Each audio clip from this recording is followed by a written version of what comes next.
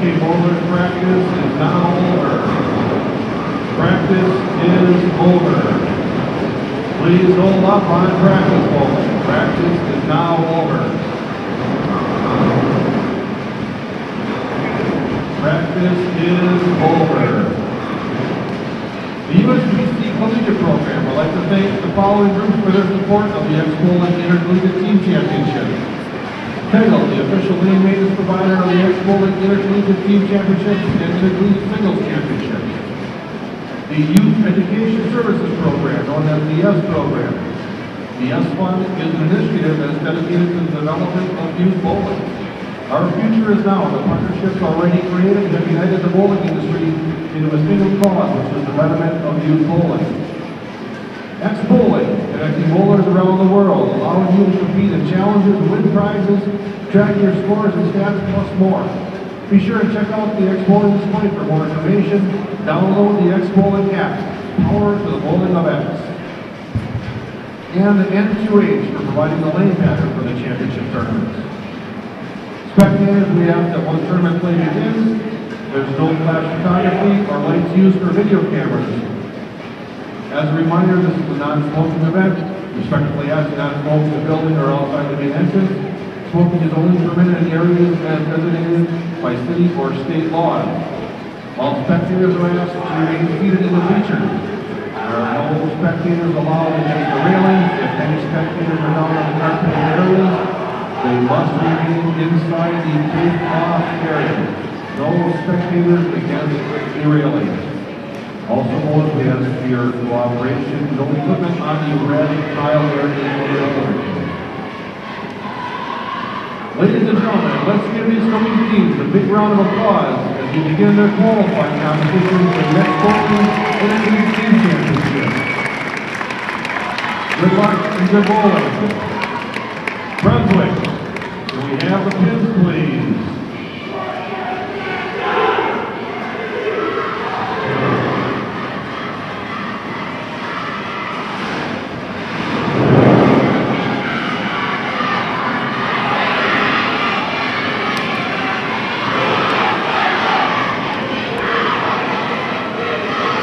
Players, you have your arrows, you can begin your competition.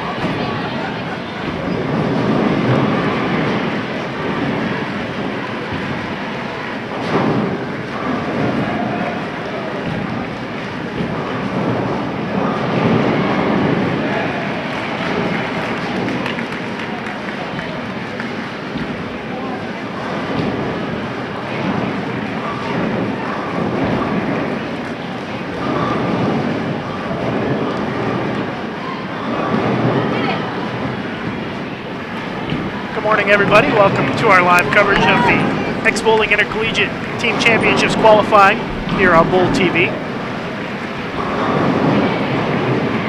So for our first 4 games, we've got Adrian and Maryland Eastern Shore on the women's side. On the men's side, Robert Morris, Illinois, and Marion.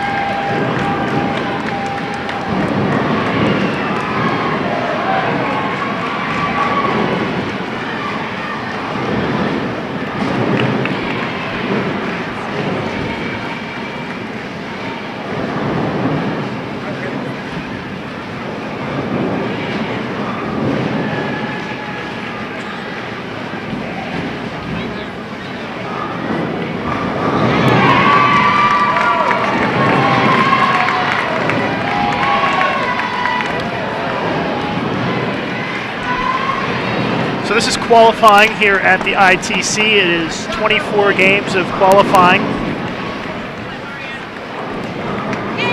24 straight games, no break. And that will seed the teams into the double elimination bracket competition, which will start this afternoon. So the teams are going to bowl 4 games on a pair of lanes. 2 on one lane and 2 on the other lane, and then they'll move off, and we'll have new teams come in every 4 games here on the featured pairs. But again, we've got Adrian, Maryland Eastern Shore, Robert Morris, Illinois, and Marion to start off our qualifying competition.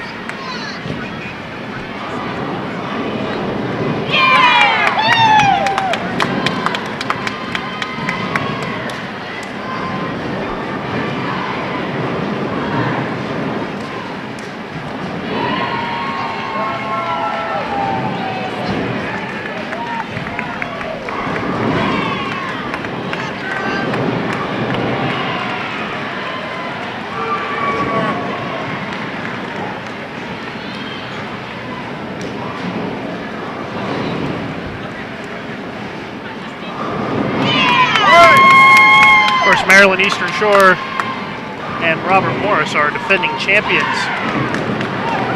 in this event.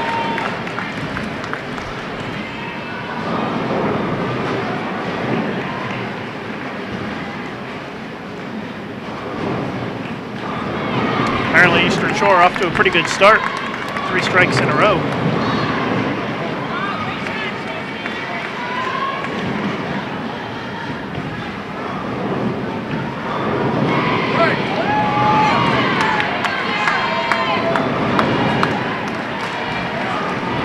Got a total of 16 men's teams and 16 women's teams in the field.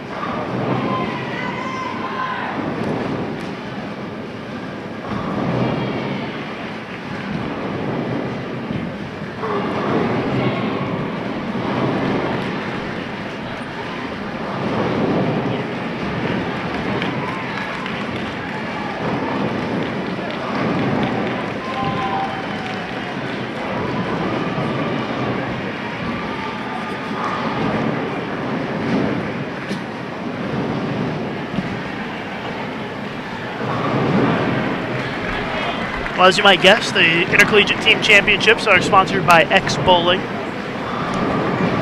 And we do have live scoring thanks to X-Bowling, and you can find that link at bowl.com. Or you can click the link in the description of this event right below the video here. That'll take you to the results page, which should have a link to the live scoring on it.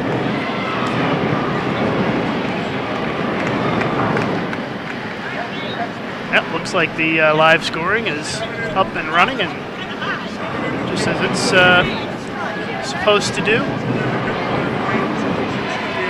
So be sure to check that out. You can see the scores for any of the lanes in the Reno Sparks Convention Center here. If you'd like to follow a team that's not on the live stream pairs right now.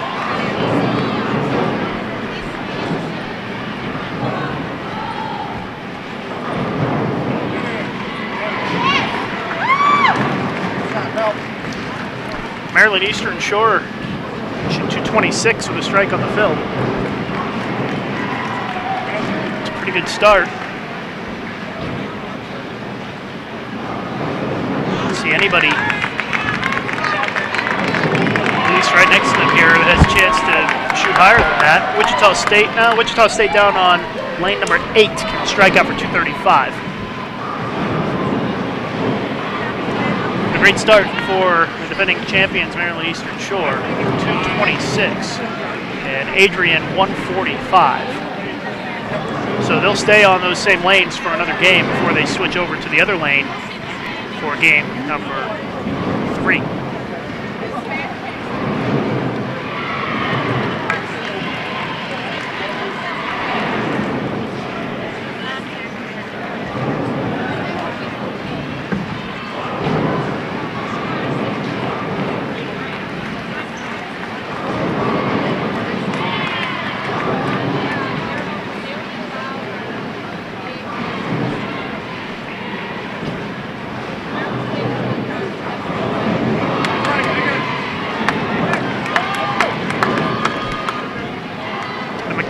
Men bowling a big game. It's going to be at 256.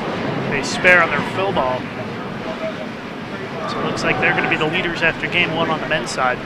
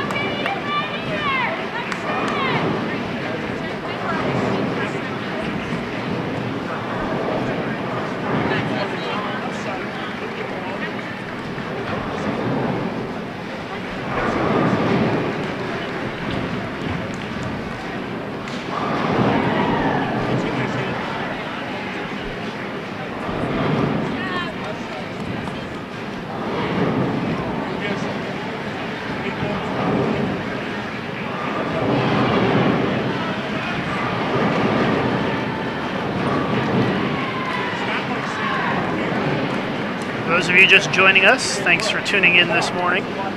We are live at the Reno Sparks Convention Center in Reno, Nevada. Lucas Wiseman, this is our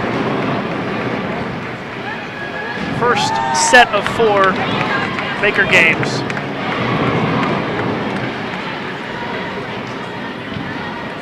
And qualifying, total of 6 rounds of 4 games each, so 24 total games.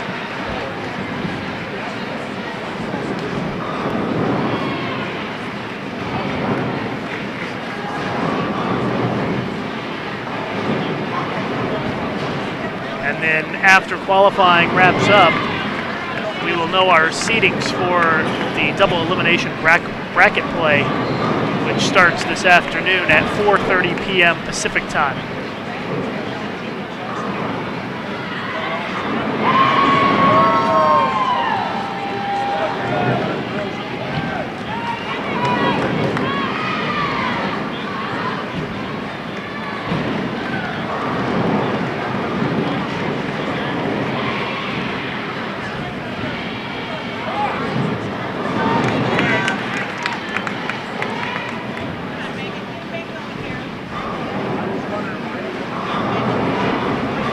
rounds of match play this evening, and then match play will continue all day tomorrow until we get down to 2 men's teams and 2 women's teams who will bowl for the title.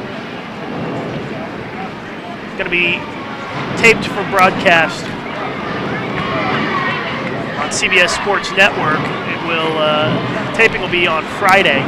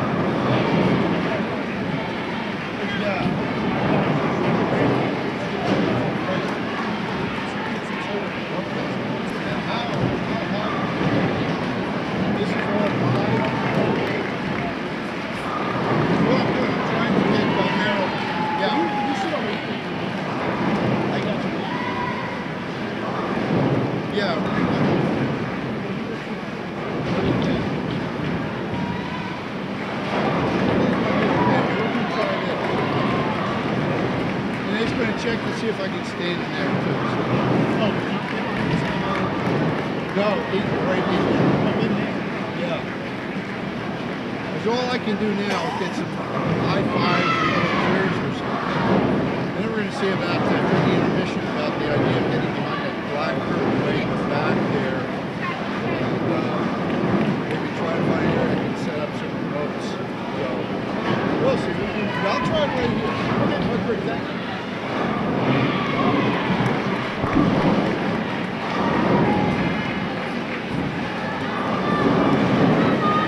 All right, so first game, Robert Morris 179, Marion 177 on the men's side as they are now in game 2.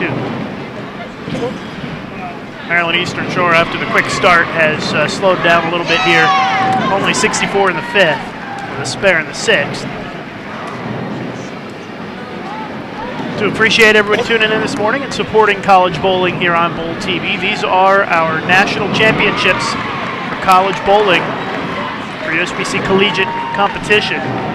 We had the singles competition on Monday, and the 4 men and 4 women who advanced to the TV show was determined. You watch that right here live on Bowl TV. At least I hope you did.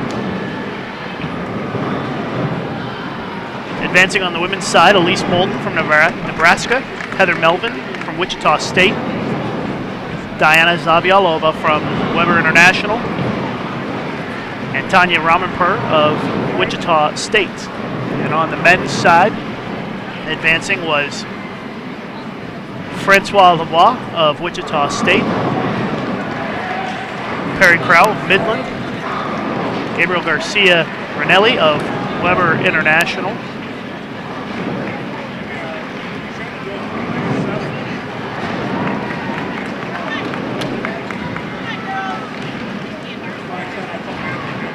and I think I forgot one. Yeah, Chris Vi of Notre Dame, Ohio.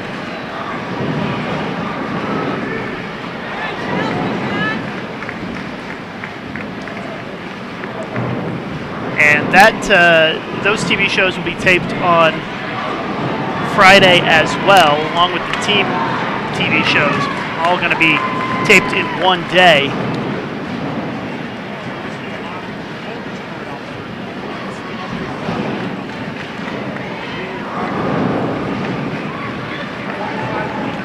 Then you're going to air on Sunday. Well, I got to get my words right this morning. On Tuesday nights in May at 8 p.m. Eastern Time. Tuesday nights in May at 8 p.m. Eastern Time on CBS Sports Network is when the singles shows and the team shows will air. The team shows are going to be 90 minutes long, and the singles shows will be an hour.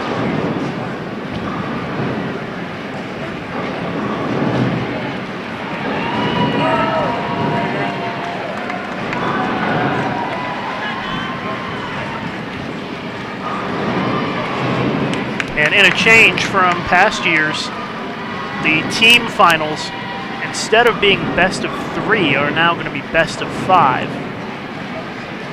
Got a little bit of extra time for the TV show this year. Got 90 minutes, so able to expand the format a little bit for the finals.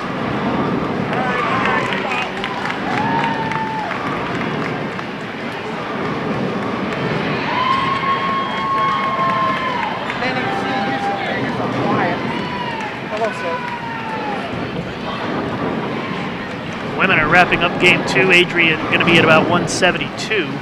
Maryland Eastern Shore can, if they make that split in the 10th frame, shoot 151. So a bit of a reversal there for UMES after a great start. They have struggled here in the second game.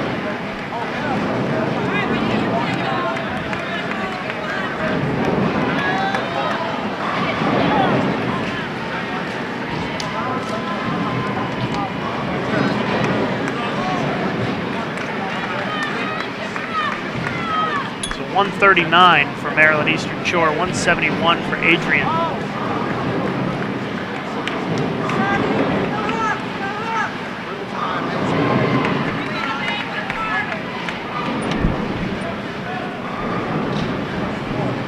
So now they will flip lanes. Maryland Eastern Shore will be on the left lane and Adrian will be on the right lane.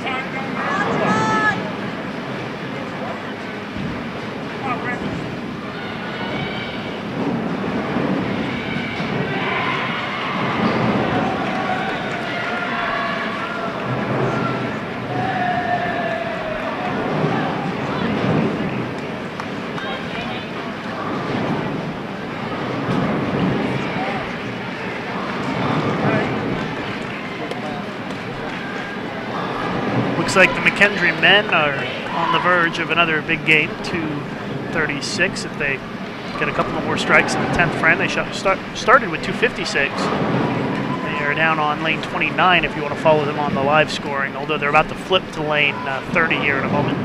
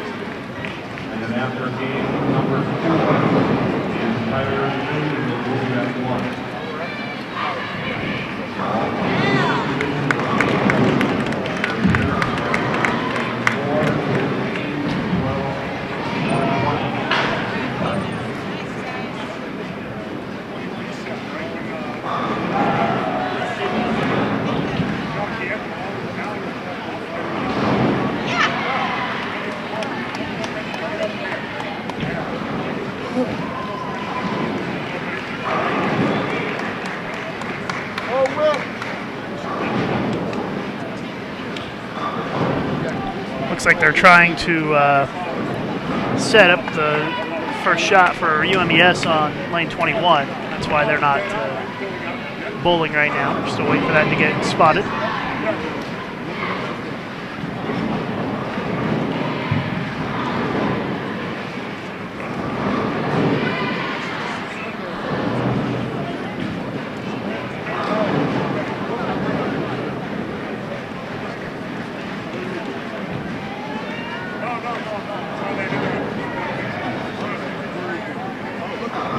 Robert Morris get to 226 this game. Marshall Kent stepping up. It's the first one in the 10th. That's 3 in a row for RMU.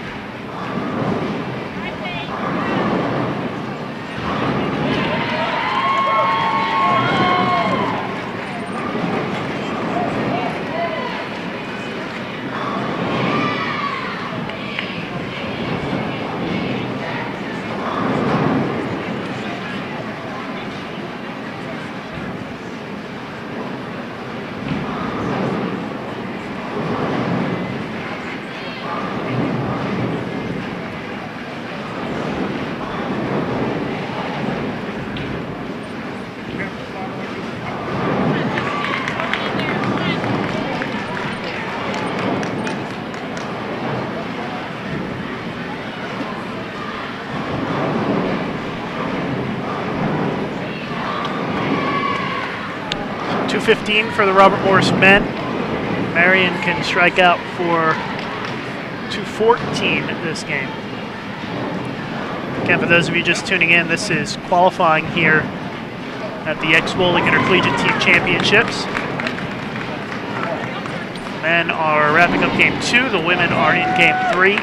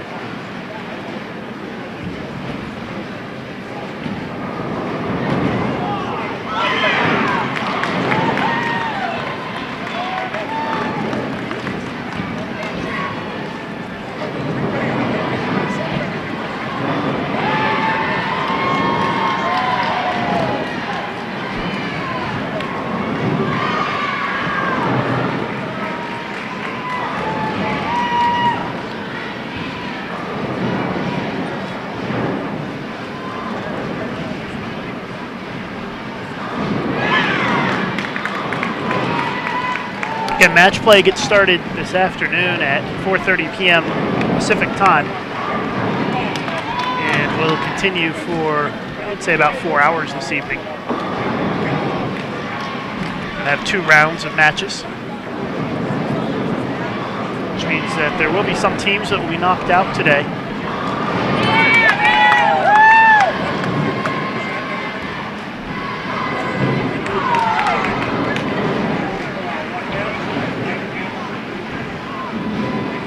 Marion men going to be at 2:03 with a spare.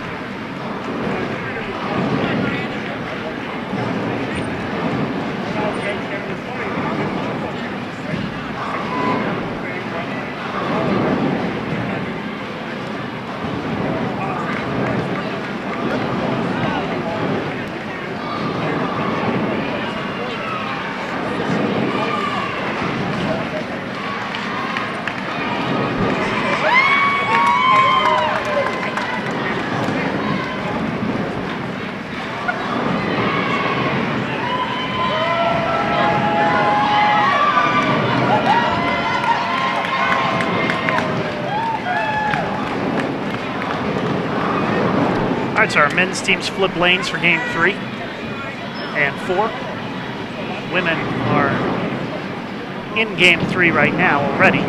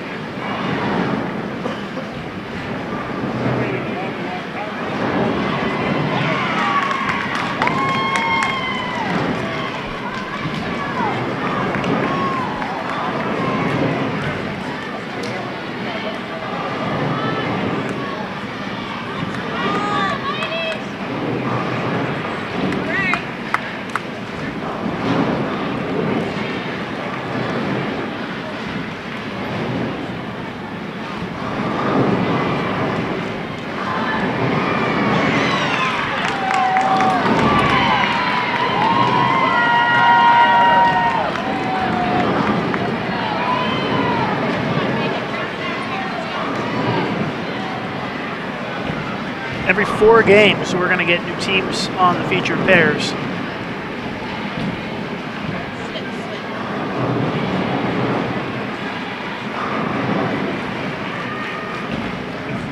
And this is our 3rd game. The women bowling faster than the men.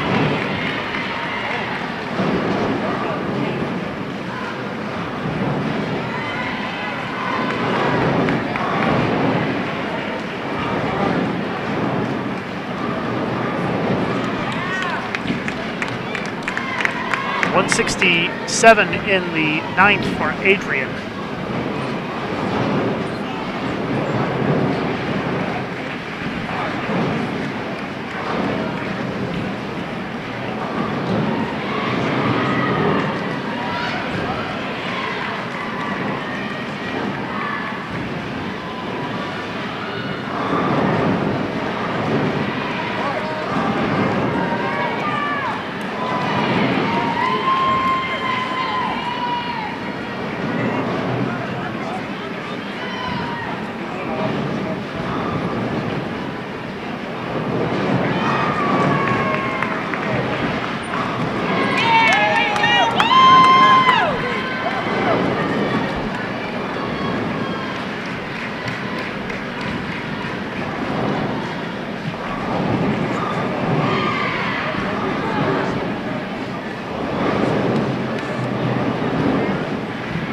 I want to say congratulations to Tanya Ramanpur of Wichita State and AJ Johnson of McKendree, who were named the collegiate MVPs this season by the Coaches Association last night, the Night of Champions banquet. Had a great banquet last night, honored all of the All-Americans for this season.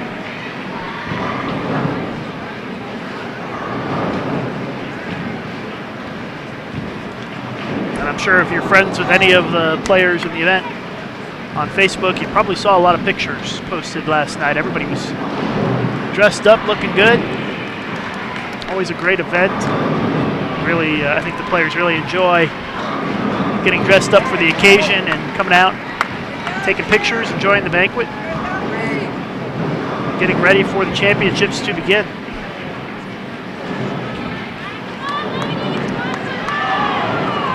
Adrian finishes with 186 in Game 3.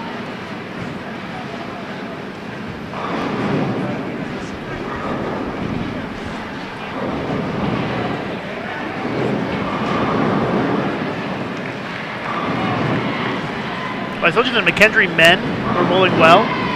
They are at 491, and according to the standings that are posted in the bowling center here, they are leading by 92 pins. There's nobody else even plus. On the women's side, Lindenwood at 403, Wichita State 395.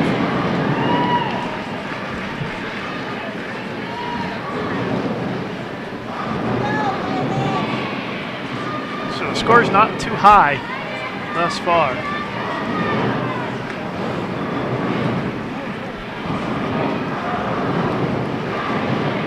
Of course, nobody knows what the patterns are, but we do know that there are different patterns for the men and the women.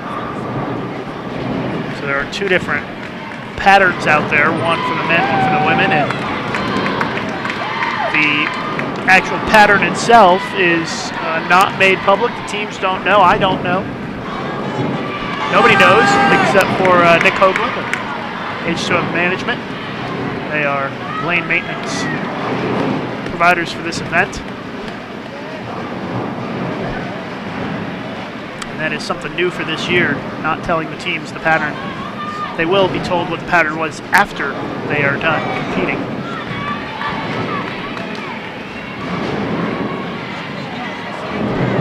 So that might explain some of the low scores early on here as they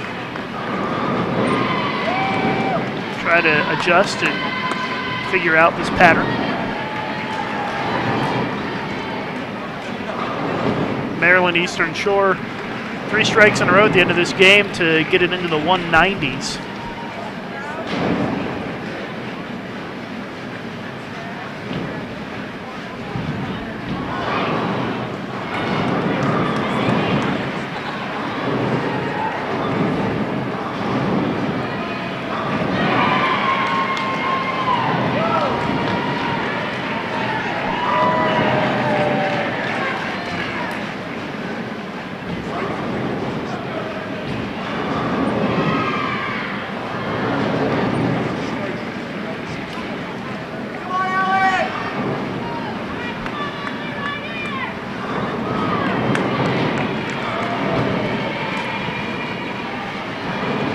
191 for Maryland Eastern Shore as they wrapped up game 3.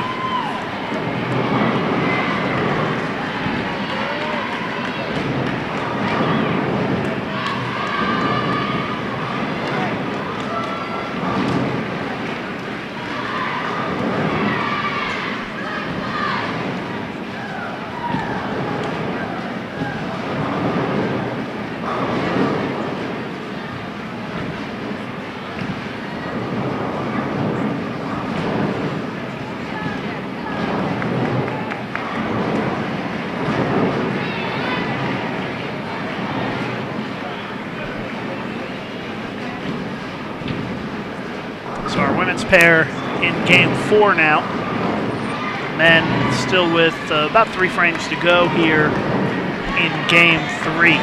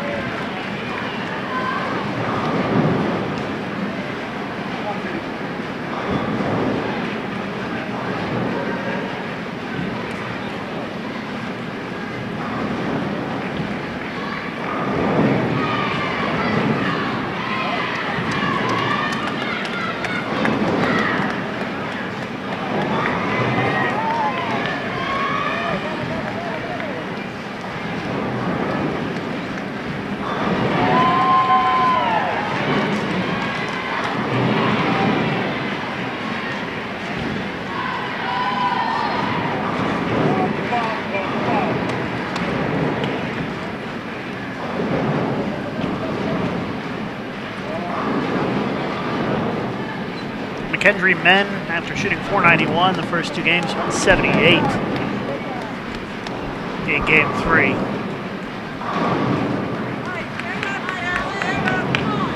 But still sitting at 669 for the first 3 games is a great total. I would assume they'll still be in the lead.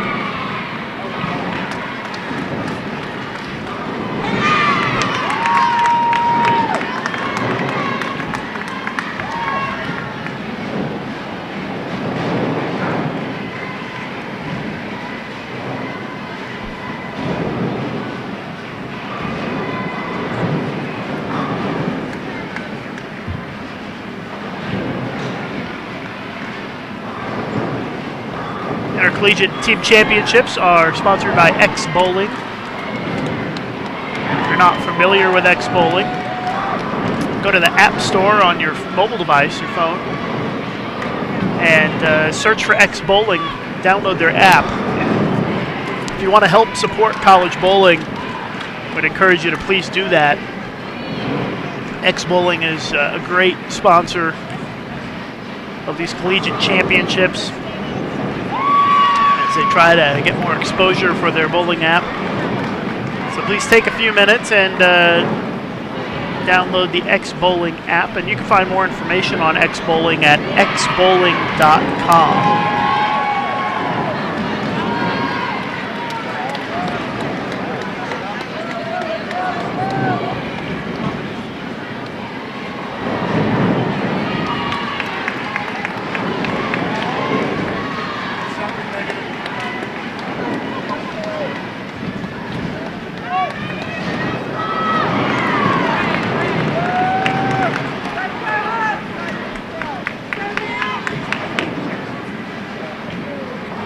Another low-scoring game here on our men's featured pair. both teams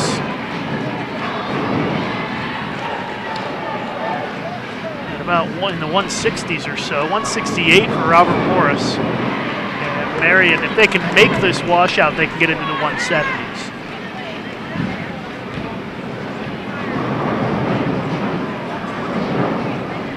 Open frame for Marion, and they shoot 164.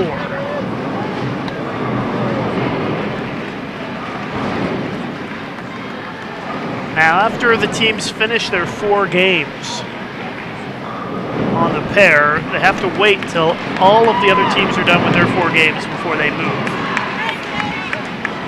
So once Maryland Eastern Shore and Adrian finish here on our women's featured pair, they have to wait for all of the teams on the women's side to finish game 4, and then they will move. So there will be probably a couple of minutes between games.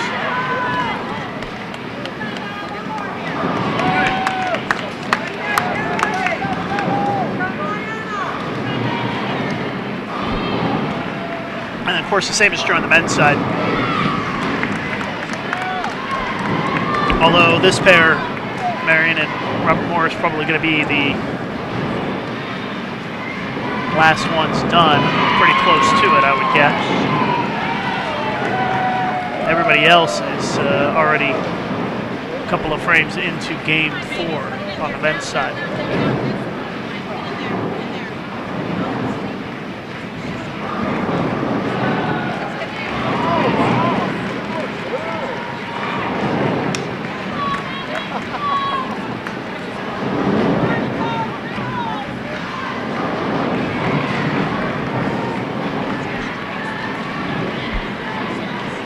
We'll have match play this afternoon, starting at 4:30 p.m. Pacific time, 7:30 p.m. Eastern time here on Bowl TV. 2 rounds of matches this evening. And then the rest of the rounds will take place tomorrow until we know the 2 teams that have advanced in both the men's and women's divisions. 2:05 for the Adrian women to finish their live stream appearance.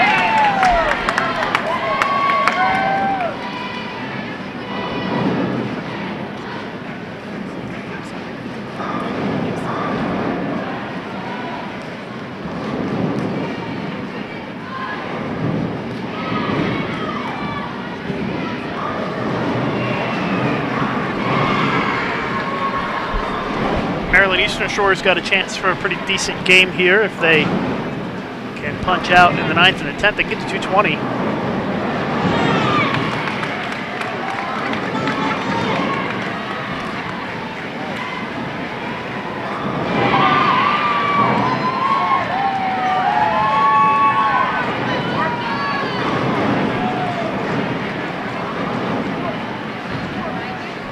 After 3 games on the men's side, McKendree at plus 69, Lindenwood plus 12, San Jose State minus 15. That's your top 3 on the men's side after 3 games.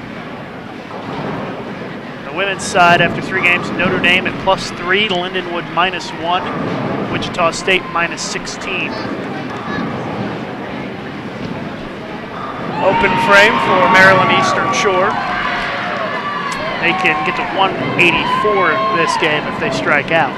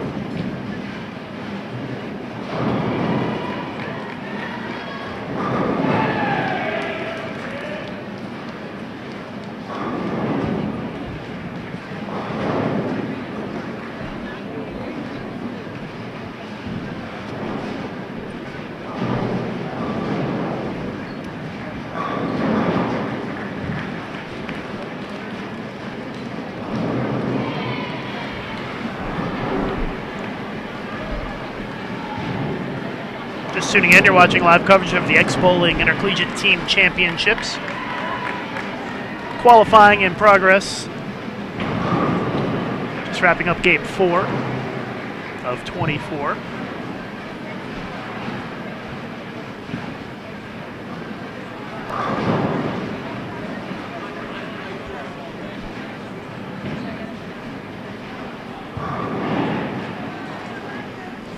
Once again, as I mentioned, everybody has to be finished with a game before, or with 4 games before we move. And on the women's side, still got a couple of teams down on the low end have 10th frame bowl.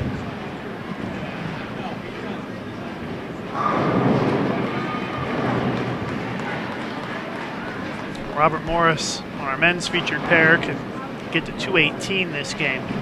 Marion can get to 212. Sorry, Marion can get to 222.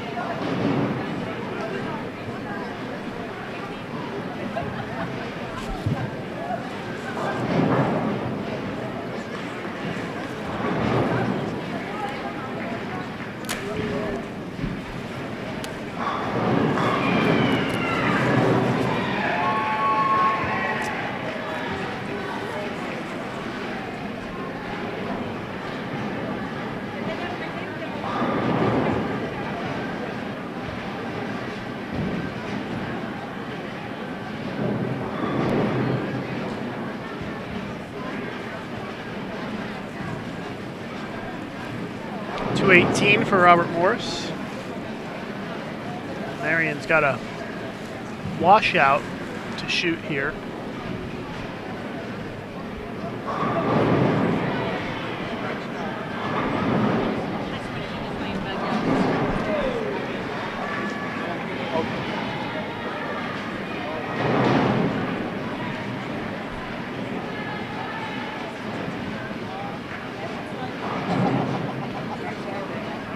So 197 for Marion.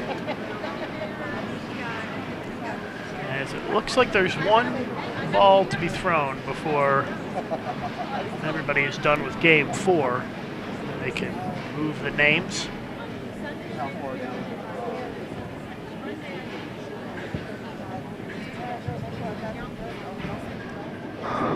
We are trying to get scores in there.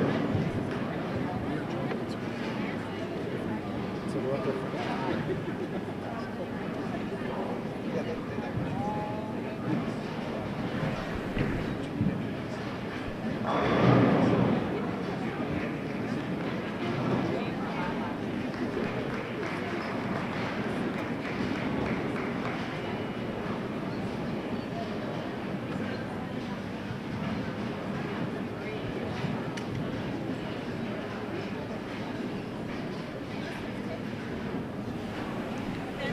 All right, so all the teams are moving now.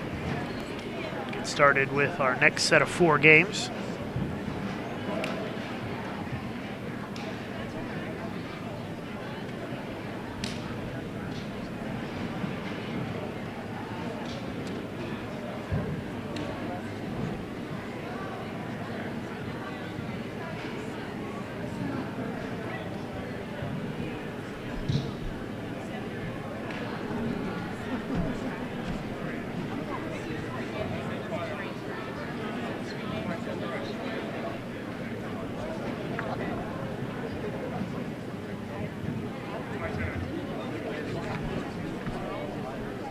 All right, so we're going to have Kutztown, Stephen F. Austin, Lindenwood, and Clark on the featured pairs here for games 5 through 8. or up in the bleachers. Thank you.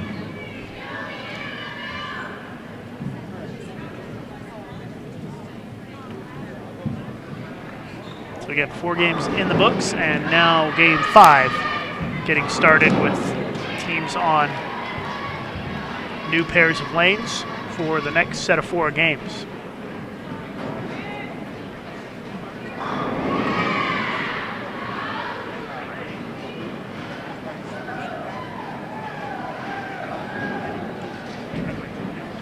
So looking at the video here, and I see that only 8 people have clicked the like button on the video, and 1 person doesn't like us. Makes me very sad. But right below the video, you'll see a like button with a thumbs up. Click that like button and let us know that that you're watching here this morning, our live coverage of the Intercollegiate Team Championships, presented by X Bowling. After 4 games, the Lindenwood women lead at +9, Weber at -17, and Wichita State at -21. And on the men's side, McKendree +41, Lindenwood +11, Wichita State -14.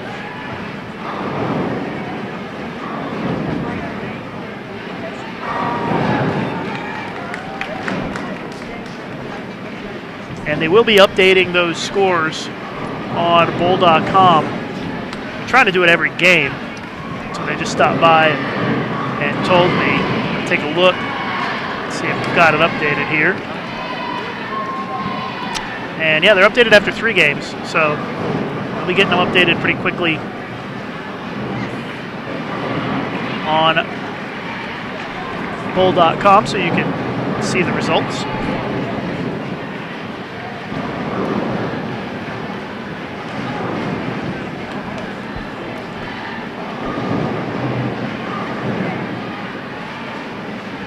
A lot of people liked the video. Thank you very much.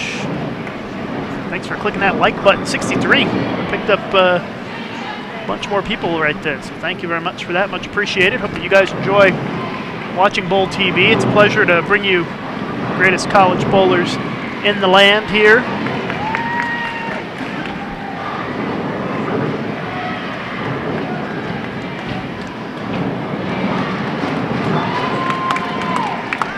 We are underway with Game 5. Kutztown and Stephen F. Austin, a couple of NCAA teams on our women's pair.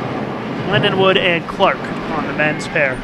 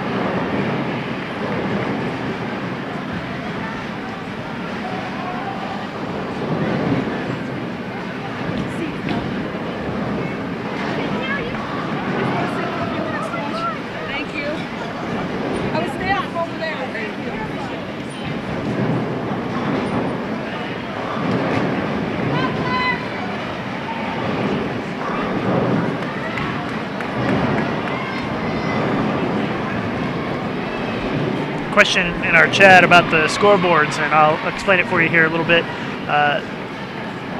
This entire tournament is Baker competition, so you've got 5 players from each team who each bowl 2 frames to make up 1 game. So you've got Kutztown and Stephen F. Austin on the left pair, and the Lindenwood and Clark teams on the right pair. And everything is Baker competition. All through qualifying and also in match play as well. And if you don't see the results when you click on the qualifying link, you need to press refresh to see the most recent update. Kutztown's off to a quick start on our feature pair here with the front four. Of course, we live streamed the Kutztown Invitational earlier this season. Joe Ambrose and the crew.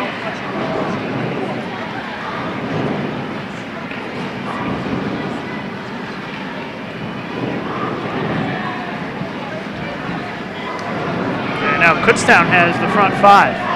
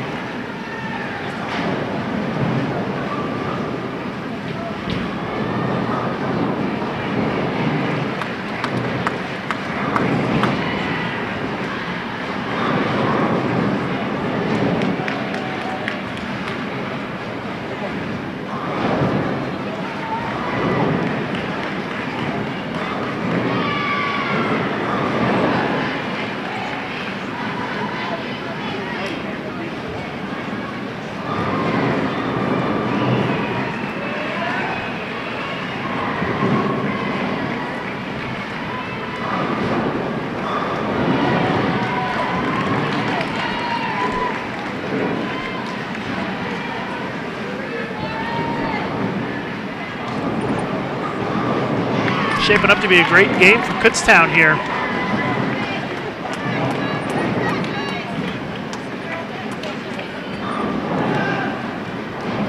As they have the front six.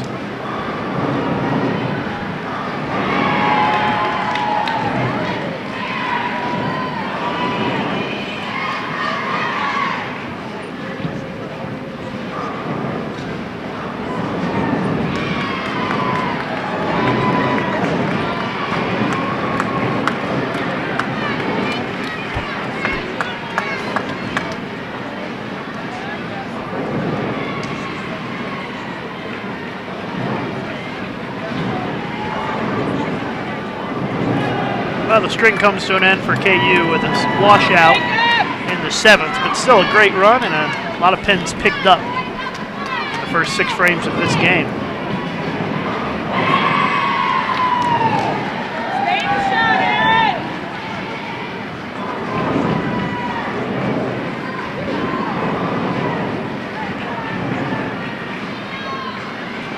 And if you're just tuning in, we're in game 5 of 24 for qualifying.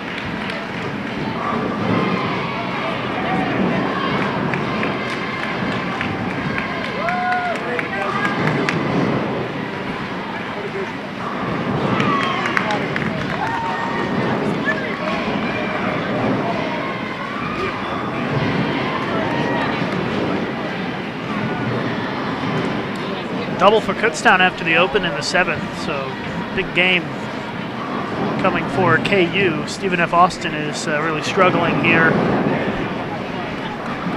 Only 80 in the 7th for them this game. Lindenwood men with a double. 104 in the 6th. 91 in the 6th for Clark.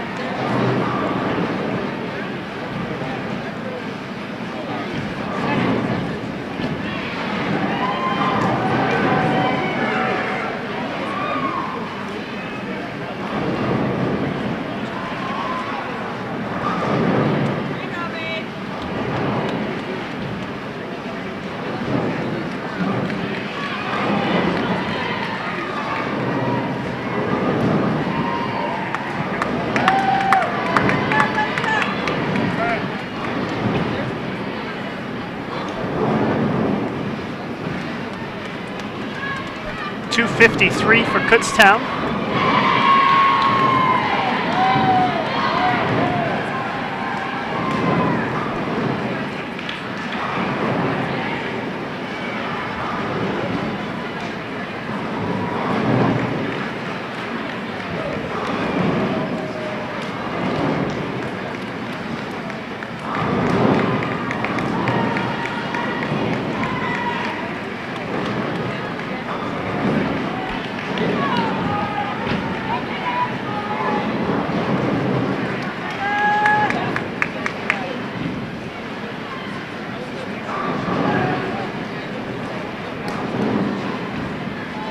Wrapping up game 5 of 24 right now.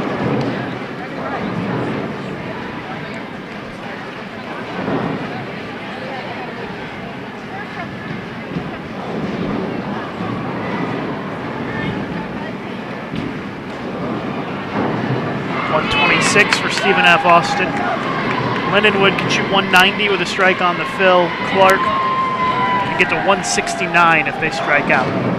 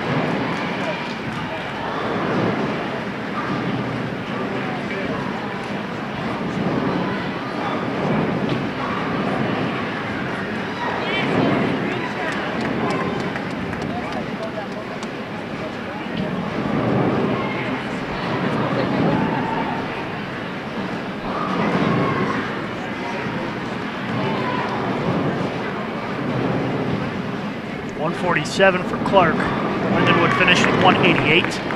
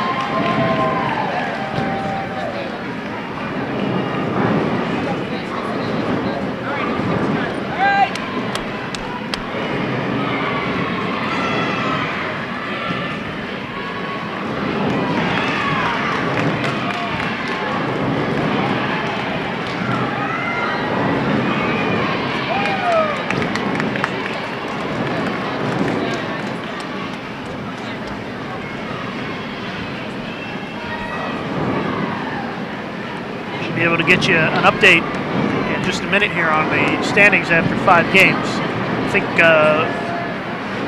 one of the men's fairs just finished game 5. And also one of the women's teams just finished game 5. So should have that update for you here in just a minute.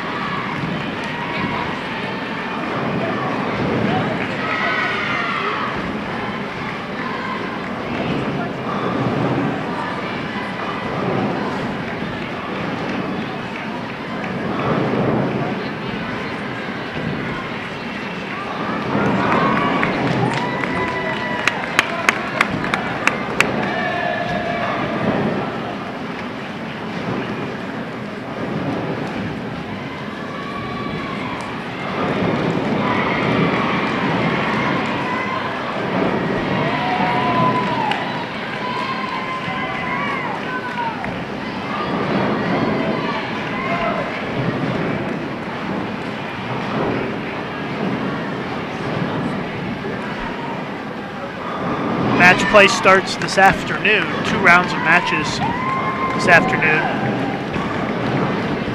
starting at approximately 4:30 p.m. Pacific time, 7:30 p.m. Eastern time.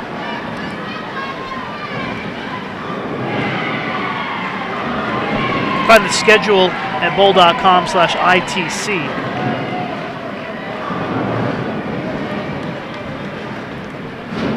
That's when they start practice, is 4:30 this afternoon. We'll actually come on about 4:40 or so, because they get 15 minutes of practice and come on a few minutes before practice ends. And then tomorrow morning, round 3 of match play is, we're going to be coming on the air about 8:15 a.m.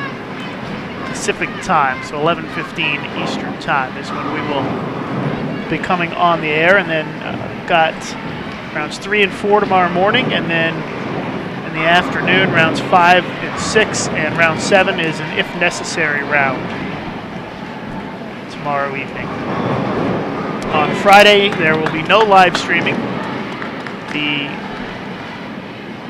CBS Sports Network crew will be in here to to broadcast the finals, which will air on Tuesday nights in May at 8 p.m. Eastern time.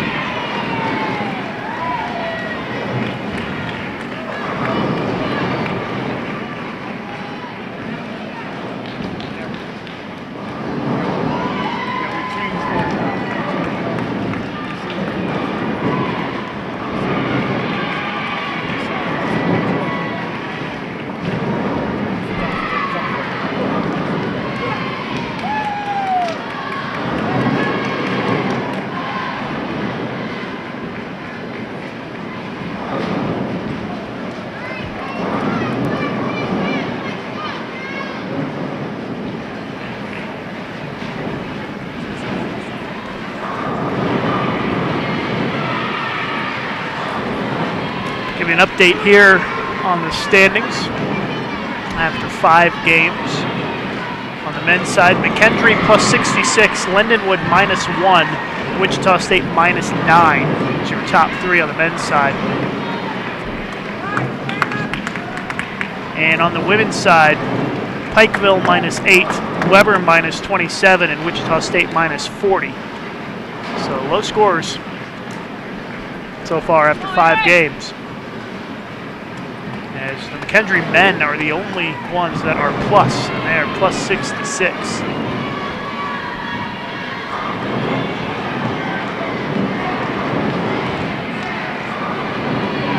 So a pretty impressive showing early on by the men from McKendree.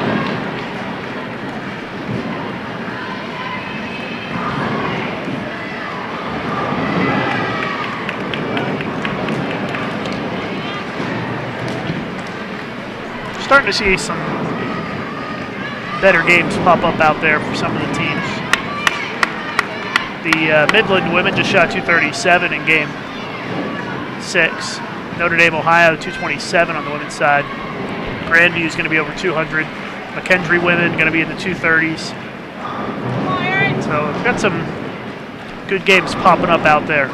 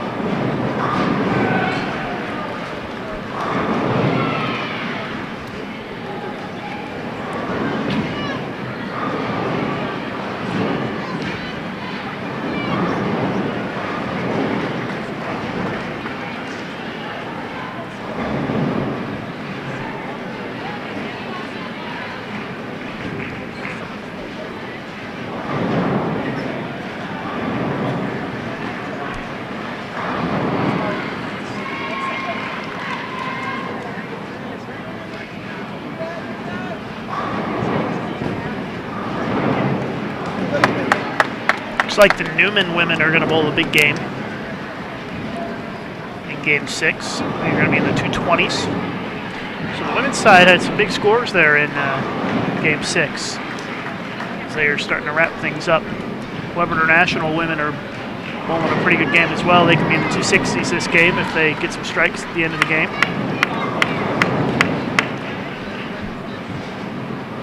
The Urbana men are in the 240s right now and have a chance to get into the 250s.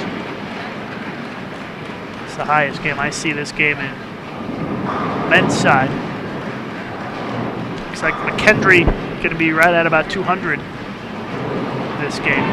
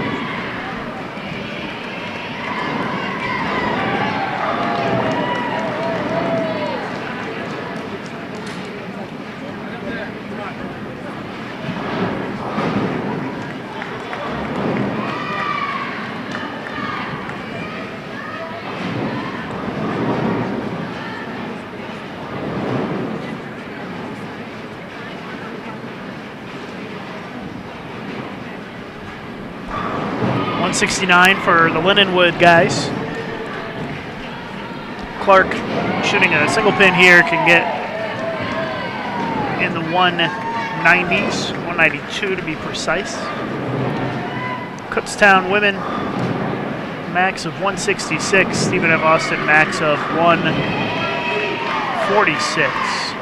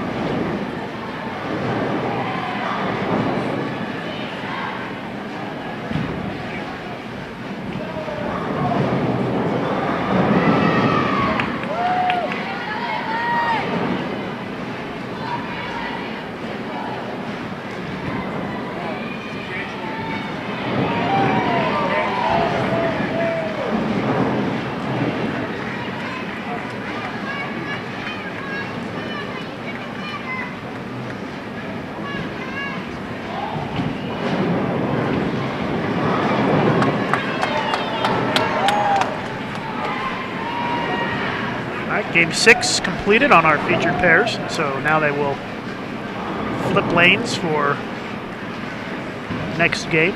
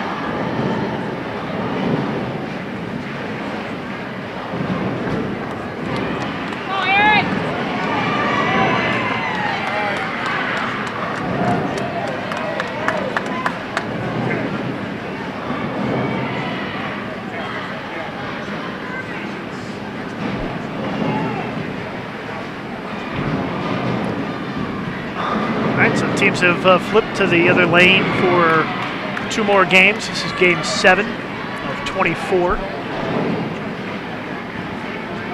here in qualifying. No breaks in qualifying, they'll roll all the way through. Fire him up, Mark! Nice shot, kid!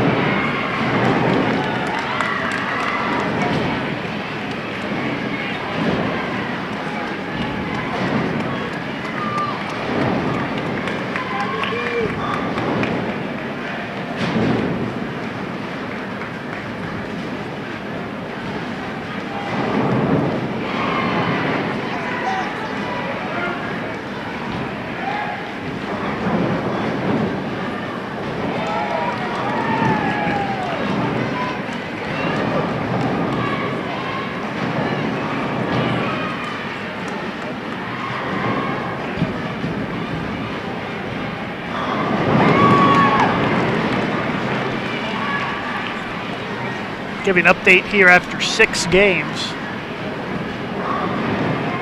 So standings are in now. McKendree at plus 65, Urbana minus 26, Wichita State minus 28. Top 3 on the men's side. On the women's side, Weber International in the lead at plus 10, Notre Dame at minus 24, and Pikeville at minus 36.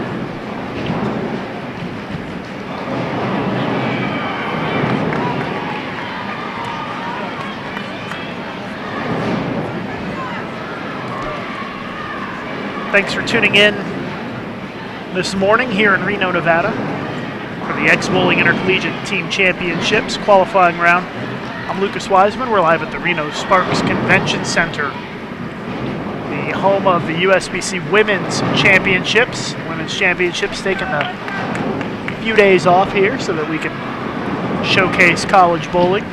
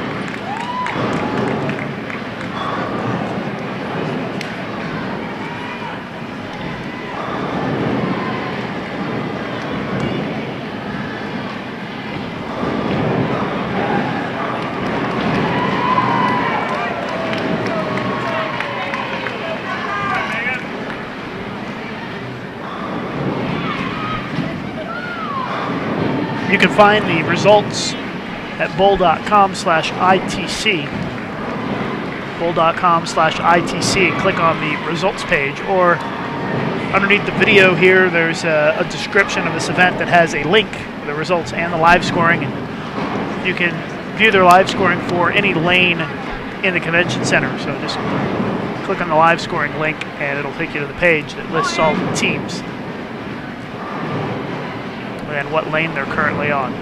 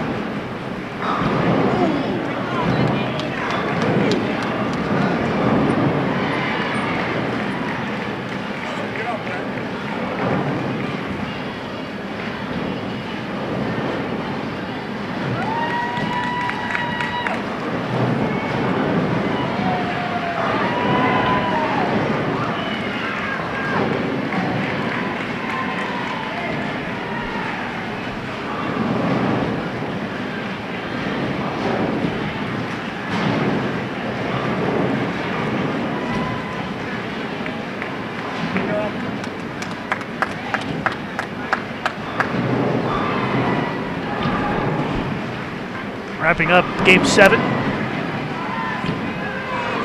Kutztown at 151 in the 9th, a chance to get to 181. If they strike out. Washout means they're probably going to be in the 160s, maybe 170. Stephen F. Austin can strike out for 201 if they strike out the 9th or the 10th. Lindenwood men going to be at 203 with a strike on the fill.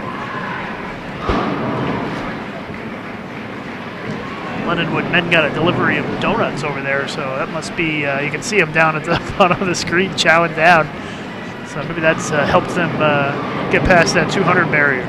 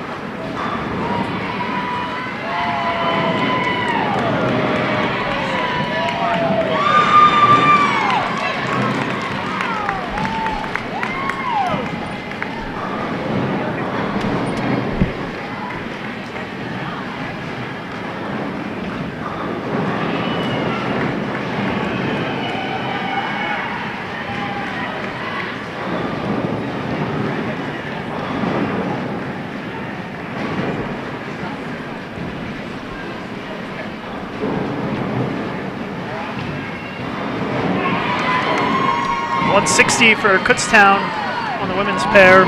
Stephen F. Austin with a strike on the fill will be at 177.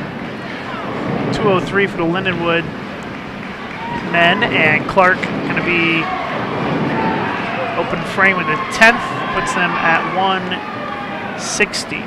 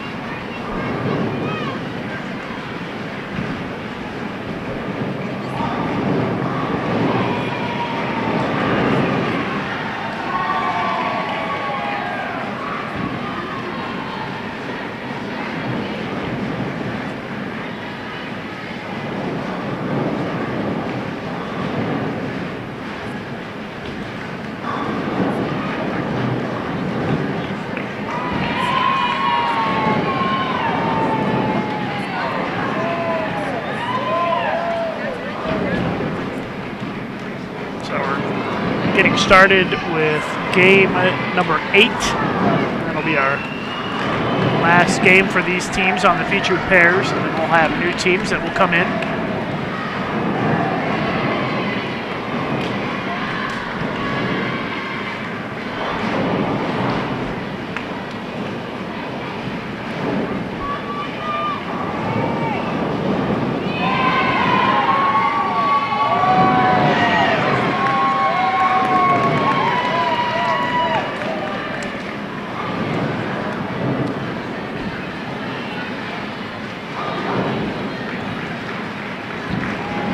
Got a few teams still finishing up game 7, so once they do finish up, we'll let you know the updated results.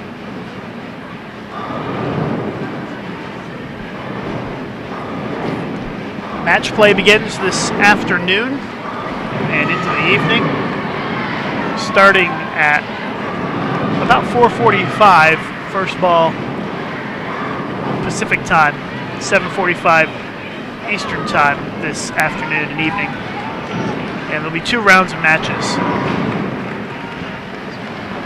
today, and then we'll have the remainder of the matches tomorrow.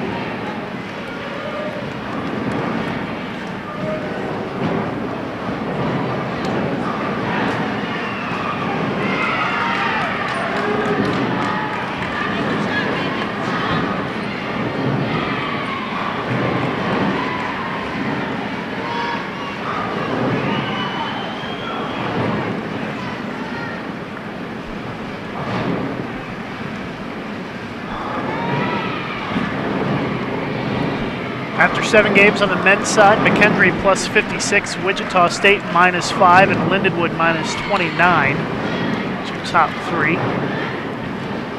And on the women's side, Weber plus 7, Notre Dame minus 38, and Pikeville minus 40. So still low scorers out there. Only 2 teams in plus territory, 1 men's, 1 women's team. That was after 7 games.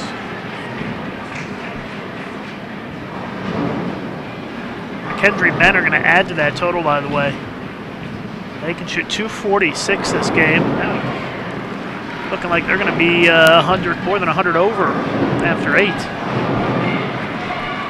Wichita State women have found something. They've gone 9 spare, 9 spare, 6-bagger here in game 8. So it looks like the Wichita State women are starting to get on a roll. They're in 5th place after 7 games at minus 56, and they just struck again 7 in a row off camera down on lane 17 if you want to follow it on the live scoring.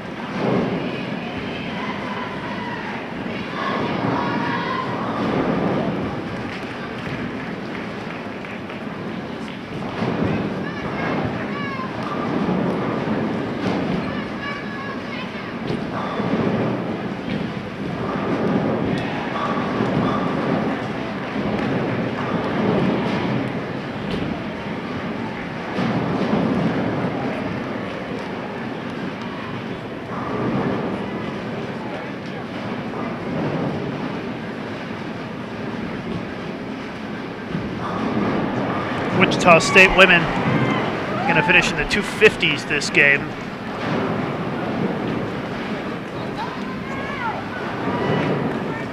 And that is easily the highest game on the women's side in game 8.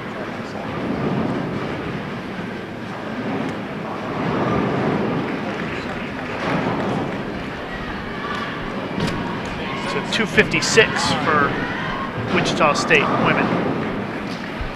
McKendree men went 236. That's going to put them, I think, at plus 92.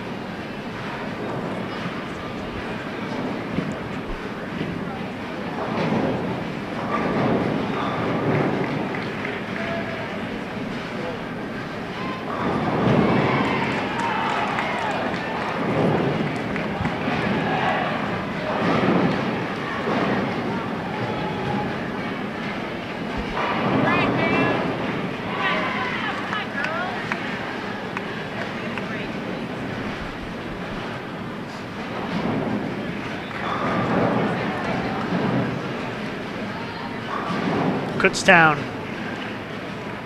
shooting the spare here in the 10th can get to 178 if they can make this and strike. Stephen F. Austin can get to 188 with a couple of more strikes to close out game 8.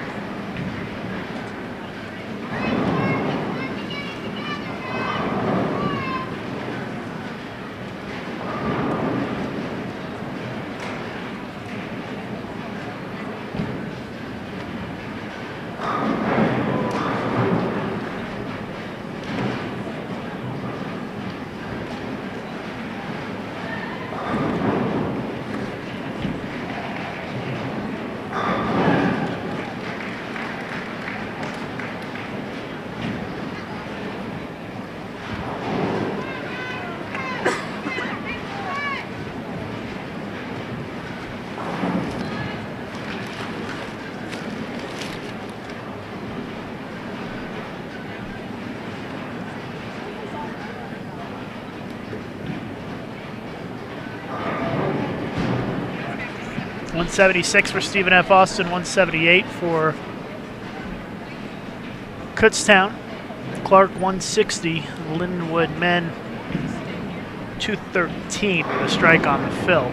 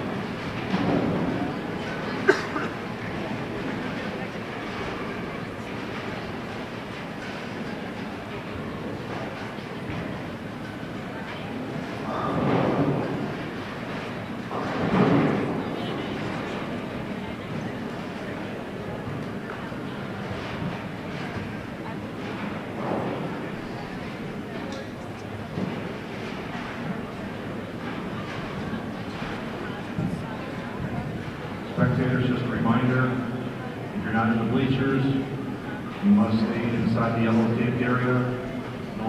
No spectators up against the railings, please.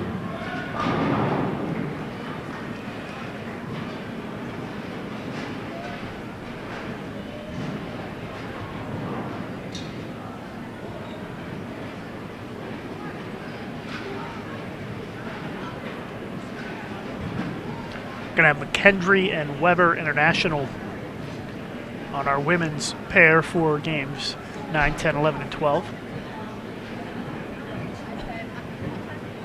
Men have one more team, Marion, to finish the 10th frame. And then they'll get moving to their new pairs. Or I should say the scoreboards will move.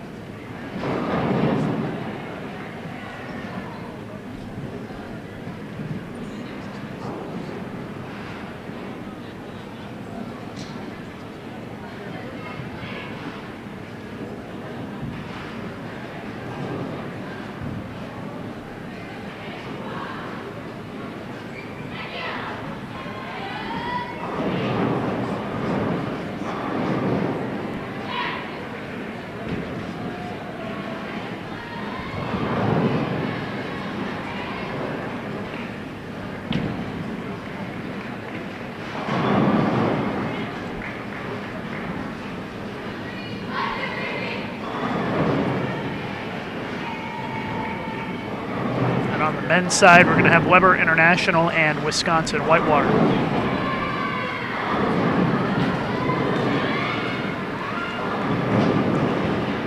So we got both Weber teams for games 9, 10, 11, and 12.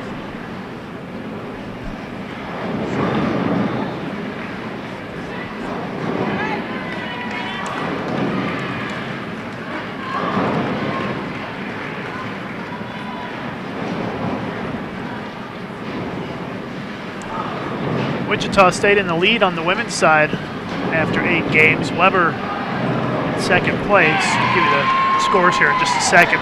Men's side, McKendree plus 92, Wichita State plus 2, Lindenwood minus 16. So another team managed to get over onto the plus side. Women's side, Wichita State is even, Weber at minus 16 and Lindenwood at minus 41. Those scores are after 8 games.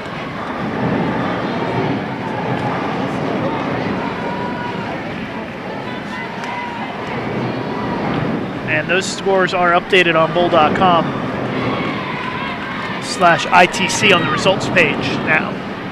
If you have opened that PDF previously, you may need to refresh to see the update.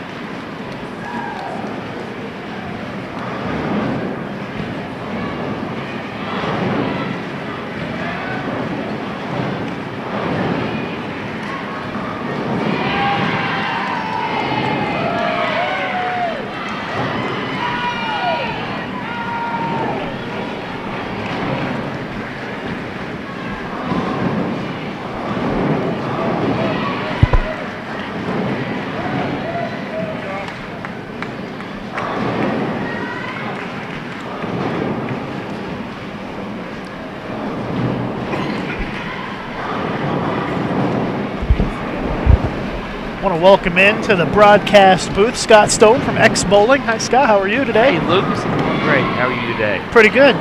So, once again, thank you to X Bowling for sponsoring this great event. Great to see college bowlers from across the country come here and compete for national championships. And I know you had a real good time last year in Lincoln, coming out and watching. And it's same thing again. It's a great competition. It's always fun to watch, isn't it? Absolutely. I just wish more people could experience the energy that runs around this place, because it is an exciting event, and these kids have worked hard and have a strong passion for what they do, and a great commitment to the sport alone, and it's just an exciting thing to be part of. So we're thankful that you guys work so hard and do such a great job on this event and allow us to be part of it. And Scott, of course, X Bowling is the title sponsor of this event, and I've been talking all day asking people to download the X Bowling app. And maybe you can just tell people a little bit about what the X Bowling app is and why they should download it. Sure. Well, the X Bowling app is a mobile application that allows bowlers to connect and compete no matter where you are in the world in real time. So it's not a video game. It's actually you have to go into a bowling center and you're able to connect to other people no matter where they are in the world and actually bowl against them in real time, see the pin leaves, and connect with them. So you can do that socially and competitively within the app. And, you know, if you're not able to be in Reno today, you can download the app and you can see the live scores, keep up with leaderboards, see the pin leaves that they have too. So we're trying to stay connected. You know, even though you may be miles apart, you can still be part of the real action here today. Yeah, it's a pretty cool app, and I know that like any project, it's gone through different variations, and you guys are always updating the app and coming up with some new things. And I think that probably there's been some changes even since last year, since the ITC took place, when people downloaded the app. There has, Lucas, and we've got a new app version that's coming out in the next couple of weeks that everybody needs to keep their eye on. It's just going to be a better user experience. It's going to have an easier navigation through the app. We've got a lot of neat promotions and contests that are coming up. Check out the app too as well. We've got some CMA award tickets that we'll be giving away for skill-based and nice. like a random drawing, but bowlers will be able to. Casual bowlers, pro bowlers, amateur bowlers, whatever, will be able to bowl against certain celebrities from the CMAs and pick a team that they want to be on. We're going to set up some lanes in Nashville too as well. So it's really good for the sport of bowling, and that's our goal. We want the industry to win. We want to connect with more people through smartphones, smart devices, through technology that brings more awareness, more top of mind for bowling is the ultimate goal. And it's going to be an exciting thing. The CMA Awards are coming up in June, so keep an eye on that. We'll be doing a lot of promoting within the centers throughout the app too on how it's going to work, how it's going to function, and how bowlers can be a part of that. Sounds like you guys have some exciting stuff coming up, and I know you recently hired a few ex-college bowlers to help you guys out, right? Absolutely. We feel very fortunate to have these guys on board with us.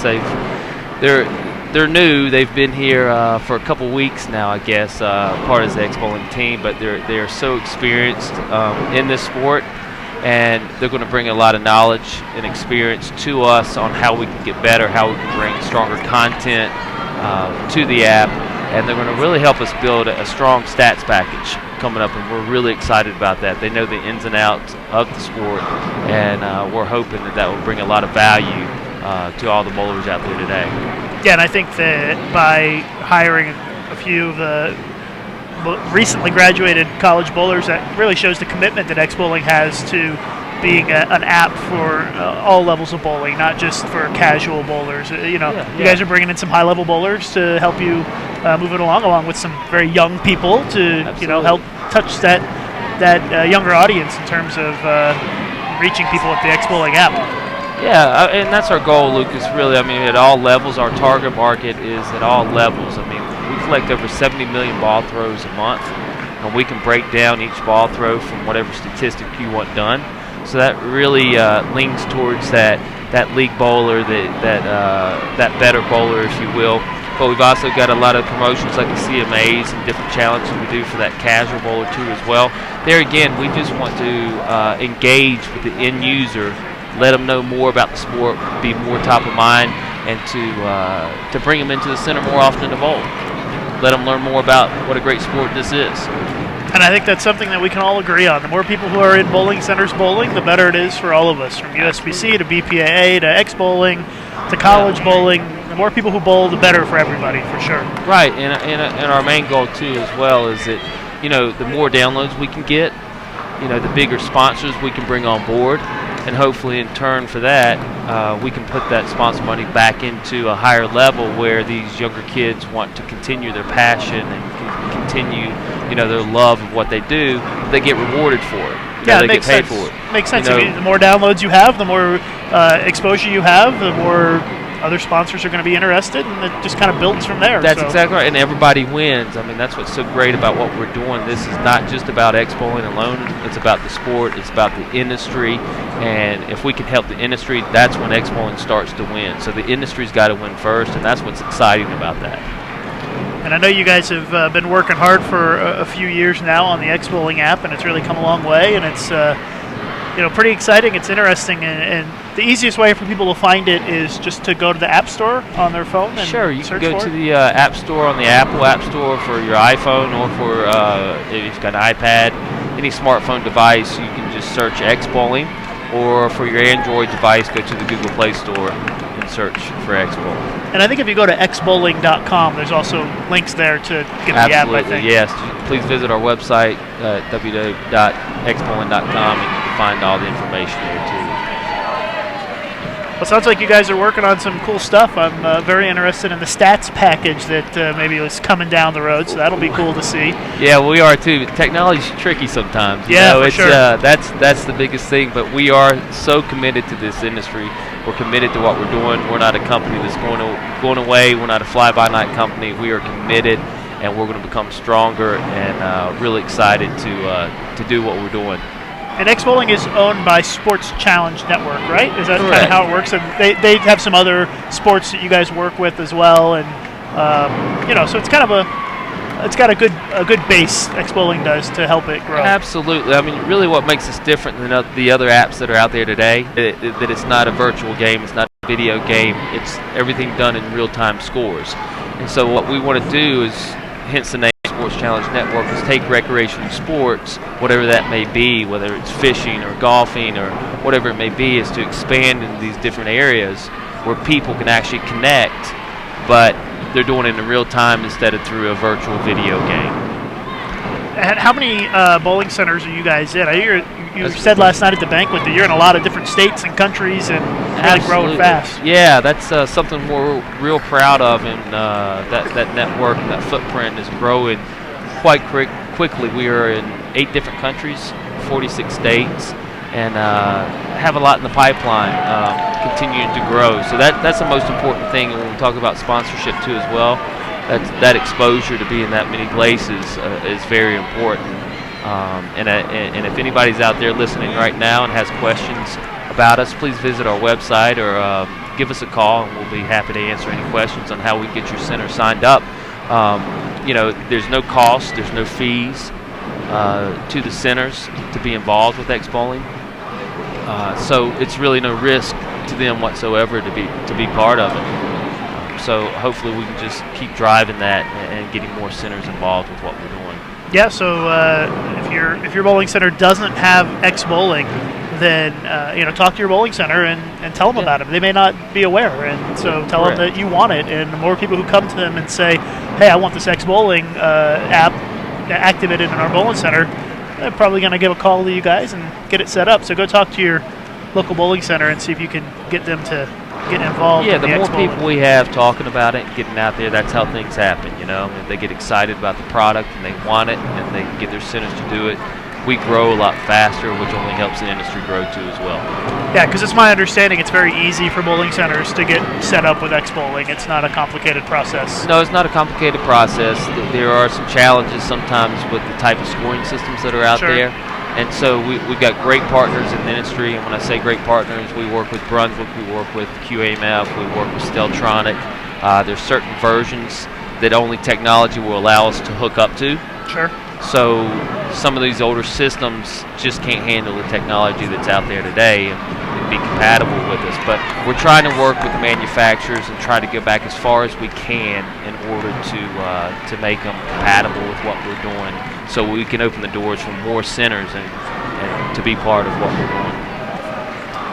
Scott Stone from X Bowling is stopped by here. Scott, is there anything I missed that you might want to touch on? You know what, Lucas, you do a great job, and like I said, I'm just amazed you guys travel so much, and you're dedicated to the sport and your passion, and it shows. And there again, we're just excited to be part of this and love the energy that you guys possess and what you do, because we know jobs can get tough sometimes. But you guys, every time I see you, you've always got a passion for what you're doing, and you believe in these kids and the future of what's going on, and we appreciate that, and thank you for that. Yeah, thank you, Scott, and we appreciate you guys stepping up and supporting college bowling, because I know that it means a lot to these kids, and without X Bowling stepping up and being a sponsor of this event, there may not be a TV show. There's a lot of things we may not be able to do. So it's really very important, and I hope that folks realize that. And in return, I hope that the people watching at home will support you guys and download the app, because that's all that you guys want is give it a chance. Right. And these guys are the future of bowling. I mean, we need them to be at the Women's U.S. Open Championships, at the Open Championships. We need them to be in leagues, and we need them to continue to do it, right? So this is a great target market for us. Who better understands technology and smartphones than these kids today, right? So, it's a great event for us to be in. Well, Scott, thanks for stopping by, and maybe we'll have you back on again tomorrow when we've got some new people watching, and see if we can talk again about X Bowling. And it's pretty exciting stuff, and we definitely appreciate the opportunity to work with you guys, because it's always a pleasure. Thank you, Lucas. Yeah, thanks, Scott. Thank you. Scott Stone from X Bowling. Thank you. So we're wrapping up about halfway through Game 9, I believe, and Game 9, 10 maybe. Talking to Scott there, lose track of where we're at in terms of the game. Standings haven't updated yet. I think that's because we got a couple of teams that just finished Game 9, so we're in Game 10 now.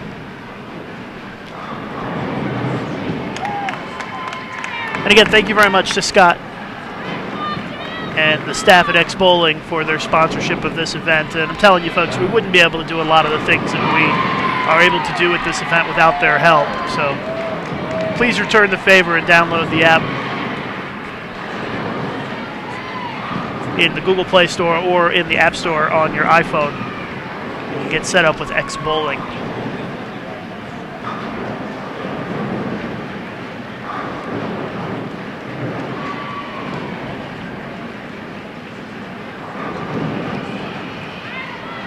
And X Bowling is also how we're able to give you the live scoring here at this event, and it is accessible by going to bowl.com/ITC. Click on the results page. We've got a link to the live scoring there for you, and you can look at the frame by frame for any lane in the Reno Sparks Convention Center here that's active. We've got all the team names on there for you, so you can tell which team is on which lane. It makes it much easier to follow the action.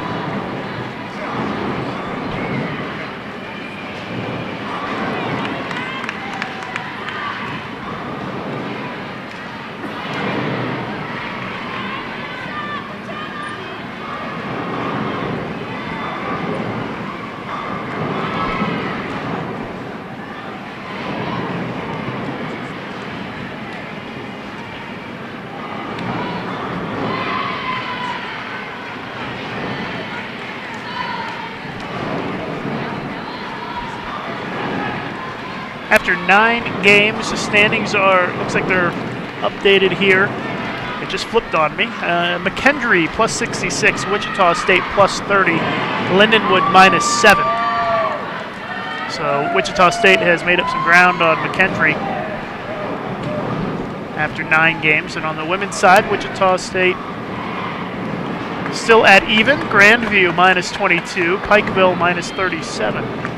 I believe Grandview, they shot 268 last game, and Grandview is going to be at 215 this game, so they're making a real charge on the women's side right now.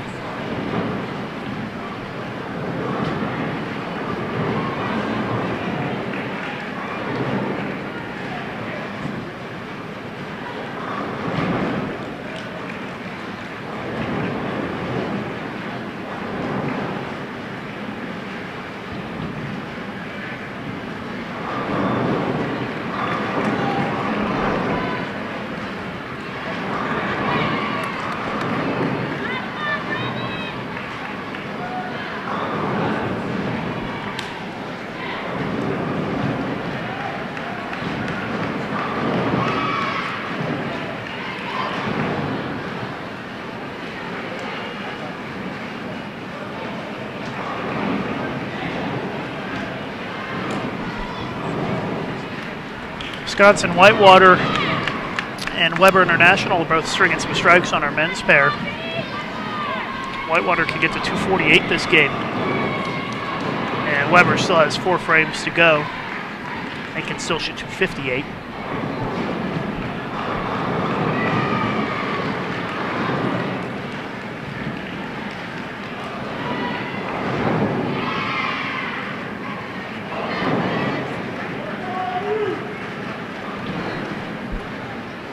Just checking in on my Twitter. If you want to send me a tweet, you can write me at Lucas_Wiseman. And Andrew Peak writing at me wants to know what pattern they're bowling on. And Andrew, we don't have that information. It's new this year that the teams, coaches, fans, media, even staff don't know the patterns that are being used. All we know is that there's a pattern for the women and a different pattern for the men. We don't know the length, we don't know the volume, we don't know any information on it, and the only person who knows is Nick Hoagland from H2M Management, and he is here. He developed the patterns and he runs the lanes. So far they've looked pretty tough out there. Scores are pretty low.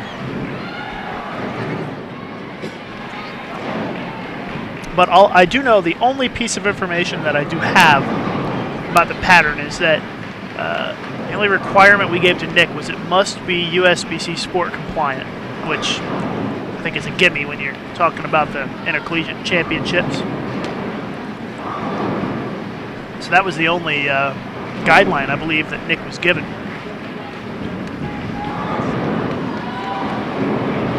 And the coaches will be told what the pattern was after the event ends, is what I'm told.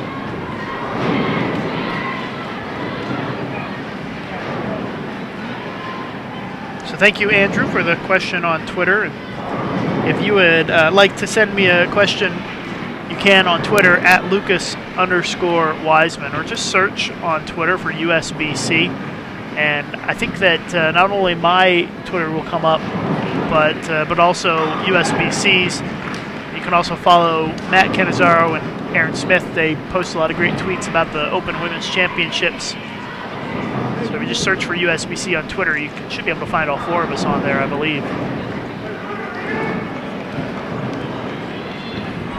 So 236 for Wisconsin Whitewater. Weber International men getting ready to bowl the 10th frame here.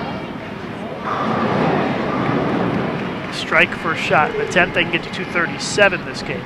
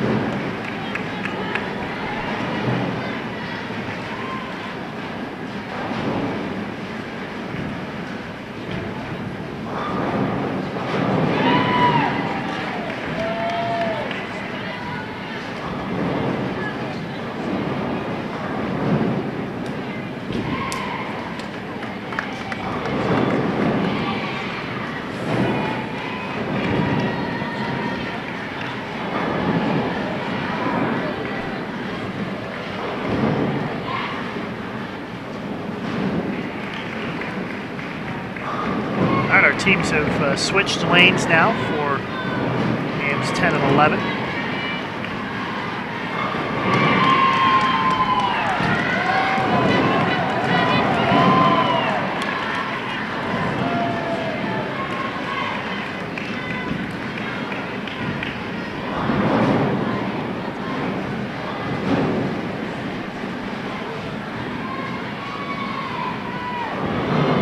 Names flipped on our scoreboards here. They change lanes every 2 games. So we've bowled 10 games now of the 24 in qualifying. So after these 2 games finish up, we'll be at the halfway point of qualifying. So far, everything's running at pretty good pace. We started a few minutes early this morning, actually. Well, there is a pretty long break this afternoon. Should be done around 2:30 Pacific time and have about a 2-hour break, a little more than 2-hour break before match play gets started this afternoon. Dallas Sims just tweeted at me, wants me to give a shout out to his buddy Clay Dial. He's new to bowling and is watching right now. Thanks for watching, Clay. Thanks for the tweet, Dallas.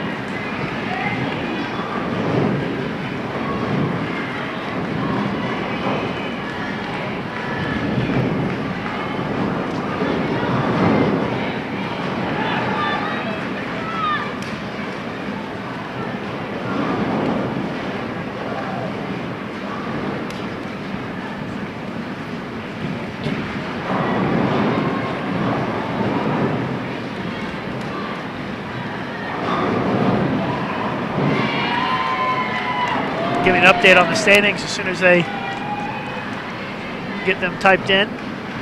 And a couple of teams just finish that last game, so it shouldn't be too long before they get updated again.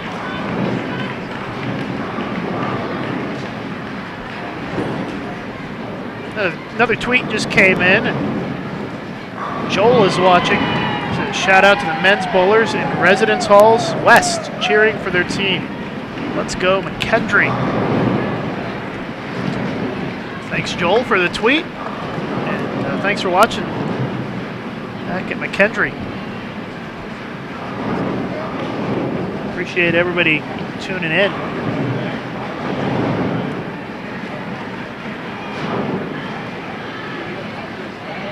Hope that you'll come back this afternoon and evening for the first 2 rounds of match play, because match play is very intense here at the Intercollegiate Team Championships.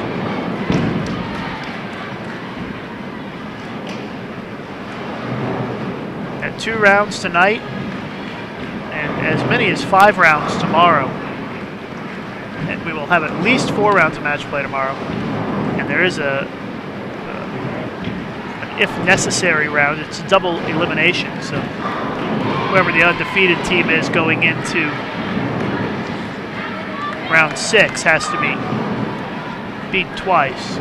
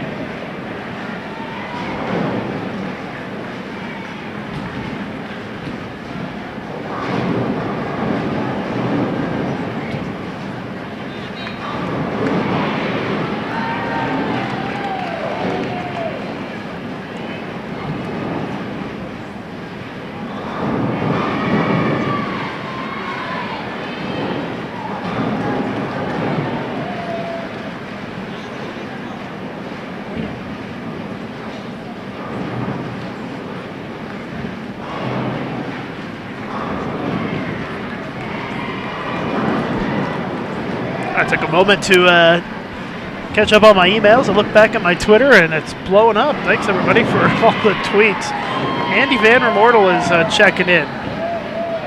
Says, congrats to Pat Polash on the Teagan Award. Yeah, Pat honored last night at the Night of Champions banquet. And, Andy, I'll pass your regards on to Pat when I see him later today. Andy Walker checking in, cheering for Midland.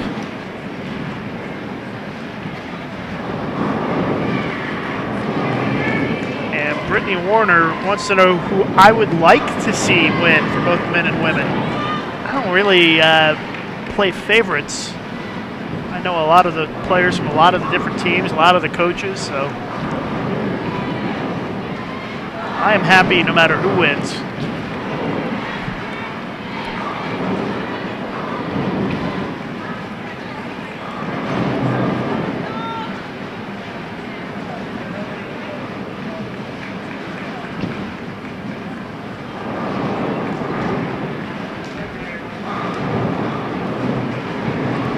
After 10 games, got the standings here. Grandview is in the lead on the women's side at -8. Wichita State -11 in second place.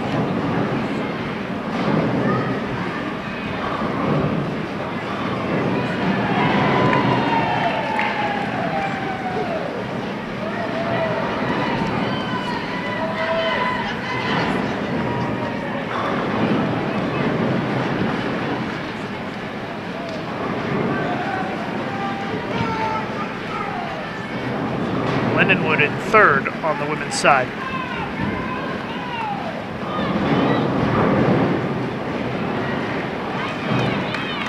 On the men's side, McKendree's still in the lead at +65. Wichita State is +8, and Urbana -25.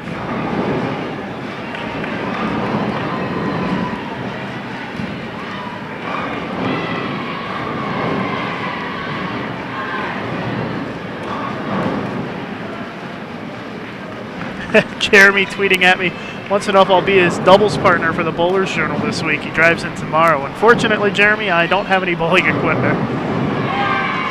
I'll be back to bowl the Open Championships coming up first week in May, or first week in June, I should say.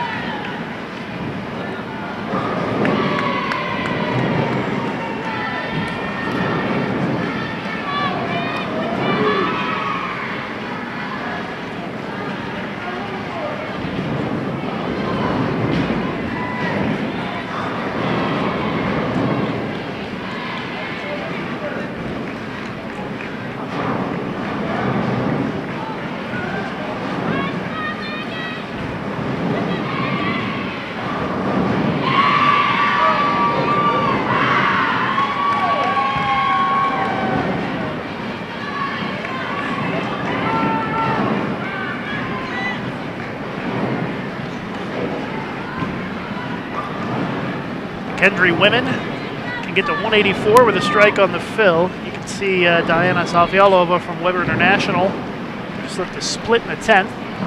She qualified for the Intercollegiate Singles Championships TV show on Monday. Posted a video of her final shot where she had to strike to make the show, and that video's got quite a few views since it was posted yesterday. Let's see, almost 5,700 views, pretty good. You can always keep up to date with our uploads here on our Bowl TV YouTube channel if you subscribe to the channel.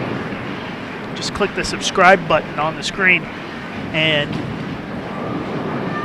you can set up email alerts. We'll let you know every time we post a new video here on Bold TV. 190 for the Weber women.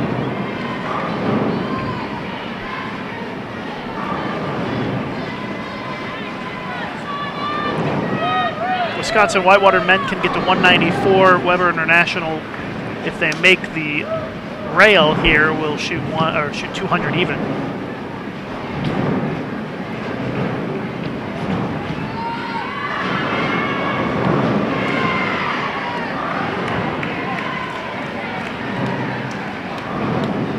UU Bowling is watching. They would love to see that championship head back to Urbana. I think we're going to see them in a little bit. They're bowling pretty well right now. They just shot 222.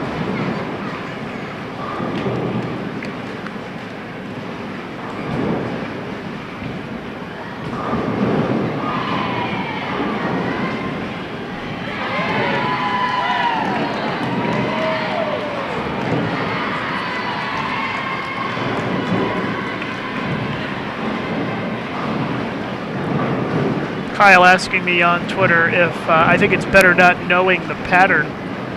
I don't know if it's better or worse. I think that it adds another layer of difficulty to it.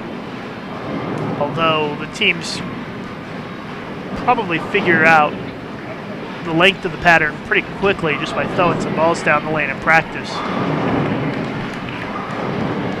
But it certainly makes it a little bit more challenging.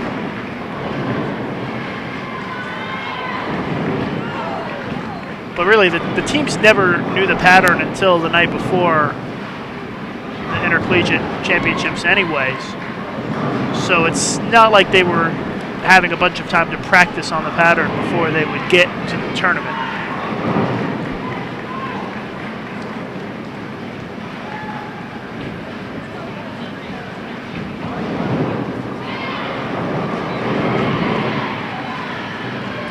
Heading into game 12 now.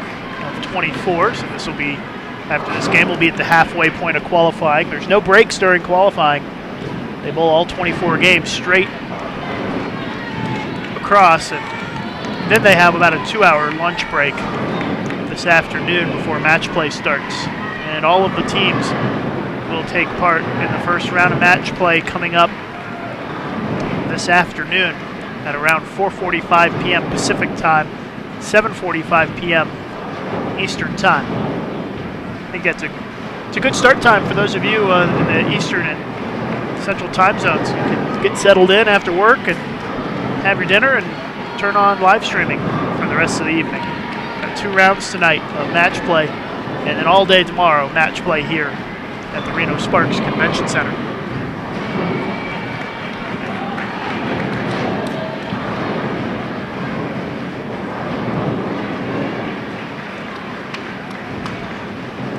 Jeremy just sent me a tweet. Wants a shout out to the McKendree men's and women's bowling teams. All here supporting and watching. So thanks, Jeremy, for sending the tweet over. You can tweet me at Lucas_Wiseman.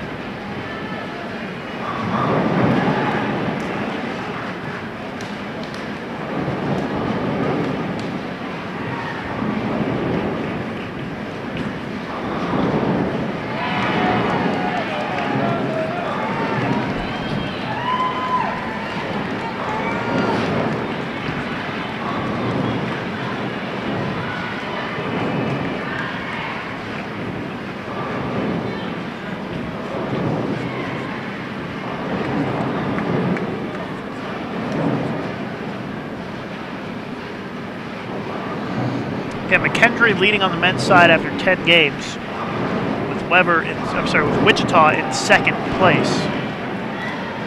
And on the women's side after 10 games, Grandview in first and Wichita in second.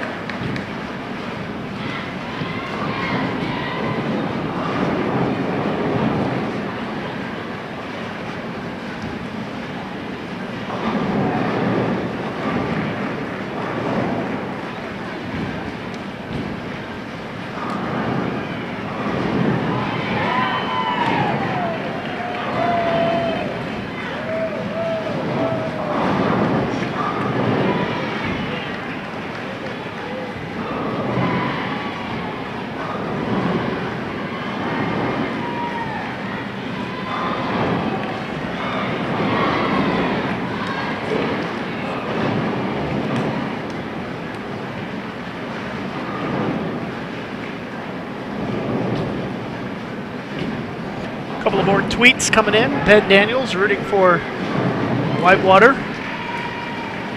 Even sent me a picture proving that he's watching. So thank you very much, Ben, for tuning in and watching the live streaming here at the ITCs. And Isaac Henderson wants another shout out for the McKendree Bowlers watching back on campus, supporting their men and women. So Isaac, thanks for watching, and thanks for supporting college bowling by watching Bowl TV. Do appreciate everybody tuning in to check out the competition here at the Intercollegiate Team Championships. We are in game number 12 of 24 qualifying.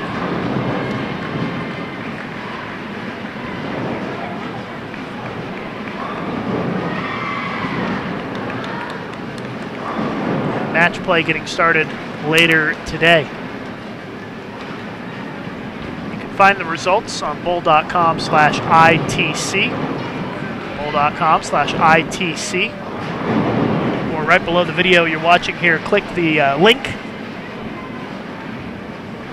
and it will take you to the results page directly.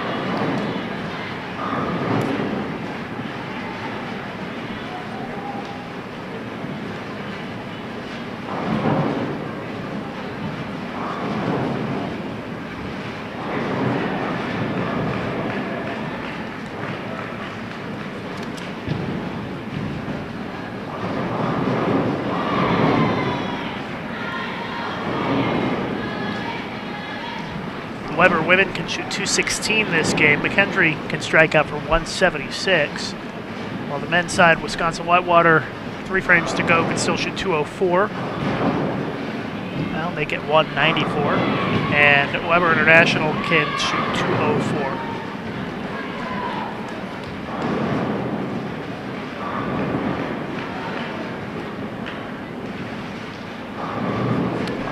Bull U just tweeted at me, says, watching from Saudi Arabia.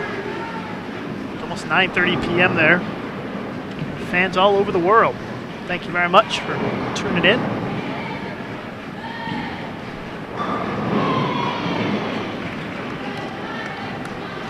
Unfortunately, with the time change, you're going to miss a lot of the action. Imagine be sleeping over there in Saudi Arabia. We've got the match play this afternoon and evening. But the good news is it's all available on demand after the bowling is over, so be able to watch this back a couple hours after the event concludes.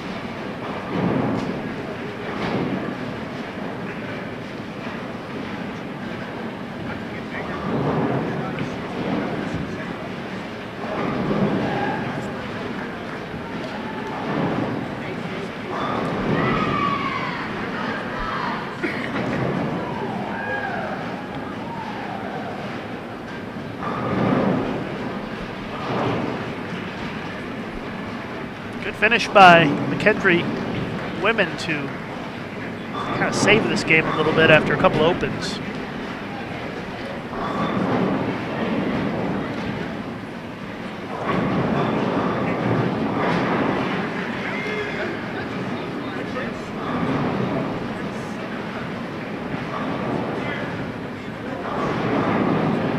175 for McKendree.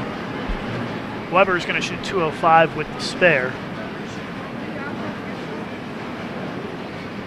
And on the men's side, we're still finishing up the 9th frame.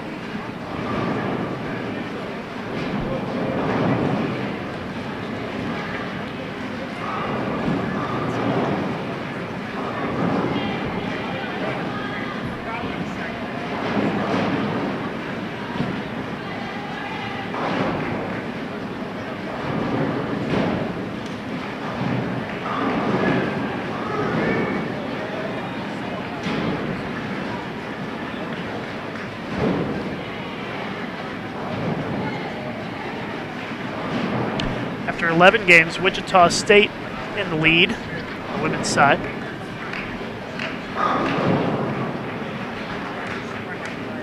And McKendree still leading on the men's side with Urbana second and Wichita third. We're going to update those standings here in just a couple of minutes after 12 games.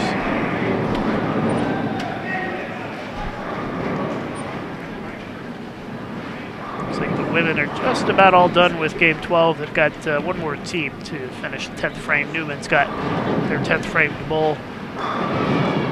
And all of the men's teams are starting to wrap up with just about a frame and a half to go or so.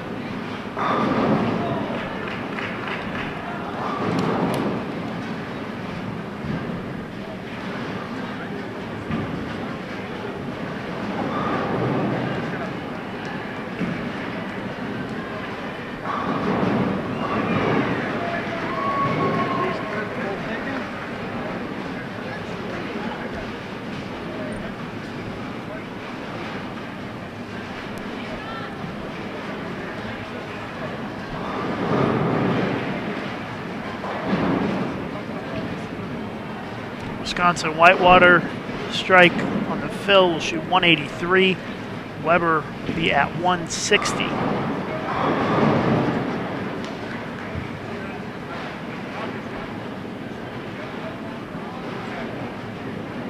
As we are at the halfway point of qualifying now.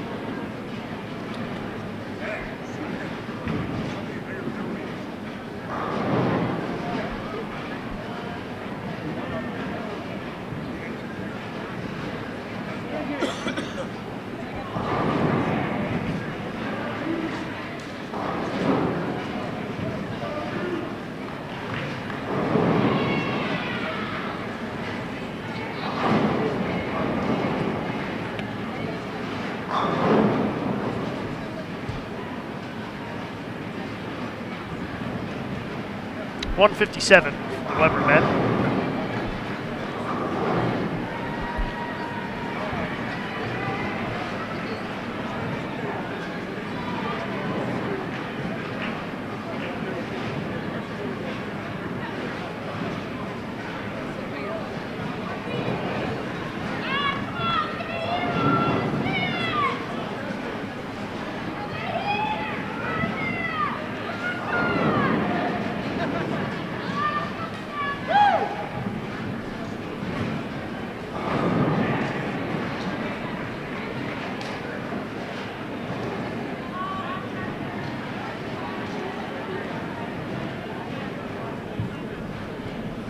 Got Bellarmine and Grandview on the women's pair for games 13, 14, 15, and 16.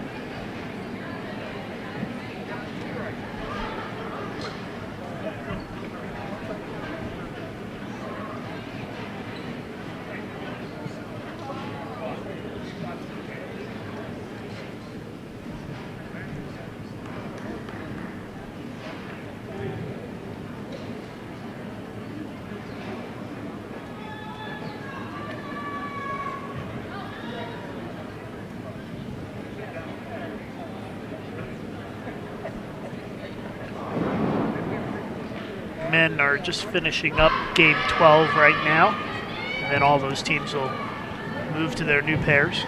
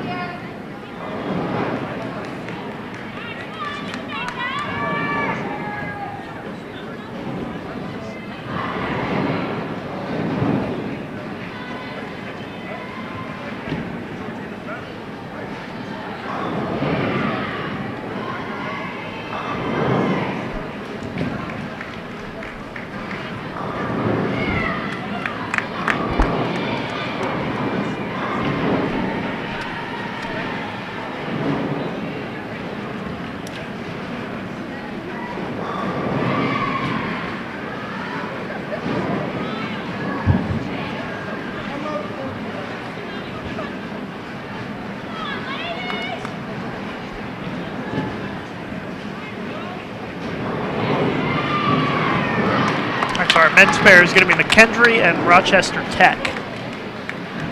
So Bellarmine, Grandview, McKendree, and Rochester Tech for this block of 4 games.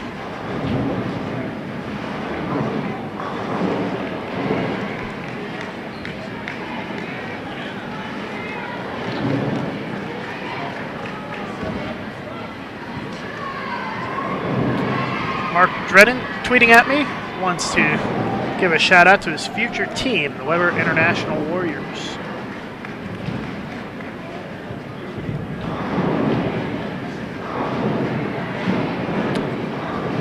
The folks at Urbana sent me a picture of their setup, watching on the big screen there at Urbana with the live scoring up on one window and the live streaming in another. It's worth a retweet. And Jeremy on Twitter asking when the tapings are for the TV shows. And that's on the schedule on the website. Let me call it up so I give you the right times. It's on Friday. The men's singles is going to be taped at 9:45 a.m. and the women's team will be 45 minutes after that ends. And then the afternoon session at 3 p.m. is the women's singles, followed by the men's team. And they will air on Tuesday nights in May at 8 p.m. Eastern Time.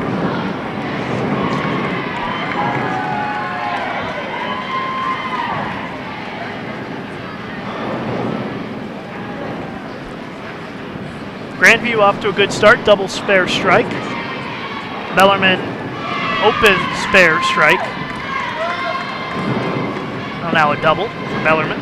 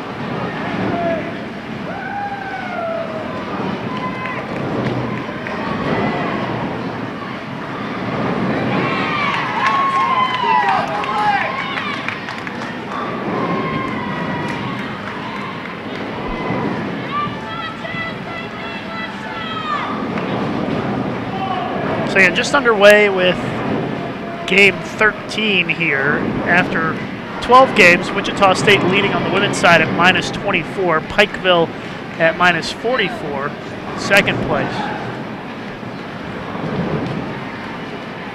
And on the men's side, McKendree leading at +54. Urbana has moved into second at +10.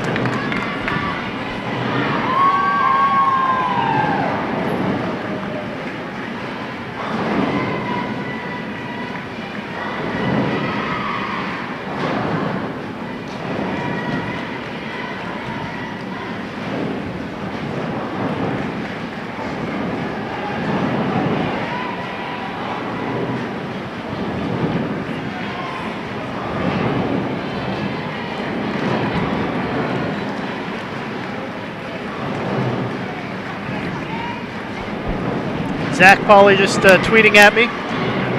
Says the UNOH bowlers are checking in. They've got the live streaming up on the big screen as well. Thank you guys for watching. Back in Ohio.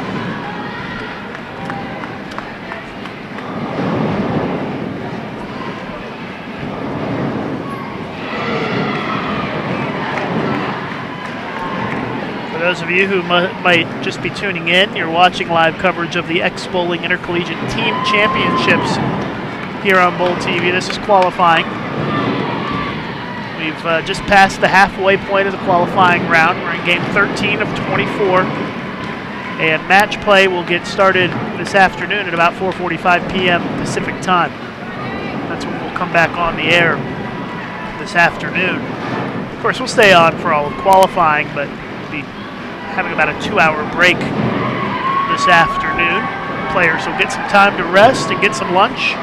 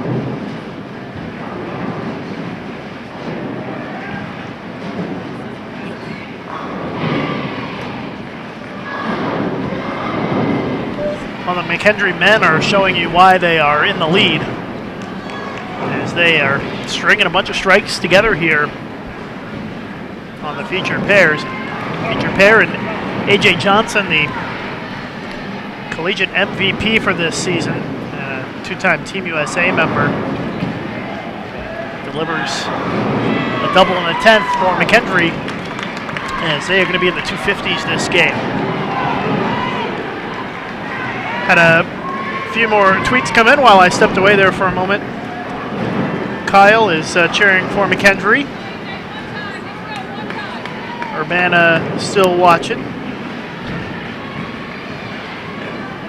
Bev says, thank you for the live streaming. I'm stuck in Massachusetts while my son is out there bowling.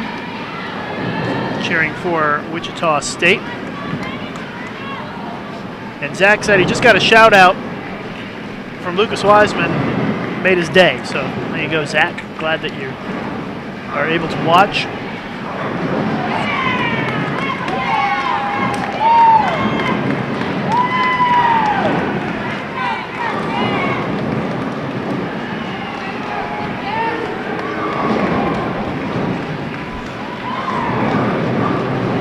So 255 for McKendree. While it was away, Bellarmine and Grandview bowled pretty quick, and they both bowled pretty decent. Grandview 207, Bellarmine 191.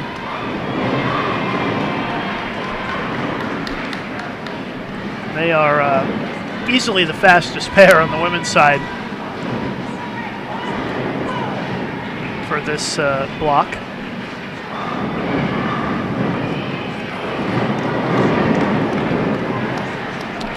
RIT going to have to try to pull a rabbit out of their hat here and finish strong this game, because they had 4 opens in a row, the second to the 5th frame. McKendree threw a lot of strikes, so they're already done with their game, and RIT just trying to catch up.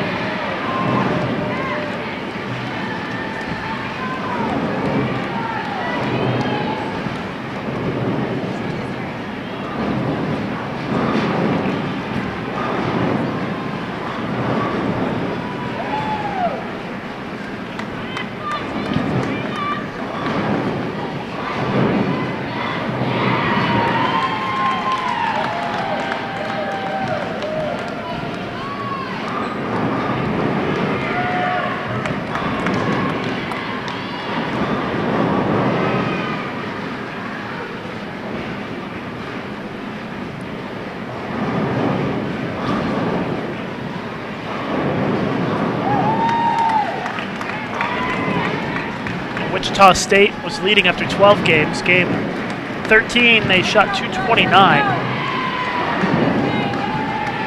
So I'm going to guess that they've stayed right up there, although Pikeville shot 256.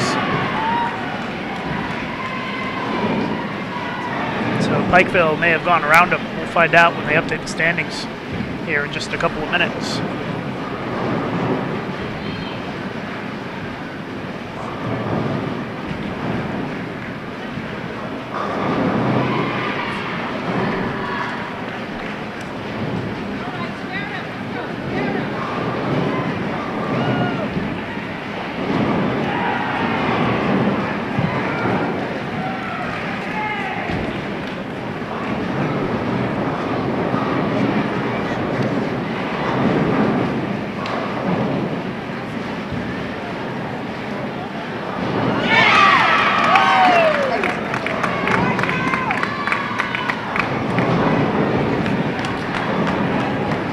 Watching live coverage of the X-Bowling Intercollegiate team championships here on Bold TV. I'm Lucas Wiseman. We're at the Reno Sparks Convention Center in Reno, Nevada, home of the USBC Women's Championships. The USBC Open Championships also taking place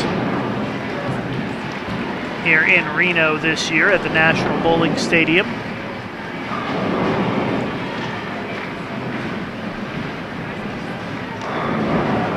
And if you're interested in bowling in either of those events, although the registration deadline has passed, you can still get in.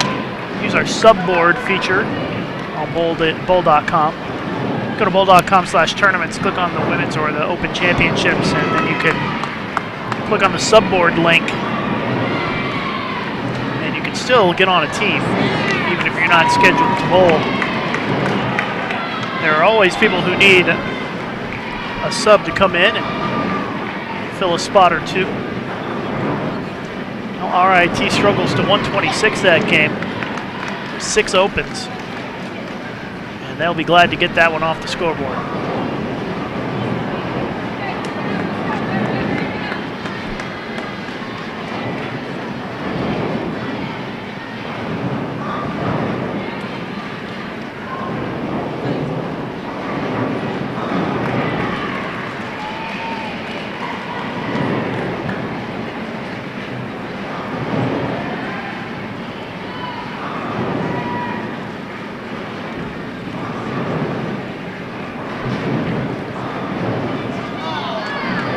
Women are just about done with game 14 on our featured pair.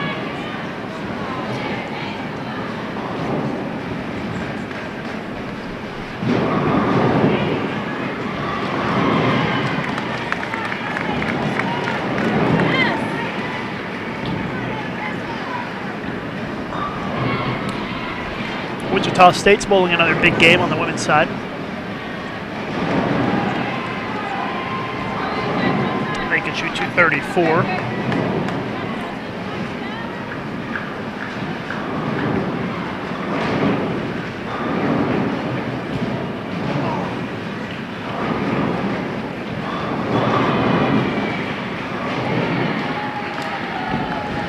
Good job, Bella, man. Keep it up.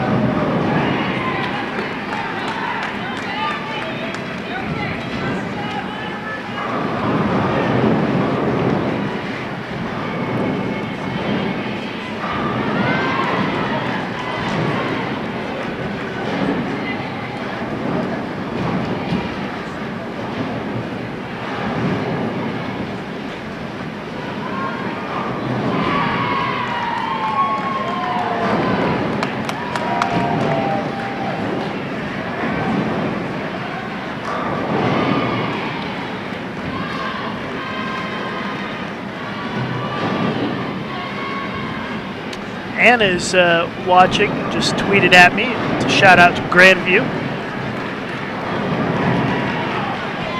Thanks for watching, Ann, and thanks for sending the tweet. You can tweet me at Lucas_Wiseman. Bellarmine 178 that game. Grandview can strike out for 173. Pikeville has moved into the lead on the women's side at +12. Wichita State at +5. Look like Grandview is in third place.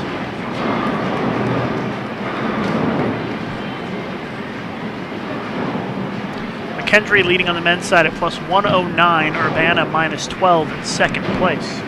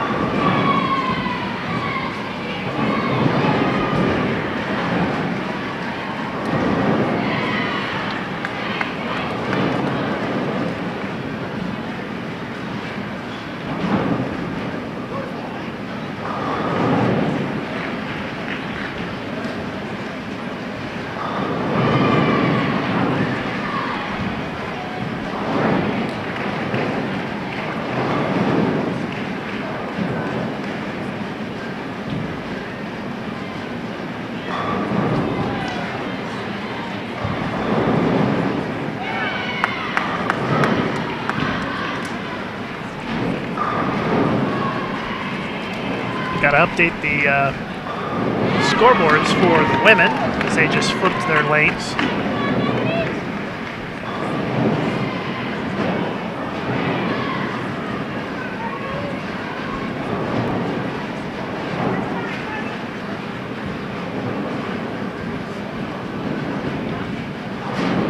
Grandview now on the left lane, started with 3 strikes in a row.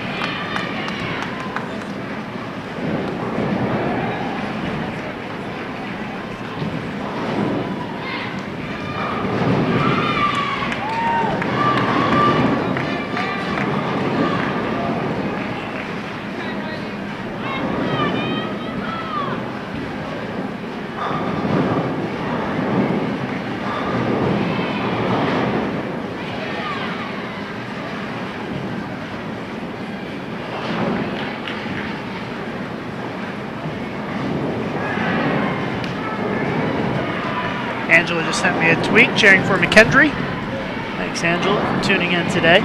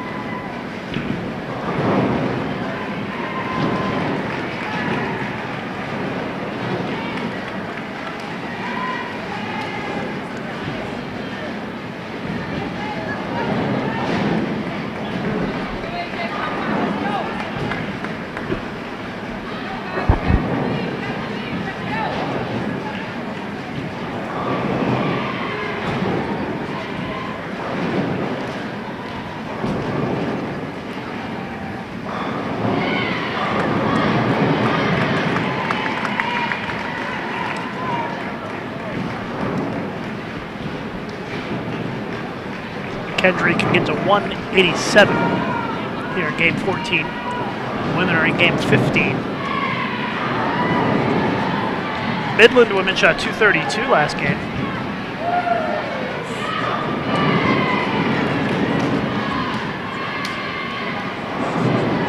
Wichita State had a 224. Looks like Pikeville shot 172, so I think that Wichita State moved back into the lead.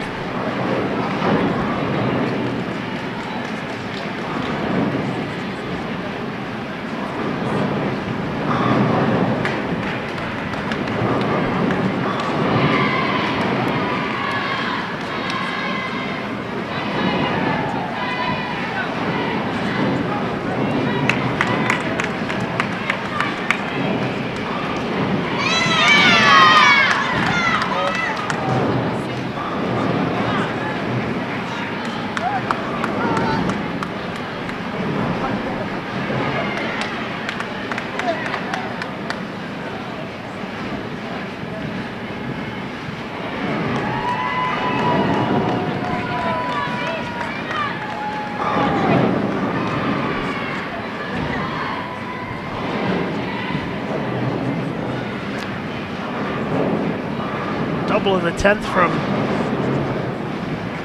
A.J. Johnson and McKendree. Gets his team into the 180s this game. And based on all the scores that I've seen today, a game in the 180s isn't so bad. 185 for McKendree. It's under their average for the day, but it's still not too bad.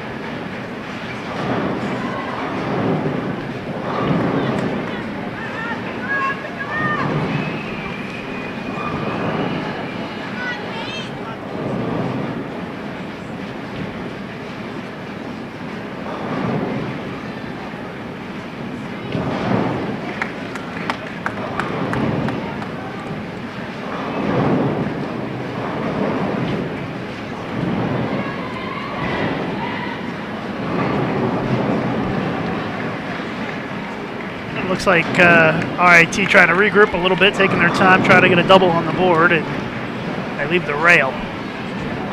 It's been a struggle for RIT here on the featured pairs.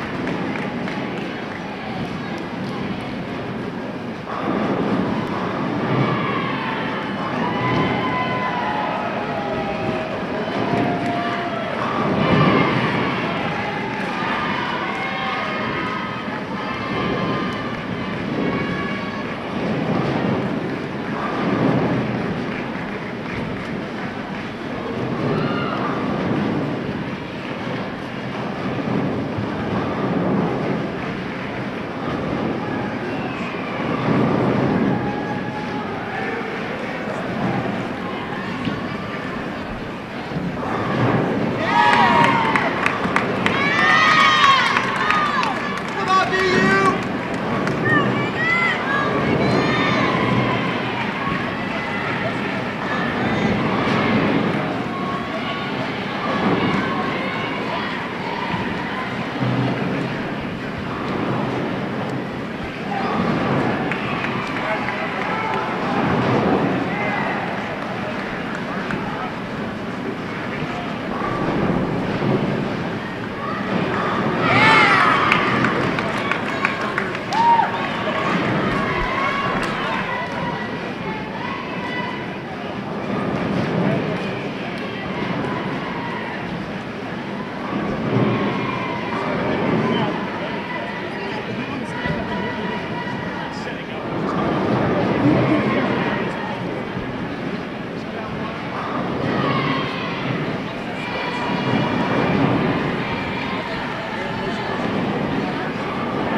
197 for Grandview, open in the 10th frame for them. And Bellarmine, 6 count, second shot in the 10th. Come on, Brady, pick it up! If they can make that washout, shoot 209.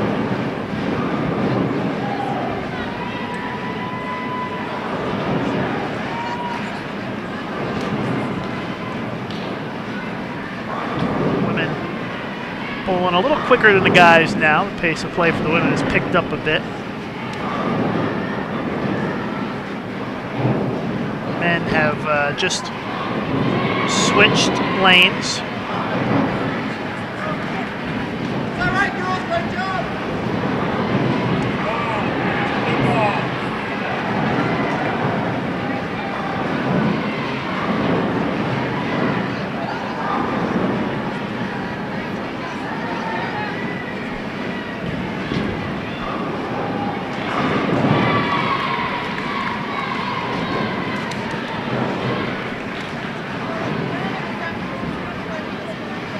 So 206 for Bellarmine, 197 for Grandview. RIT had 152 last game, and McKendree 185.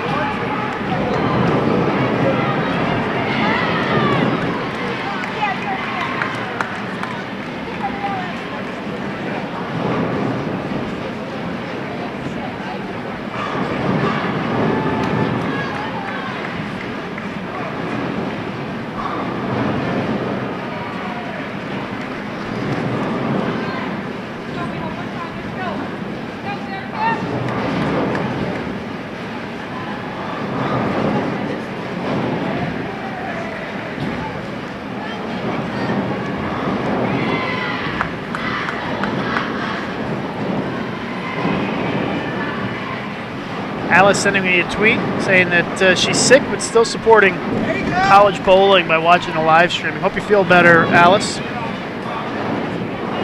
And Hannah Morris sent me a tweet watching from Northern Kentucky University, cheering for Bellarmine and Wichita State.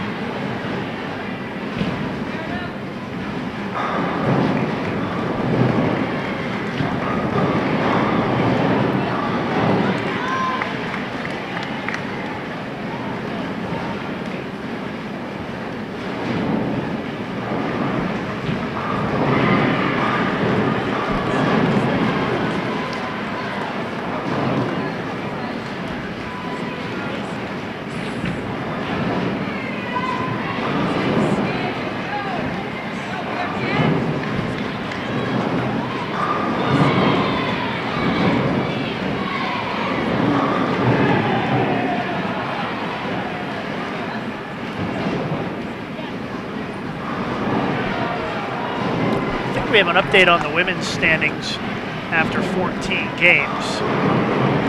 Well, we have an update on the men after 14. McKendree at plus 94, Urbana minus 44, and Wichita State at minus 55. So McKendree is leading by a pretty wide margin at this point. On the women's side, Wichita State plus 29, Pikeville minus 16, and Lindenwood minus 109.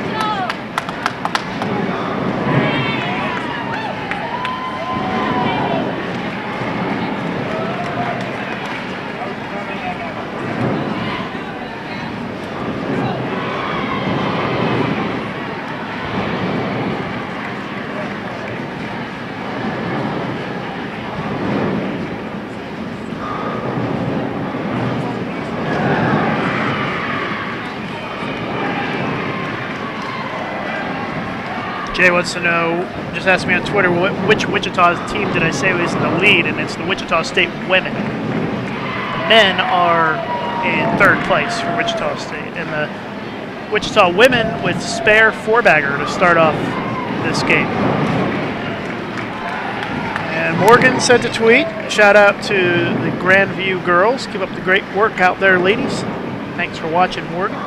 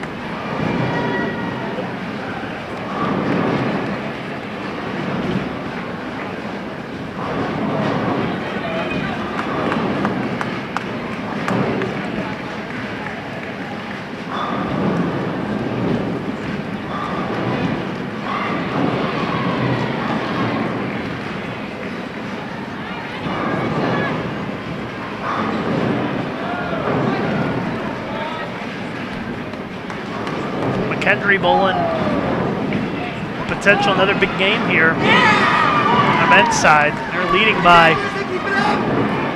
let's see here, almost 150 pins on the field.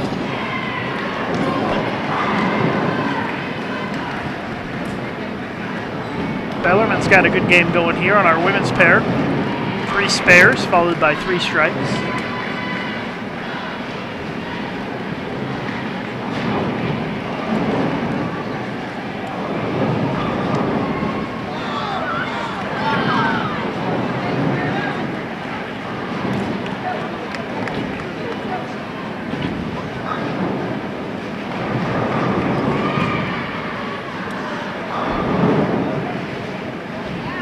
Phil sent me a tweet. Shout out to the Clark men's program. Saw Clark earlier today. They were on the live stream pair. They're down on lane 38 if you want to follow them on live scoring, Phil.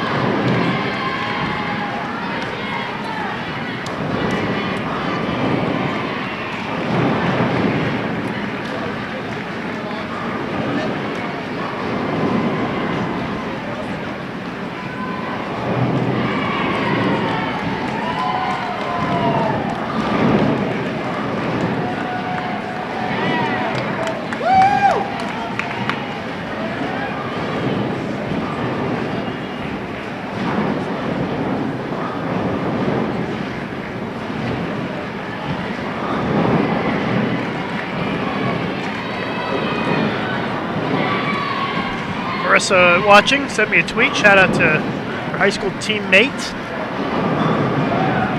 who is bowling for Bellarmine. Thanks for watching, Marissa. Appreciate it.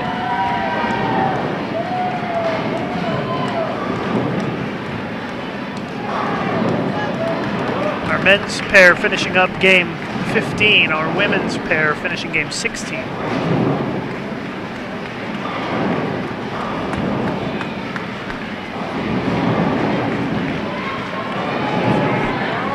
But even though we're finishing game 16 on the women's side, there's going to be a little bit of a break before the next teams come in, because down on 9 and 10, they just started game 16. So this pair bowling really fast.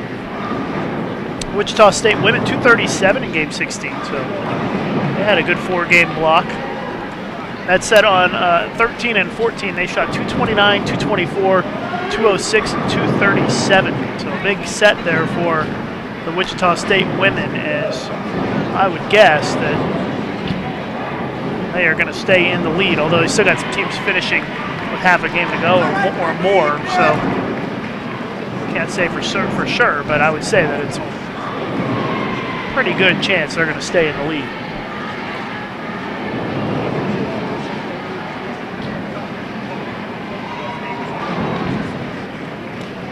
So 159 for RIT. McKendree finishes with 211. Grandview had a 163 and Bellarmine had a 185.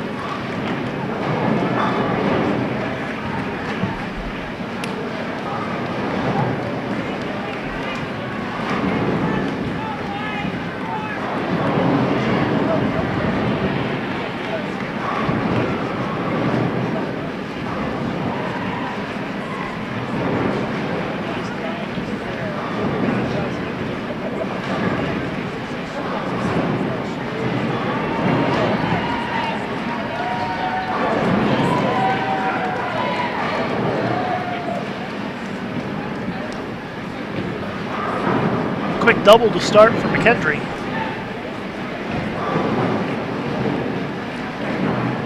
So struggles continue for RIT.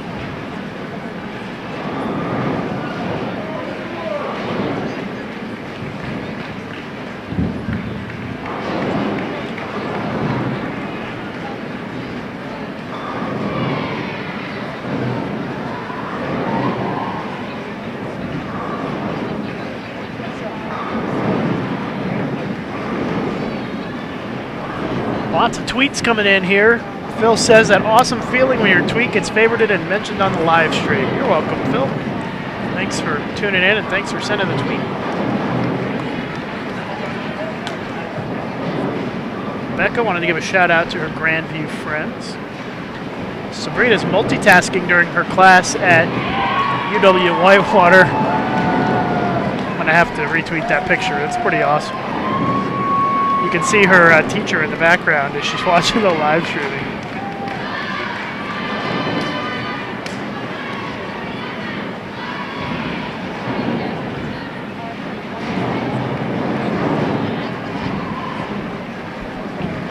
Teresa cheering for the Grandview girls.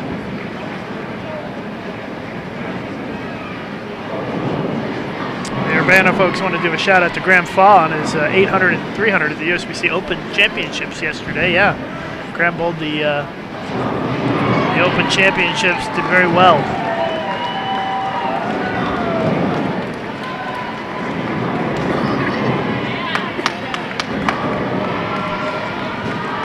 Katie says she misses bowling this first year she's not here. Katie, we miss you too, and thanks for tuning in and watching, and thanks for the tweet. Joe says wants to give a shout out to his stepdaughter Brittany Smith and the rest of the Grandview girls.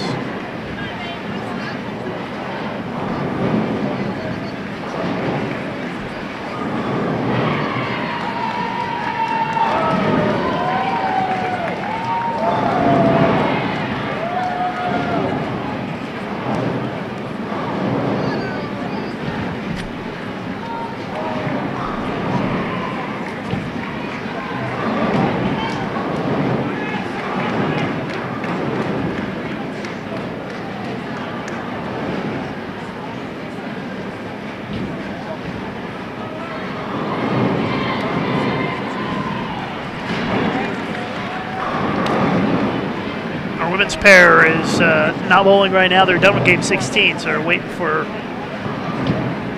the other women's pairs to finish before everybody moves for the next block of 4 games. Allison watching Lindenwood bowling the Nationals. Lindenwood was on a little bit earlier today.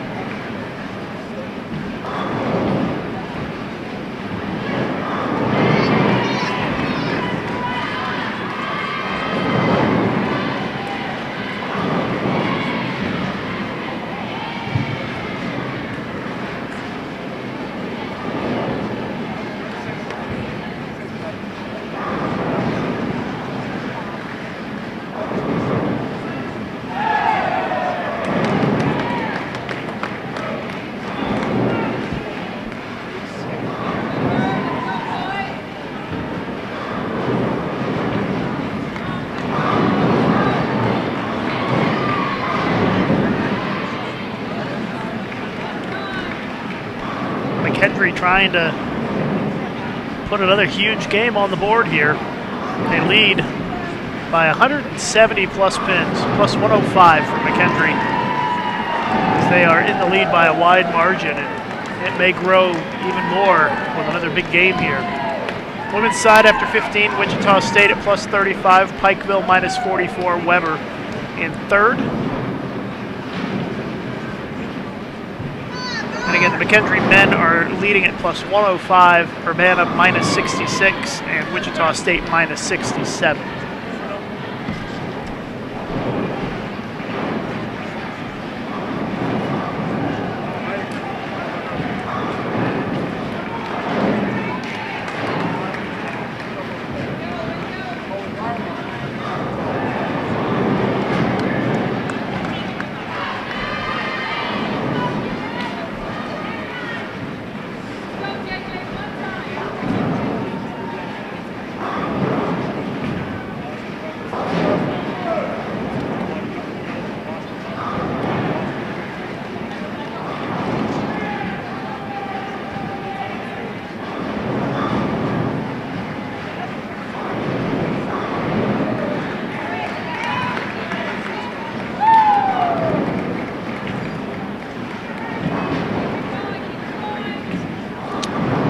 Laura just tweeted at me, wants to give a shout out to her brother, Devin Miller, who's bowling on Moorhead State men's team. So there you go, Laura. Thanks for checking in.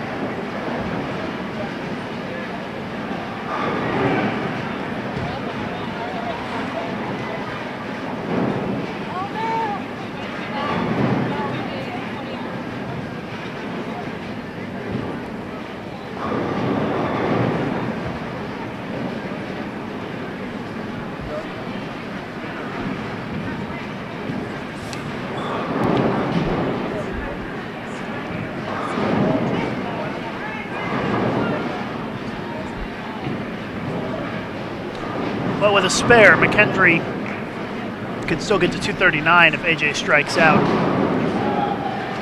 in the 10th. Struggles continue for RIT, unfortunately, as they all look a bit frustrated and confused down there.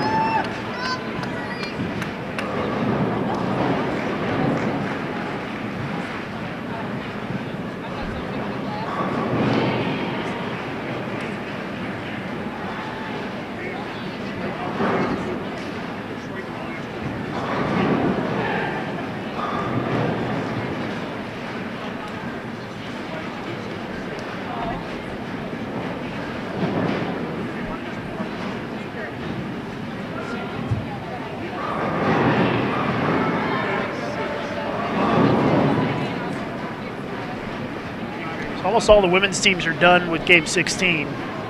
Weber's got one more shot to throw down on lane 10. See Matt Lawson down there with his camera. He's going to be putting together a video for Bowl TV later. Popular highlight videos.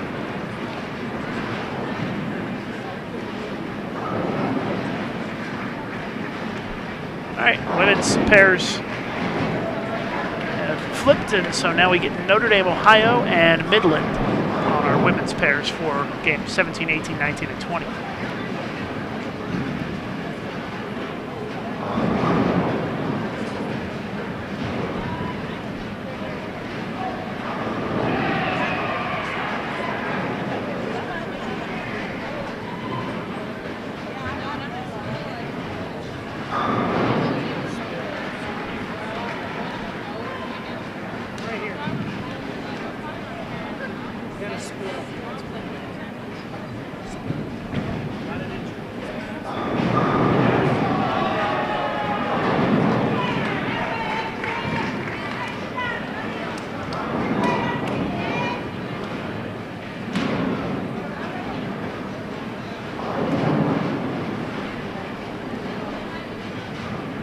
.26 for McKendree. RIT looking the best scenario here of 137.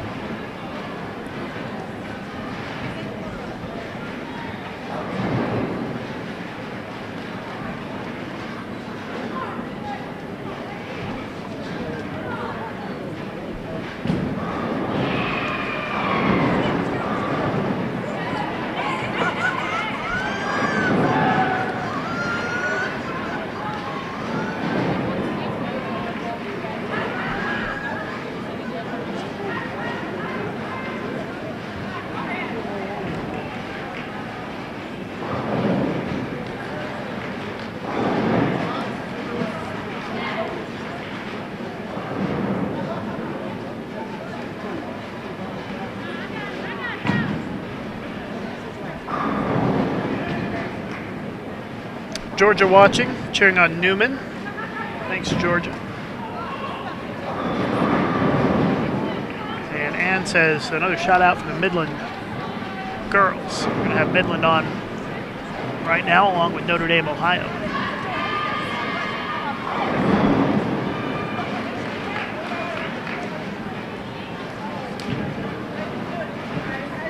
Men are wrapping up game 16. Robert Morris still has half a game to go, so it's going to be a few minutes before the men get started with game 17.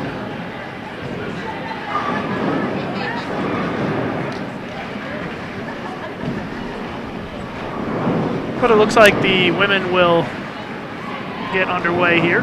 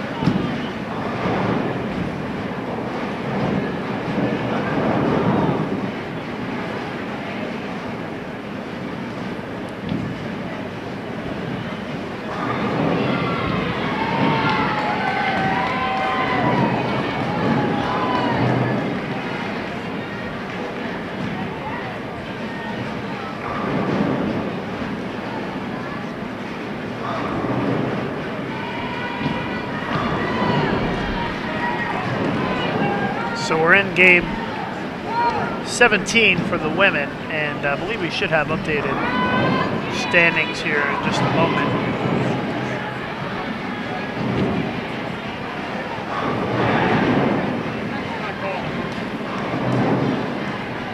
And Wichita State plus 72 in the lead. Pikeville minus 29, Weber minus 96.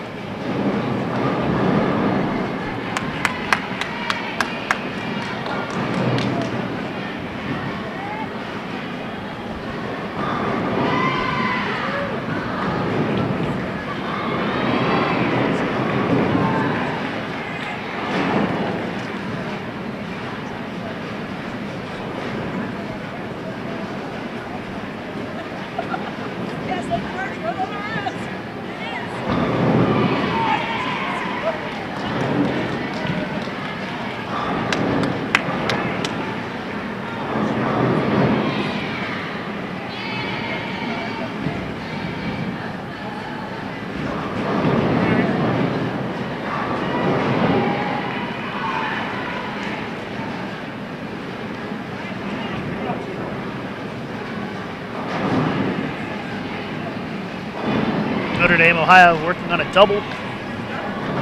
Looking for a third consecutive strike here.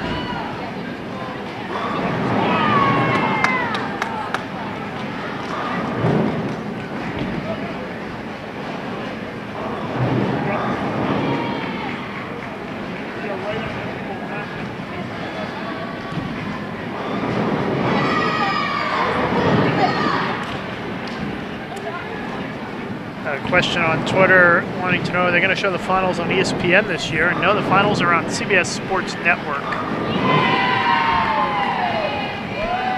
And they will air on Tuesday nights in May, every Tuesday in May at 8 p.m. Eastern Time on CBS Sports Network. Notre Dame looking for another strike here. Ring 10.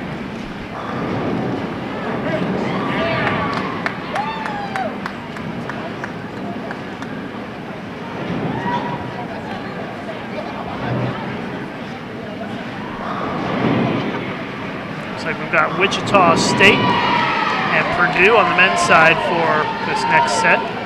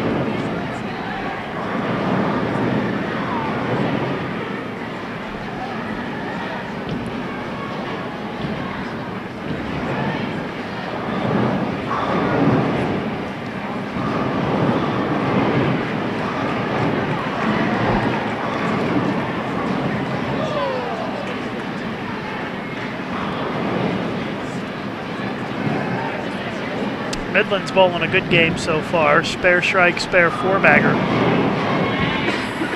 As they step up in the 8th.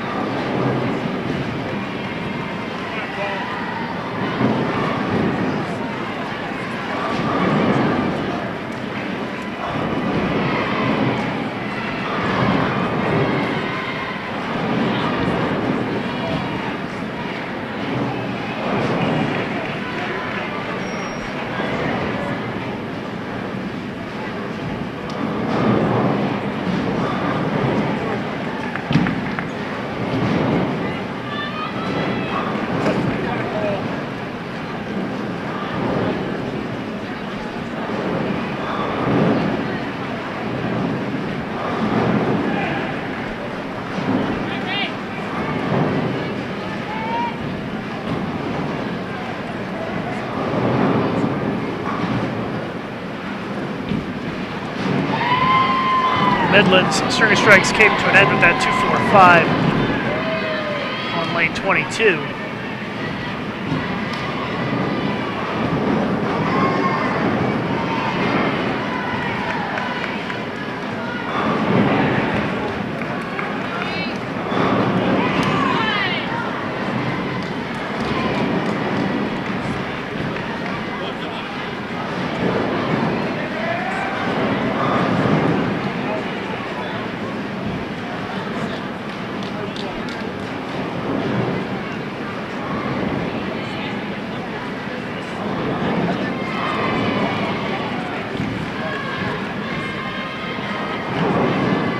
Wichita State men spare double to start game 17.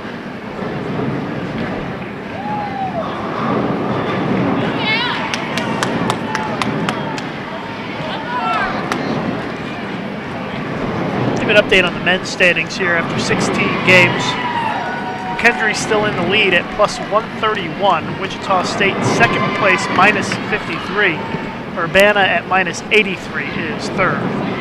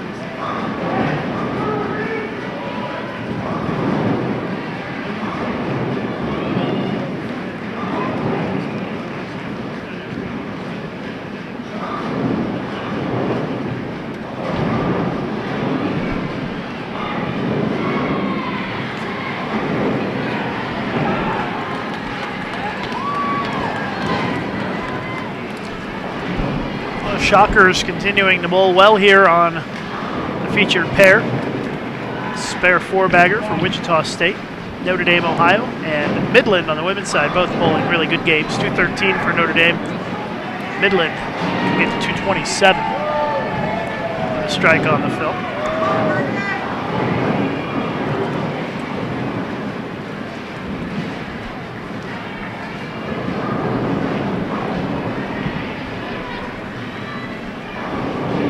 Great crowd, by the way, here, as there always is at the Collegiate Championships.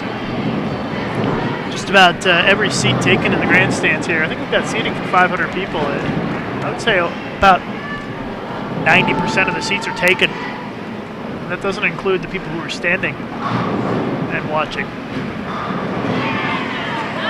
So we've got a good crowd here watching these bowlers.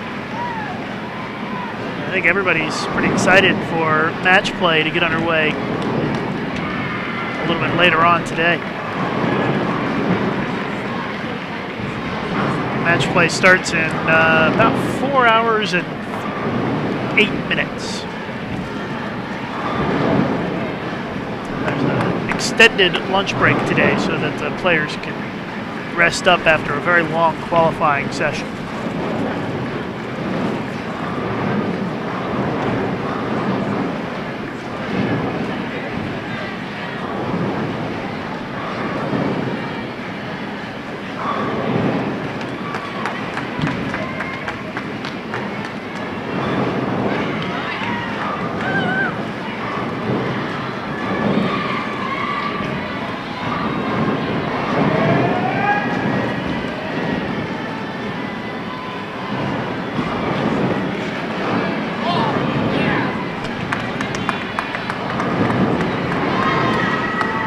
Find more information on the X-Bowling Intercollegiate Team Championships at bowl.com/ITC. Bowl.com/ITC is where you can find information on this event.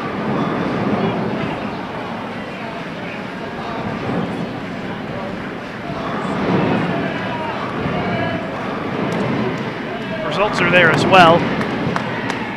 You go to that page, click on the 2014 results. You can find the link to the live scoring and to qualifying results.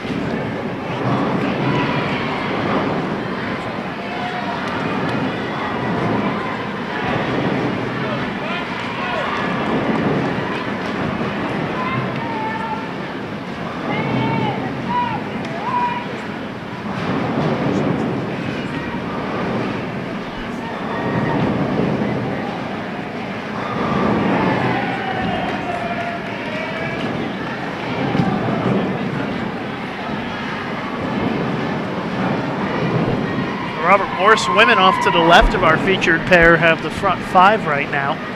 It is lane number 19 if you want to follow it on the live scoring.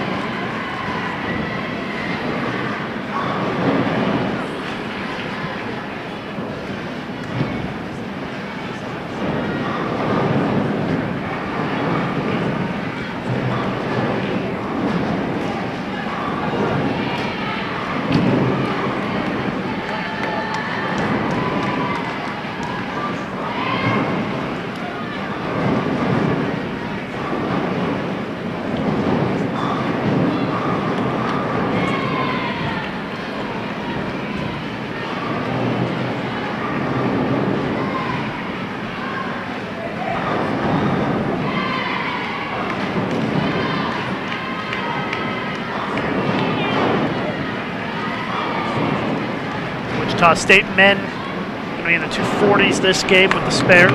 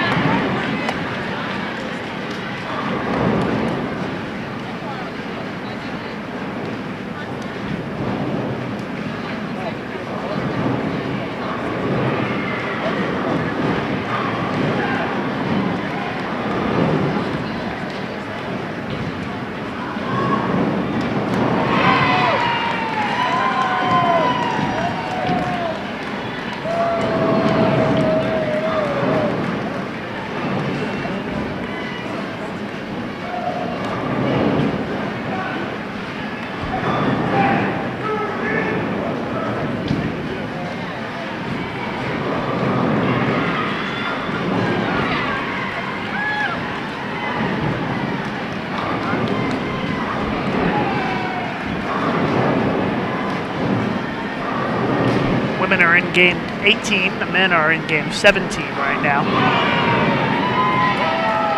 Women after 17 games, Wichita State plus 81, Pikeville minus 50, Weber minus 70. And Wichita State, Pikeville, and Weber, your top three on the women's side after 17 games.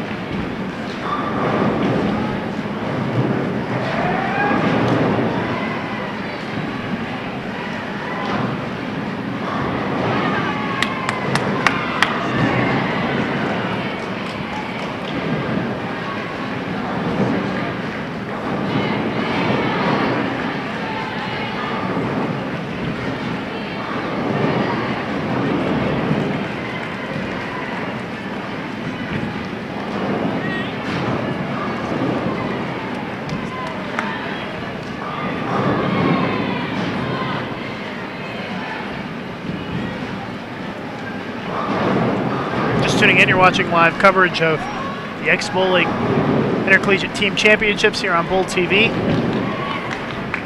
Wichita State just shot 245, game 17. Purdue going to shoot in the 190s. Their final shot coming up here.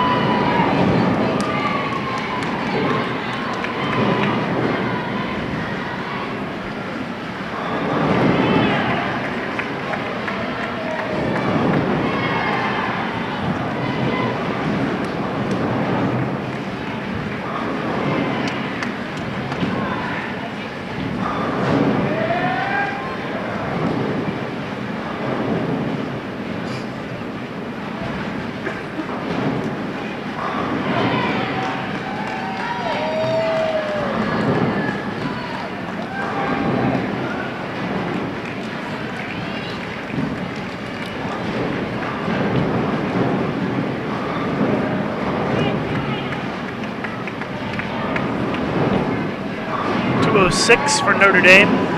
Midland can get to 183.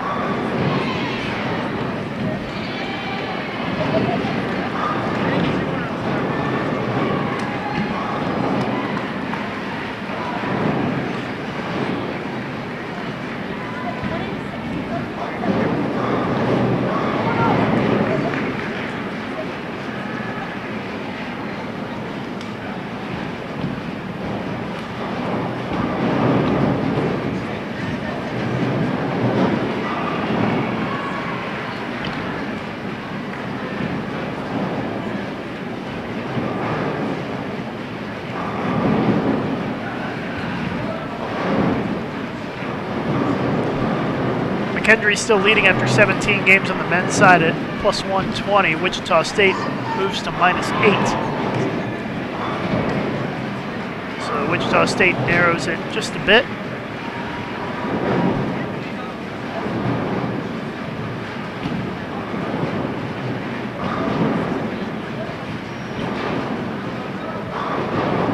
And Lindenwood in third on the men's side at minus 89 after 17.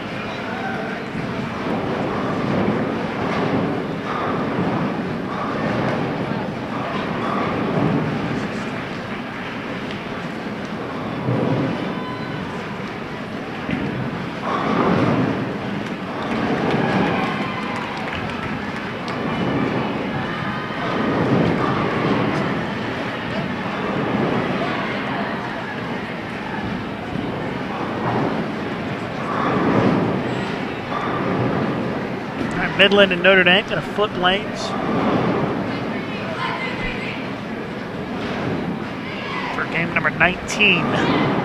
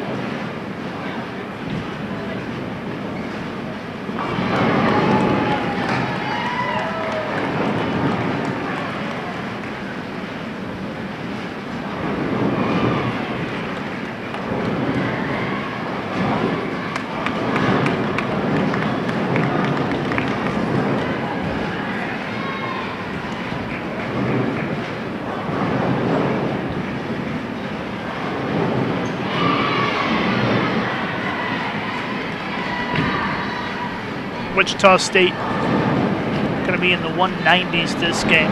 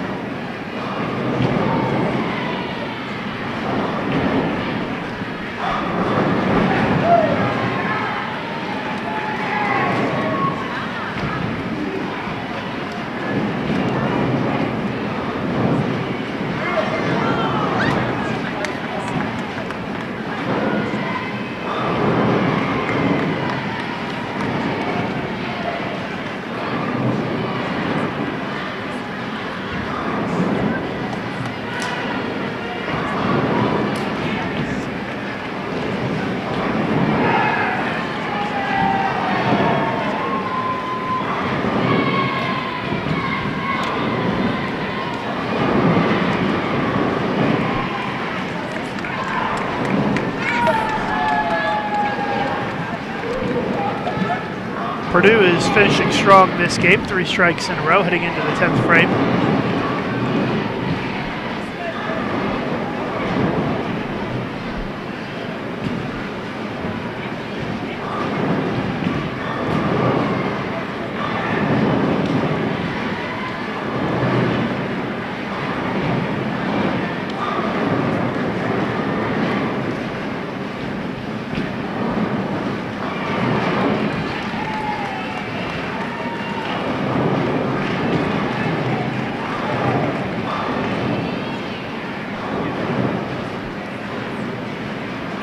Standings on the women's side after 18 games. Wichita State plus 109, Weber minus 41, Pikeville minus 84. Two top 3.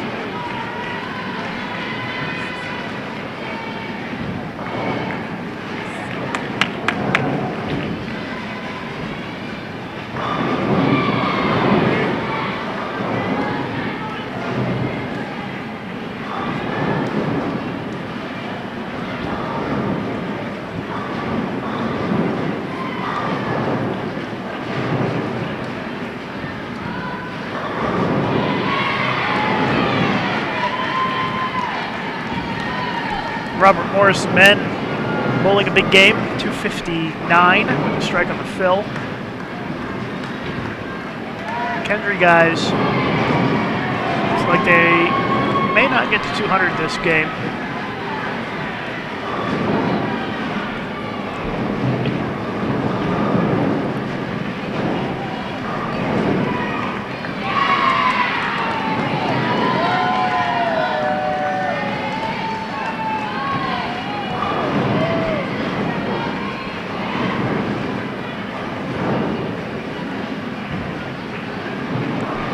Purdue and Wichita State on our men's pair have switched lanes.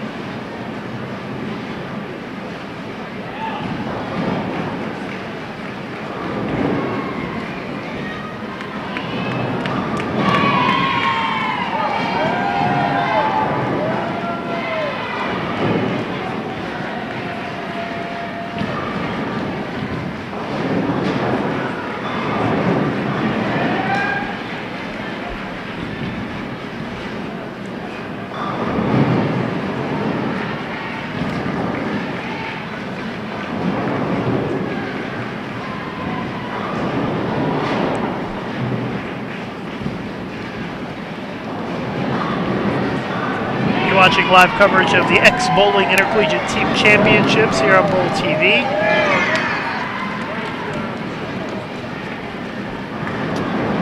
Give you an update on the standings on the men's side after 18 games. Just waiting for the scoreboard here to rotate through to that spot. Men are in game 19.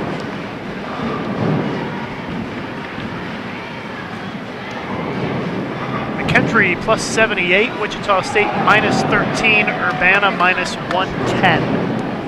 Those are your top three after 18 games on the men's side. And again, on the women's side, it's Wichita, Weber, Pikeville.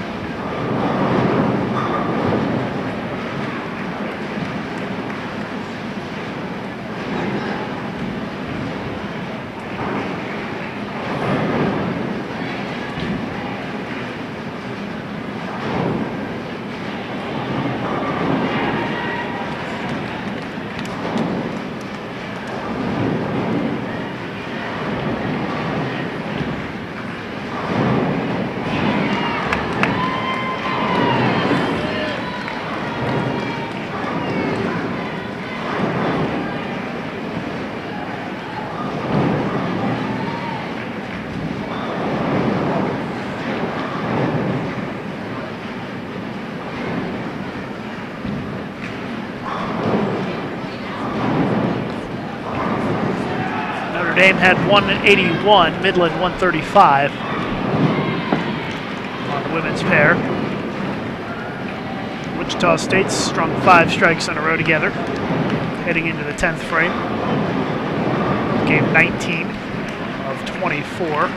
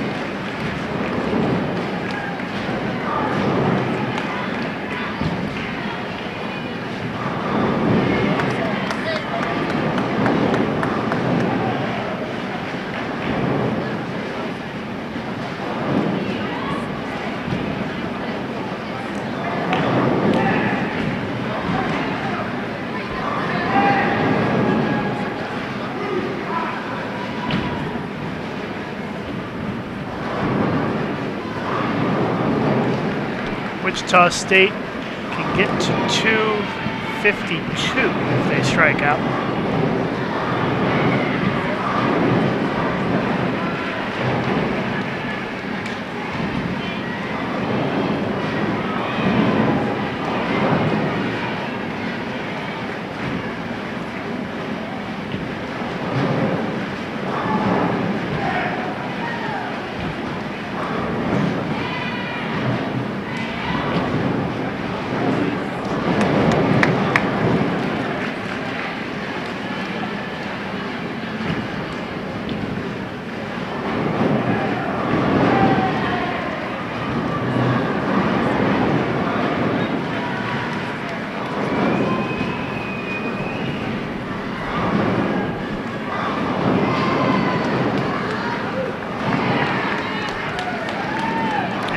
236 for Wichita State that game.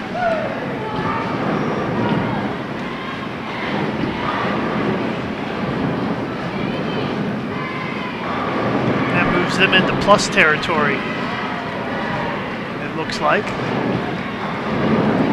Should put them at plus 23.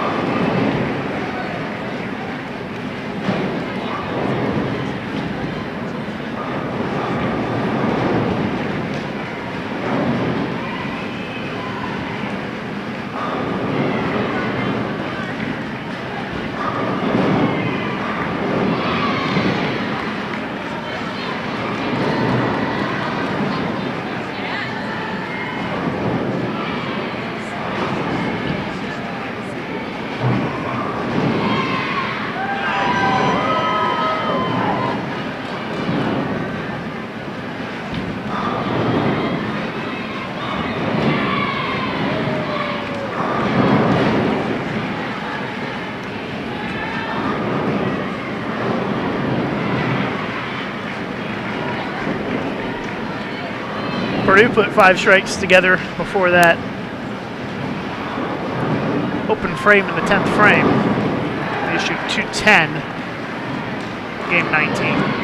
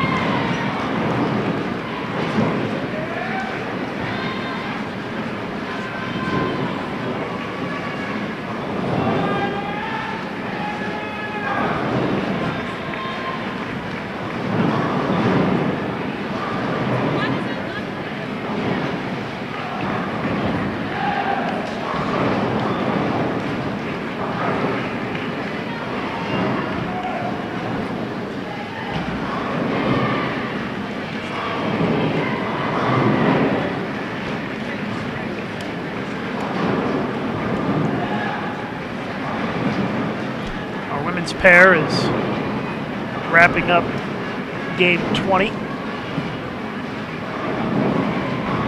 It's only going to be another 4 games left after these games end.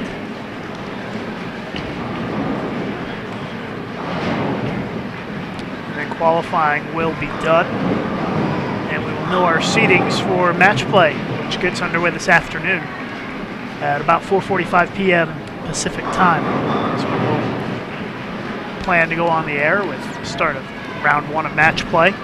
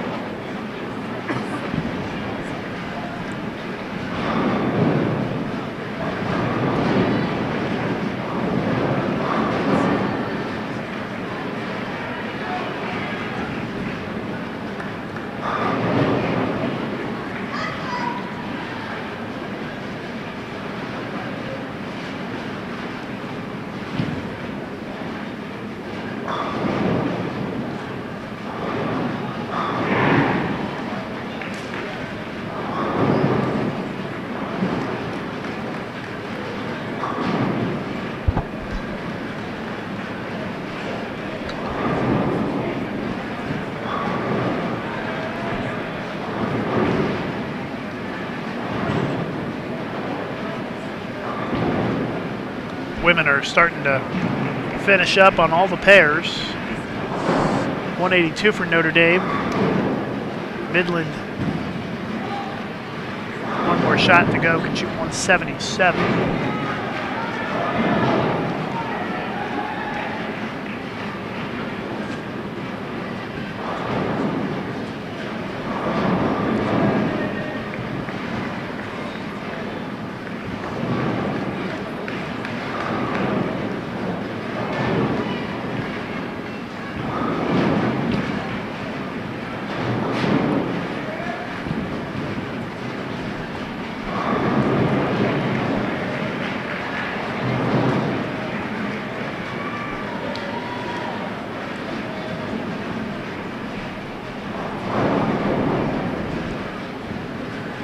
Looks like all the women are done with game 20 now.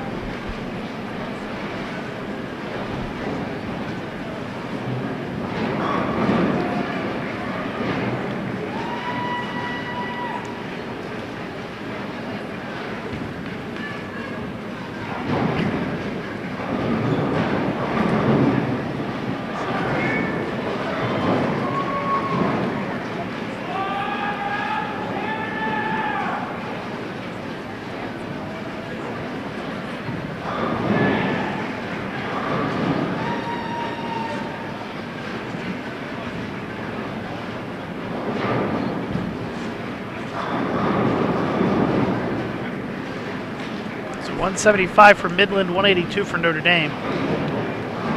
And Wichita State with an open in the 10th. They shoot 202.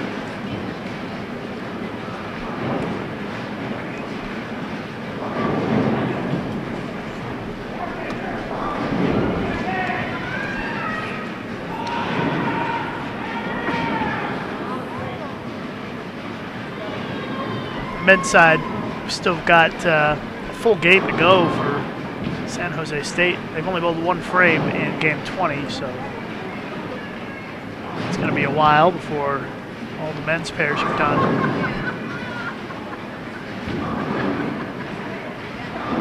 But still, we're way ahead of schedule at this point.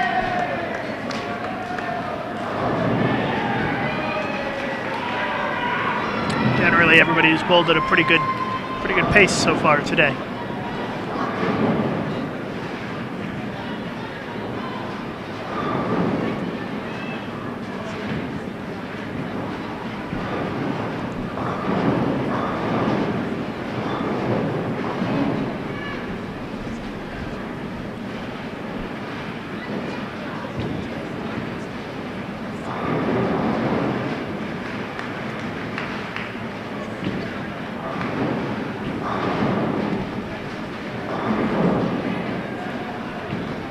It's going to be a position round for the next 4-game block.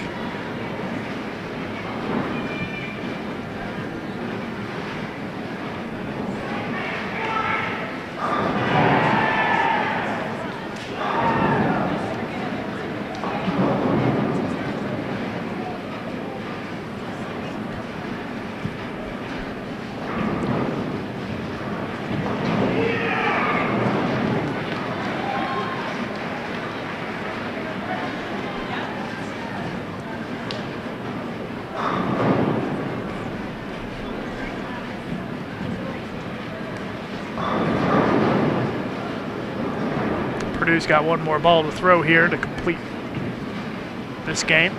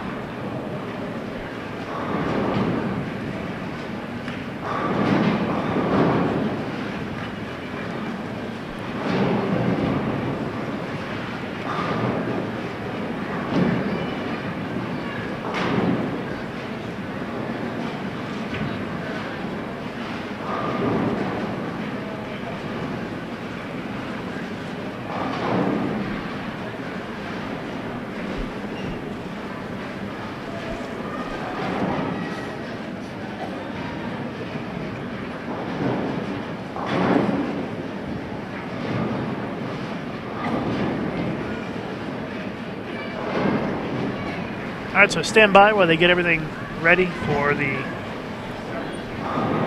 position round. I imagine the women will start before the men will, because the men still have about 4 frames to go on some of the pairs, 5 frames or so, and it looks like they're trying to get the names in for the women to get them started with their position round. So it hopefully shouldn't be too much longer.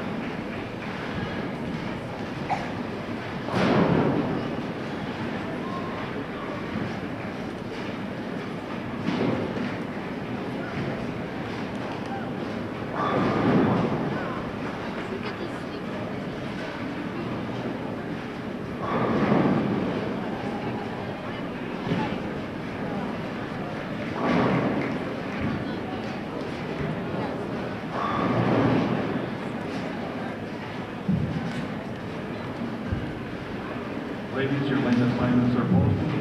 Report to your lane, and you can begin the last clock.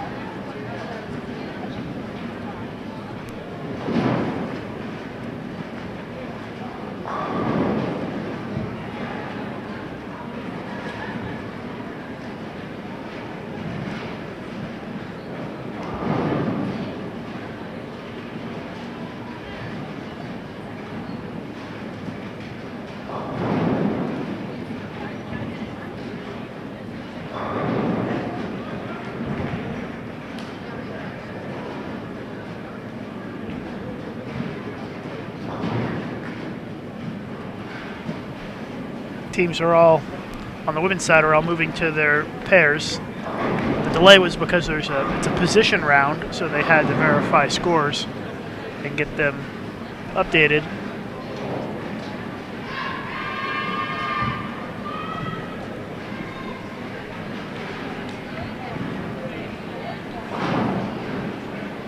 Wichita State leading at plus 53.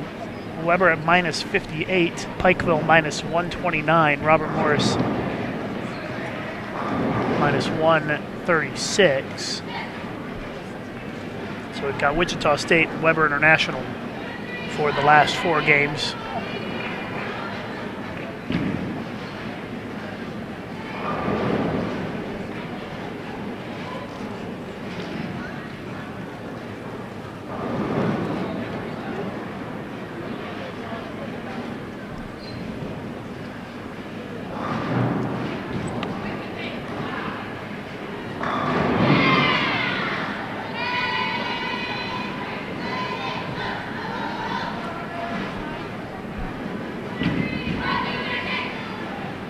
Still got a couple of men's teams finishing up game 20, so once they finish, they'll verify their scores, and then the men will get underway with their final 4 games of qualifying.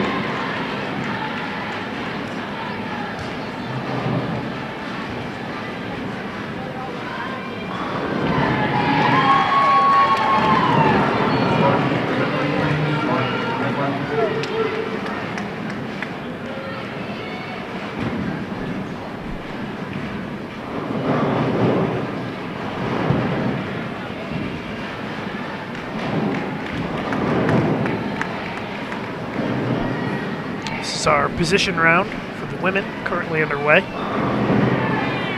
Weber's got the front four, looking to strike through the lineup as Diana Zavialova steps up.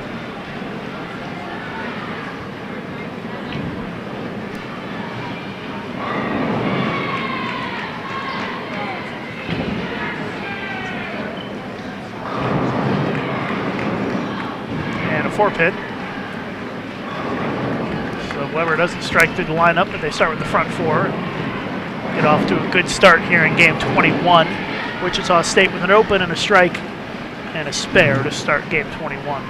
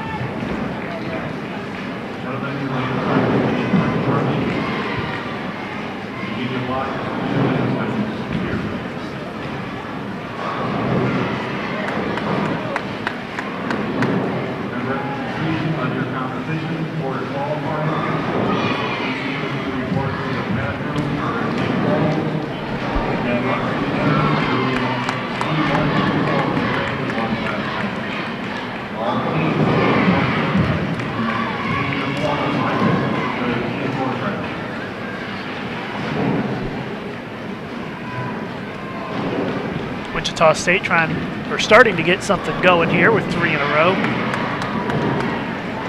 Weber trying to push a string to 3, and they do. So 7 out of 8 strikes to start this game for Weber.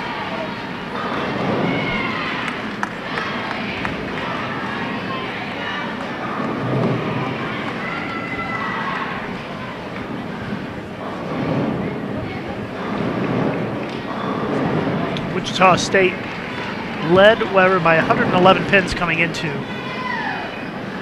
this position round.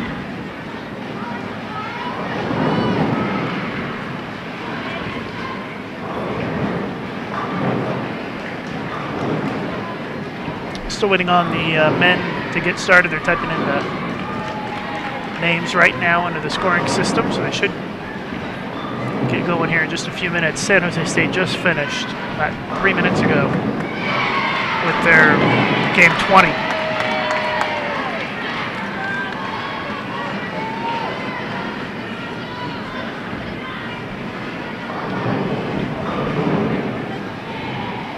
It looks like the scoreboards are clearing now, and it's going to be McKendree and Wichita State on the featured pair for the men.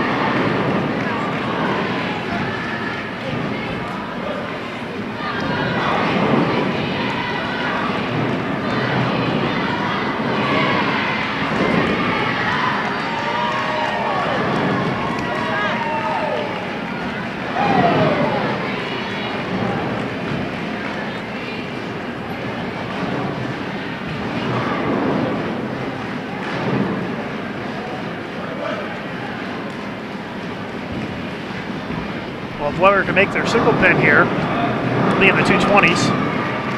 Wichita State can still get to 213 if they strike out. McKendree and Wichita State men just underway with game number 21. McKendree at plus 77, Wichita State plus 31. So relatively close going into the last 4 games.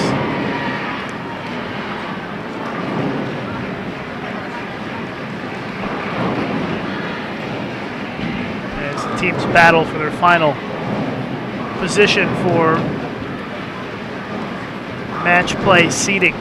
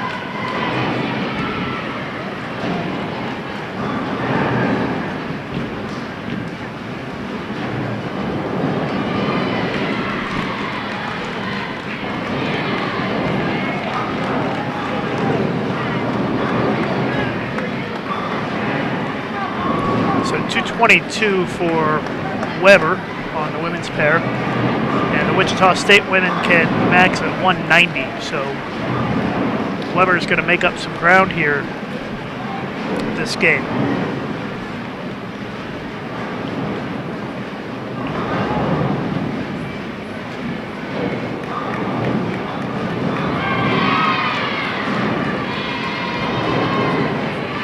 Looks like Weber's going to make up 42 pins.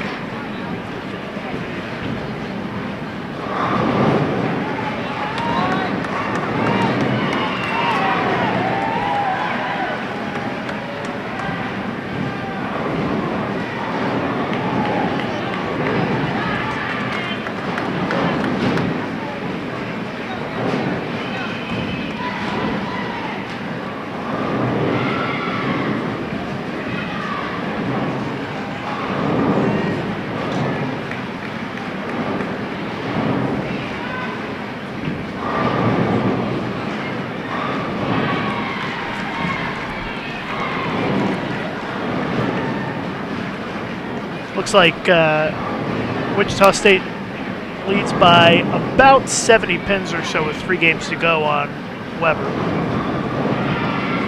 on the women's side.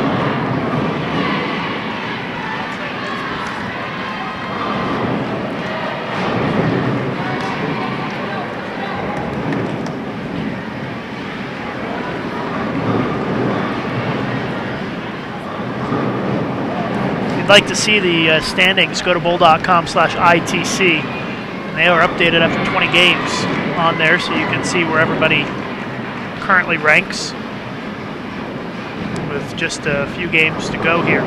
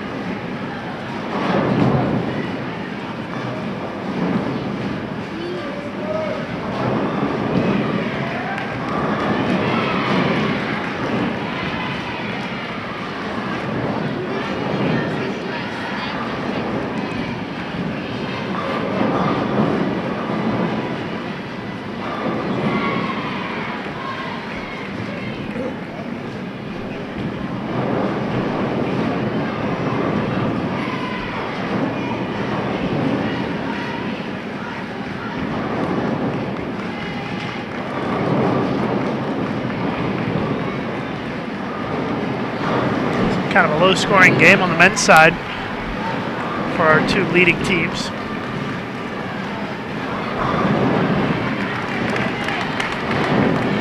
All right, now Wichita State hasn't made up any ground on McKendree. So they're even here this game.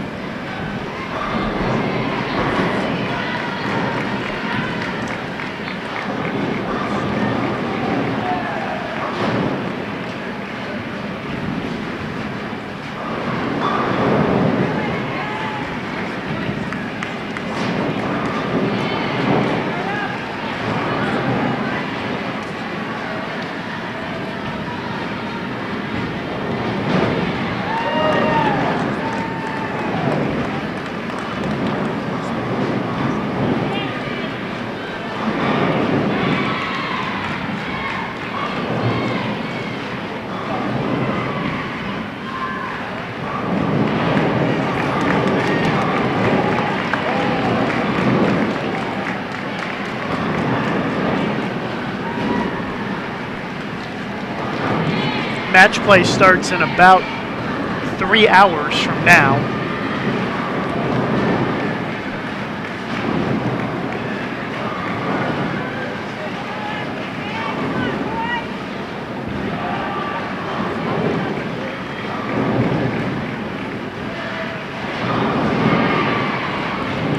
Robert Morris women off to the left of our featured pair have the front 8 right now.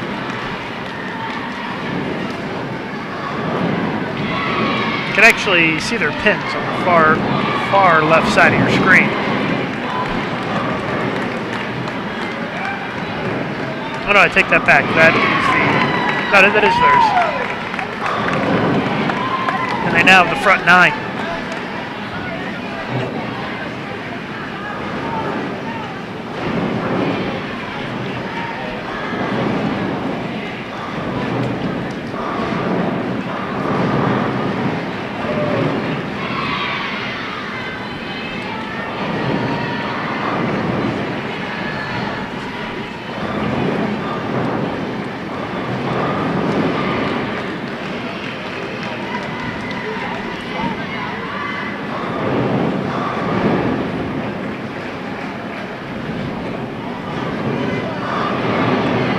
And a 10-pin ended the run for Robert Morris. That's the closest we've had to a 300 game today, though. Front 9 for Robert Morris women.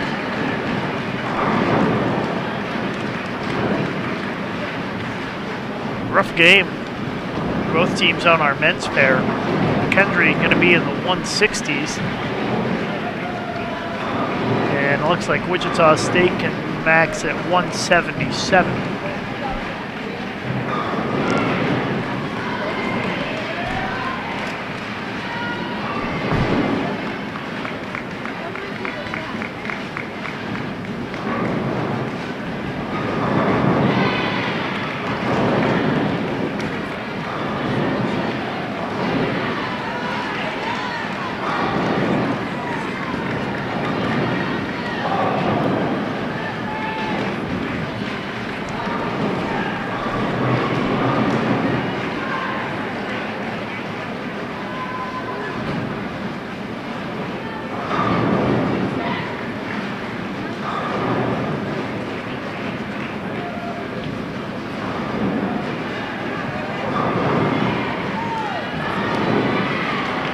Wichita State winning 3 strikes in a row.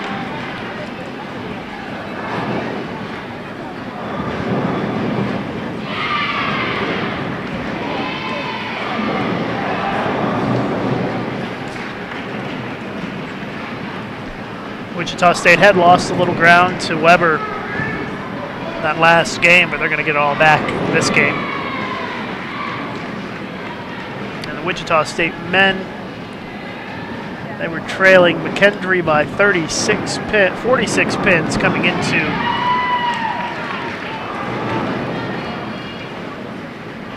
this position round. And if they strike again, the best they can do is pick up 10, make it 36 with 3 games to go.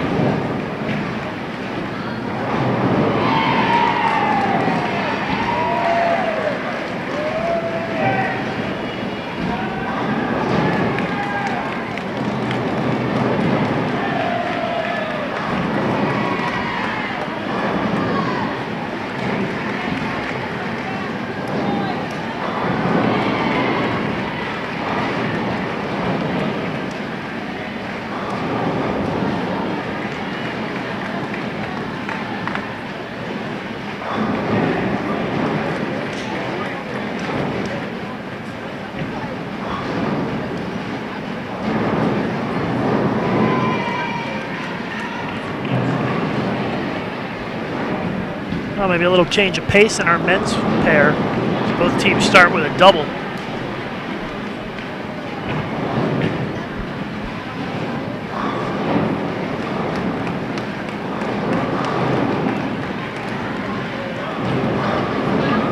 Now 3 in a row for McKendree.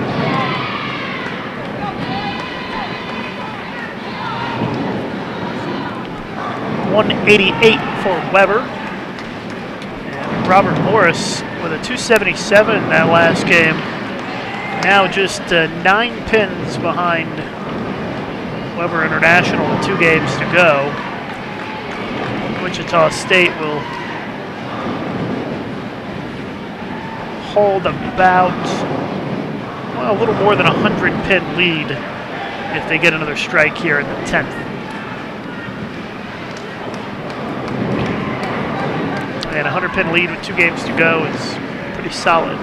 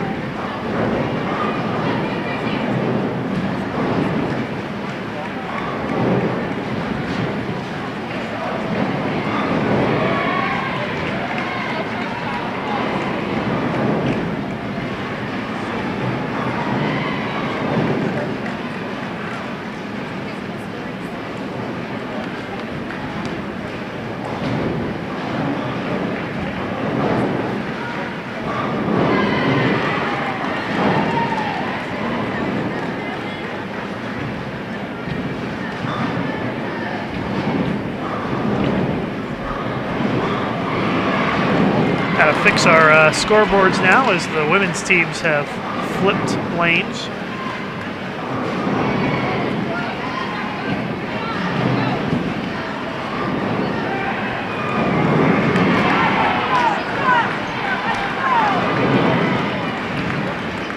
Wichita State men have started with front 6.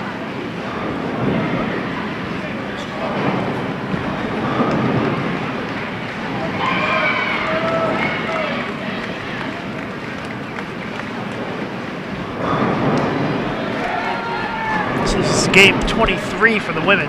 So they've got this one and 1 more to go after this until the break. See if Wichita State on the far right side of your screen can keep the string going here. Yes, they do. Front 7.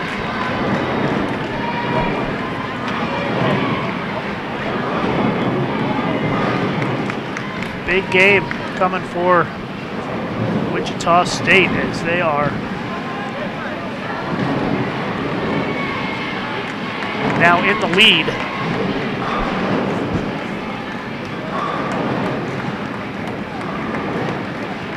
They were down 36 pins coming into this game, and they've made all that up, plus some. So again, far right side of your screen, Shockers going for the front 8. There's another one.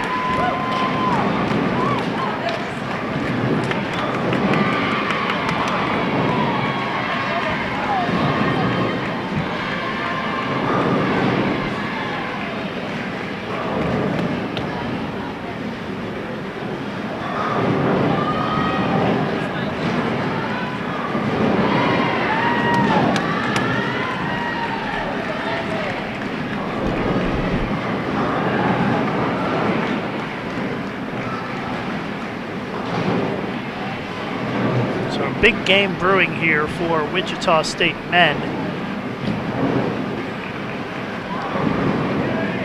Looks like Devin Midwell stepping up far right side of your screen, looking to make it 9 in a row and take it to the 10th.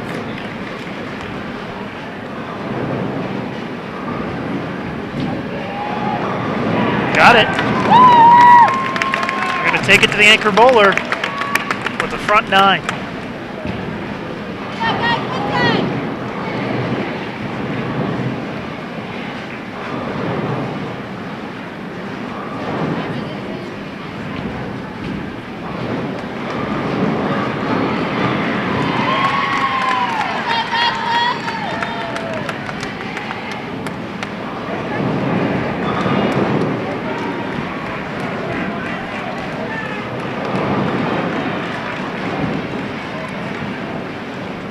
The anchor bowler for Wichita State is one of our finalists for the Intercollegiate Singles Championships, Francois Lavoie. Working on the front 9, right side of your screen. Keeps it going. 2 away. It's going to be the biggest game of the day so far.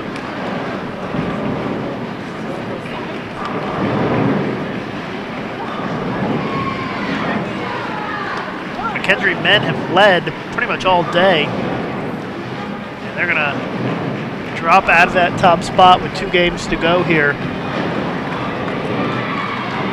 Wichita State pulling a huge game on the men's side.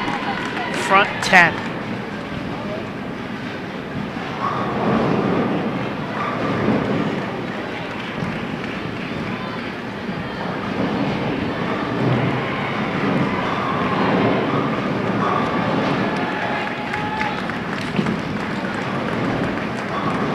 So Frankie stepping up now. Again, right side of your screen. Front 10. See if they get another one here. Boom. 11 in a row for the Shockers. We are 1 strike away from a perfect game.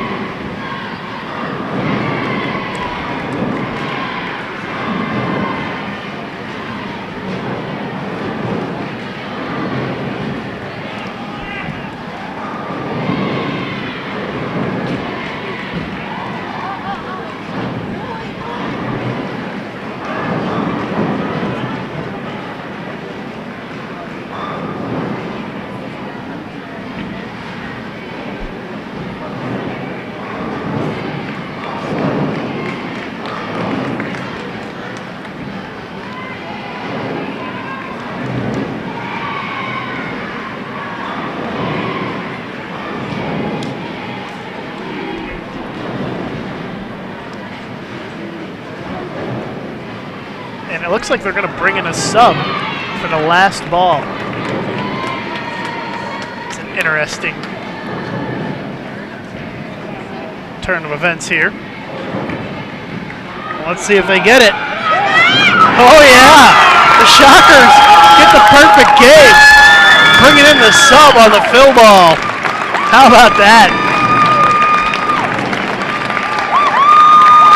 That is impressive stuff right there, coming in off the bench cold for the fill to shoot 300. Very exciting.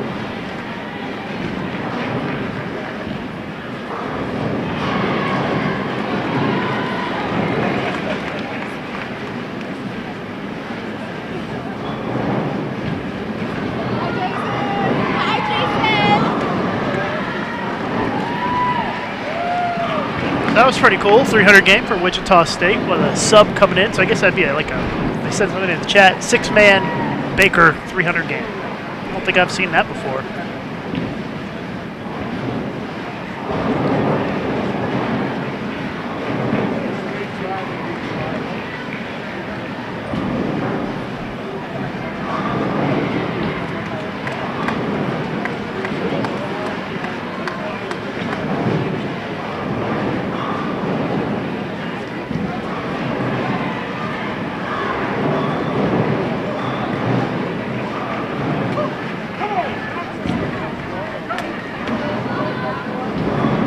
Nothing like a little bit of excitement here at the position round to get us geared up for match play. It's been a great day so far here at the ITCs, but always exciting to see a 300 game, especially when it happens right on the featured pair. It doesn't get much better than that.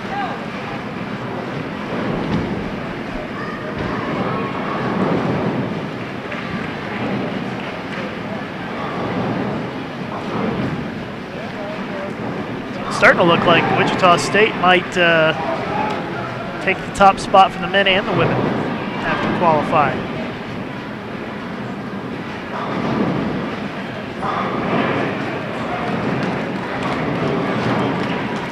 Shockers are up by about 60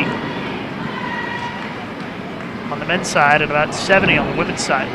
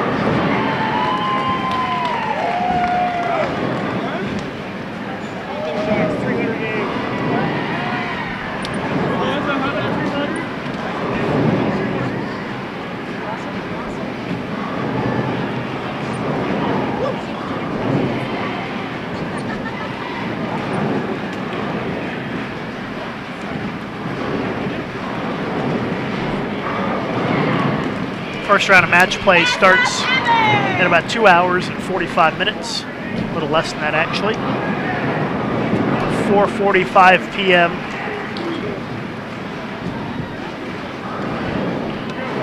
Pacific time. 7:45 Eastern time is when we will have the first ball for score. Practice starts a little before that though.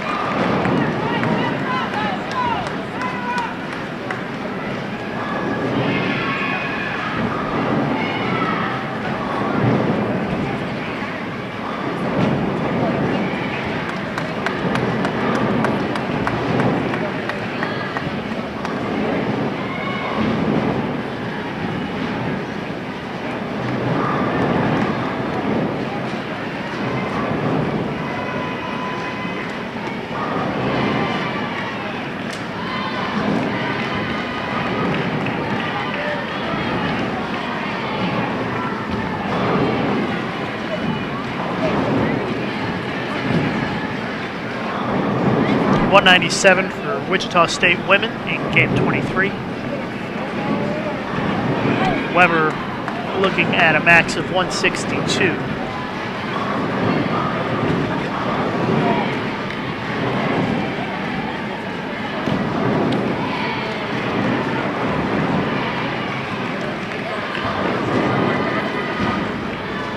Wichita State at plus 108, McKendree plus 42, Lindenwood minus 41. So Wichita State with the 300 game moves into the top spot.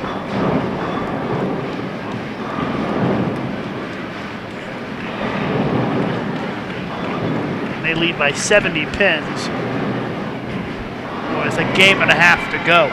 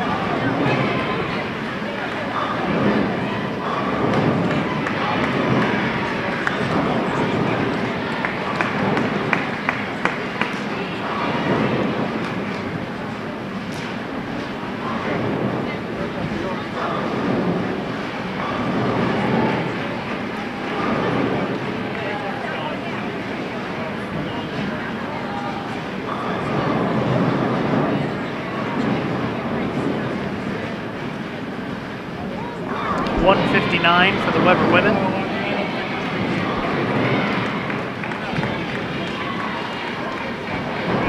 As our women's pair is in the final game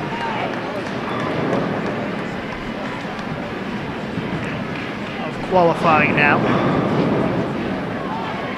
Men about a game and a half to go.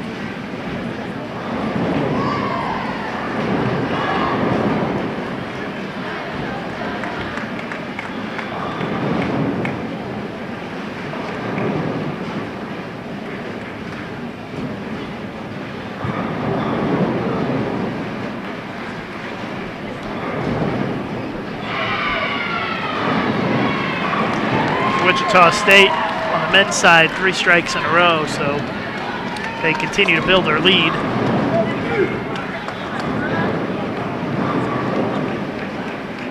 It's starting to look more and more likely that Wichita State will lead both the men's and the women's divisions heading into match play.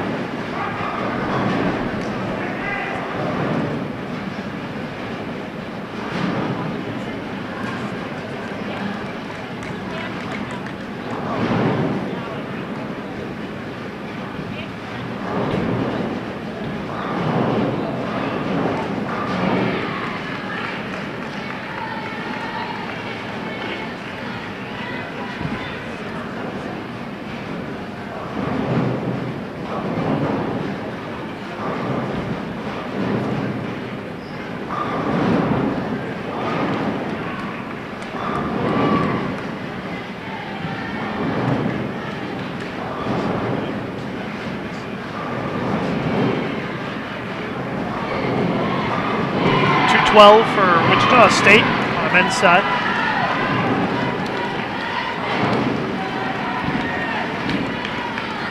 Weber Internationals got it back together here with 4 in a row.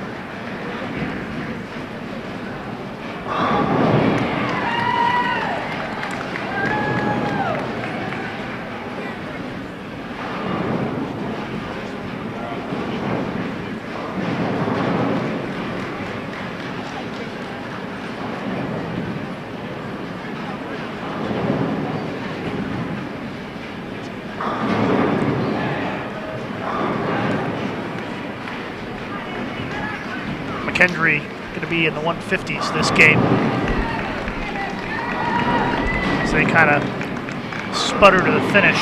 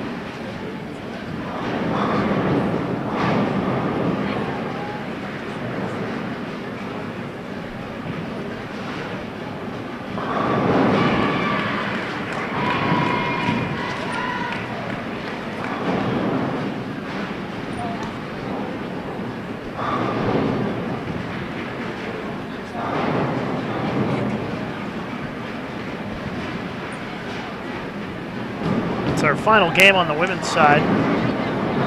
Robert Morris shot 247 the last game, but I don't think that's going to be enough for them to catch Wichita State. It's going to be close, but I think Wichita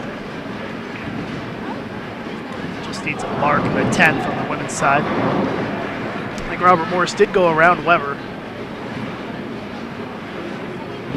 Well, not quite yet. I think that it's possible that Weber can still get ahead of him.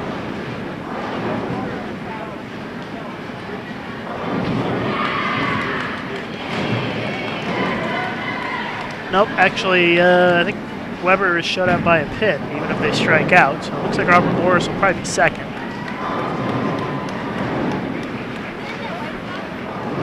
And Wichita State will be number 1 on the women's side. Wichita State will be number 1 on the men's side as well.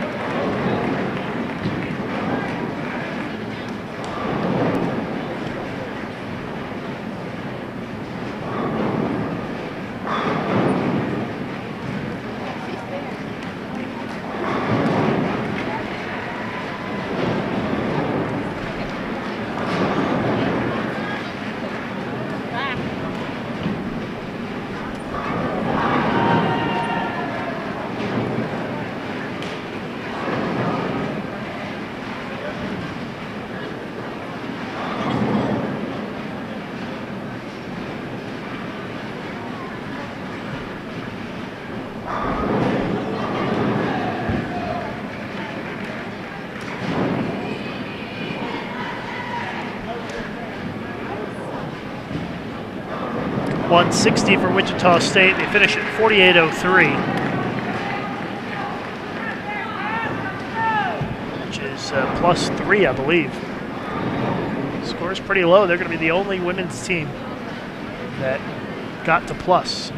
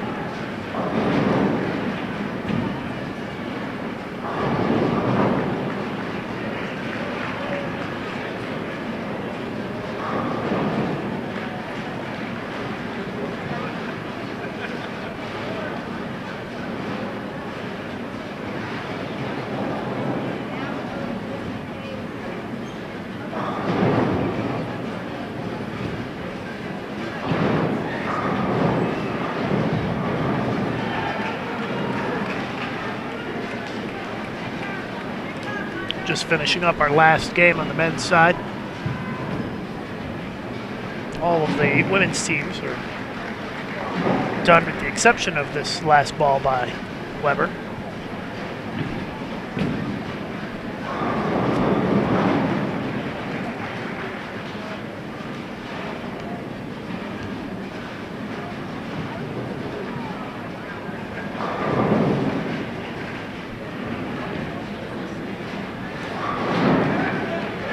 .214 for the Weber women.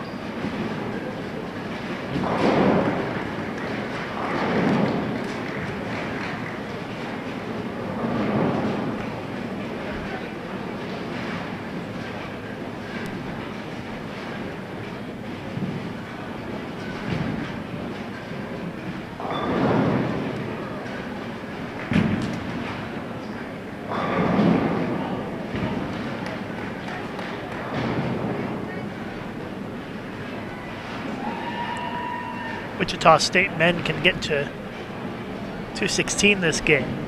McKendree still has 4 frames to go. If they were to strike out, they'd shoot 266.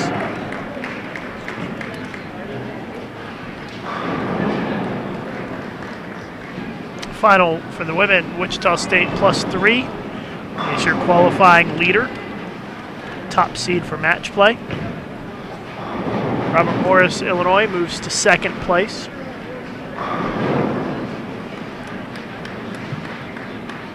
Weber International Women, 3rd. Newman, 4th. Grandview, 5th. McKendree, 6th. 7th place is Lindenwood. 8th is Pikeville. Maryland Eastern Shore, 9th. Stephen F. Austin, 10th. Notre Dame, 11th. 12th is Midland. And then Adrian, Sacred Heart, Kutztown, and Bellarmine. Final standings on the women's side. That'll be on bull.com shortly if it's not already.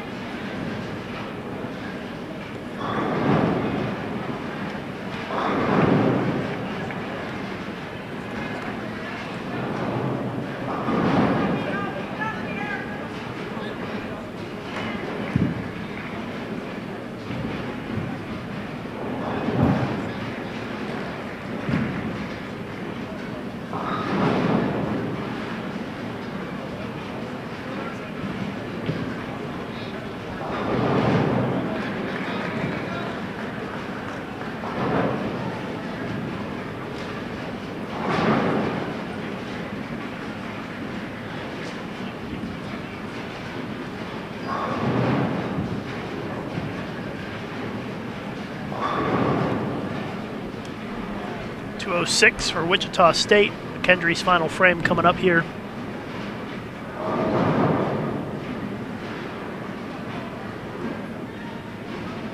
.49.20, the final tally for Wichita State.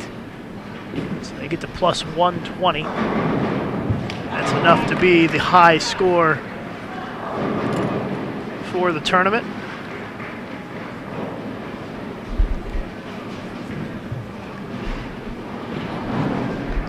McKendree's going to qualify 2nd. Lindenwood will be 3rd. Urbana will be 4th.